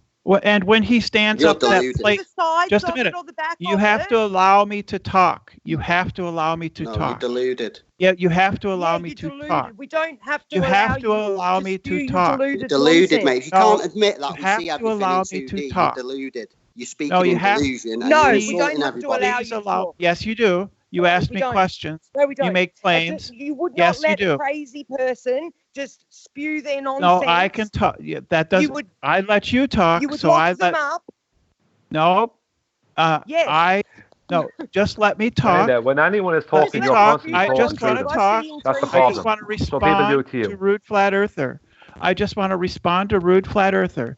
He said if he stands up a plate on a field, I will think it is a what he called a soccer ball, a soccer ball. a soccer ball. I From a 200-yard distance, you would I You won't know the won't. difference. ball. Yes, I There's will. a video on YouTube Yes, that has I will. circles. Some are No. concave, some are just No, flat. you, some are Brenda, I you can't. know Your the mind won't You difference. allow can't you. tell the difference. Hey, I listen, can listen, tell the guys. difference. I've got No, 5 more. you I just Yes, want to I let you can. know. I've got 5 more minutes left, and if you guys are still going at it, what I'll do is I'll probably just round out without you even knowing. So, just so you know, 5 more minutes, and then No I'm going worries, to bed. Santi. So, Randy, I'm going to say a massive thank you, mate. I'm going to go to bed myself because it's 4 o'clock in the morning. yeah, man, it's same here. I've got a long Yeah, drive it's almost tomorrow. 4 here, yeah. Well, it's the weekend. Really I just- appreciate I just- everyone right. for listening, and thank Sorry. you, Randy, for having me on. Massive. So yes, we all see. Yeah, Absolutely thank you. no worries, my Because friend. we all have two eyes. Shut up, Brenda. Randy, can we play the video that Peter Good got? night, everybody. Good night, What Rude. point does that See you prove? later, Good night, mate. Rudolph. See you later, pal. What Can we point does that play the prove? video? I'd like to have a look at Don't the you video ever that get Rudolph put embarrassed in by about the the things 24 you hours say, Brenda? Because before they're you all go. true. In They're all your true. deluded little world, they're true, but they're If not you true say for the rest so. of humanity. I see in 3D. Nobody else would say That's you not saw true. in 3D. Nobody. Of course I do. I do see in 3D. Because You I do have not two see the eyes. sides and the back of that ball. That's not what I'm saying. You don't listen That's to what people. we're saying. No, that's nobody thinks that. Nobody. Nobody thinks We that just you can said see. all you see is a flat, round object, and you said no. No, I don't. That's correct. I don't see a flat, round object. I see a ball. No, you don't. You see a Yes. flat, round object. No, I can see I see a ball. It's 3D. No, I you don't see a don't. flat You need object. to I see a the ball. sides and the back of it to see a ball. you don't No, see you all that. don't. No, you don't Yes, have you to do. see. Otherwise, you're just assuming it's a ball. No, I'm not assuming. Yes, you are. No, I'm not. I'm just making an observation. You put a ball in front of me. I see the ball. But me saying I can see the ball doesn't mean that I can see all of it all at once. So you're assuming the rest of it's there without No, seeing I'm it. not. I That's what know. you just said. No, That I'm I not. know it's a ball, but I can't Yes. see it all. That's Yeah, correct. So you're assuming the rest of it's No. No, I'm not. Yes. I can. Yes, No, you are. it's not an assumption. You just said it. No, it's not. Yeah, It's not it is. an assumption. Yeah, it is. No, it isn't. Yeah, it is. What it is, Brenda, you grew up believing it to be a ball, and you're finding everything that would make it appear that way. It's not a and to belief. you, that is evidence. I know it's a ball. How could you know it's a ball? Because A it's rotating based ball. on. How could you know that? Because it's based on past experience. I know what balls are. What's your past experience? I know what cubes are. I know what pyramids are. What a cone is. I know what these things are, and when I see one, I know that I see it. But how do you see a ball in where we are? I can just look at it and I can see it. She assumes. We experience she just flat looks at it all and the time. assumes. No, it's an inference, right? Yeah, an inference. based on past experience. So she just assumes that because she's seen a ball in her past, that's a ball as well. That's not an assumption. An inference is not an assumption. There you go. Yeah, an inference. Yes, so inference. I'll just infer that because I've seen a ball in the past, that circle thing up in the sky is a ball. Yes, I can. I can do that. Yes, yeah, you can. That's less delusional than what I thought you were before. No, Paige, that's called welcome reasoning. to do that, Brenda. That's called no, reason. it's not, Brenda. It is. Inference and assumption, not reasoning. No, an inference is not an assumption. You're welcome to do that, I didn't say it was, Brenda. But you just Brenda, did. No, Brenda, I said both yes, you words. did. I said both words. As in, you can either infer or you can assume. Both. No. Either. When I look at when I look at the moon, I can see that it is a sphere. No, you can't. Yes, I can. No, you can't. You infer that it's a sphere. Yes, that's what I said. Exactly. But you don't see a You sphere, infer though, Brenda. Yeah. And You have a inference belief that is it's a sphere. inferences are reasoning. That's reasoning. Not proof. Would you say that we experience stationary and flat? No. Well, how come that's what I've experienced my whole life and Paige has? No, too? that's I wouldn't normally speak. I can't really speak for Paige, but I'm sure Okie dokie, guys. Well, I did tell them in 5 more minutes I was going to go to bed, and I've been streaming for over 4 hours tonight, so it is time for my bed. It's just what it is. It's almost 4 a.m. and it's time to get a couple of hours of sleep. So, in response to Bob the Science Guy, who apparently has sent me 3 messages very recently with no response, well, I am incredibly sorry, but as I say, it's almost 4 a.m. and I'm running a show, and I really don't have time to be answering questions from you in the chat there, Bob. So there we go. Anyway, I've hoped you have enjoyed exactly what we've seen tonight. It is what it is. We had, for the most part, flat earthers discussing flat earth stuff. There is a big obvious divide in regards to quantum mechanics. And then Brenda came in right at the end for the last 20 minutes or so. So there we go. It is what it is. Right. Good night, everybody. And I will see you all next Monday. So I'm having the weekend off. Next Monday it is. And hey, listen, if you fancy supporting me on Patreon, I would love the support. Go ahead and check out Patreon and look for me on there, Ranty Flat Earth. You'll see a bunch of different tiers that you can join.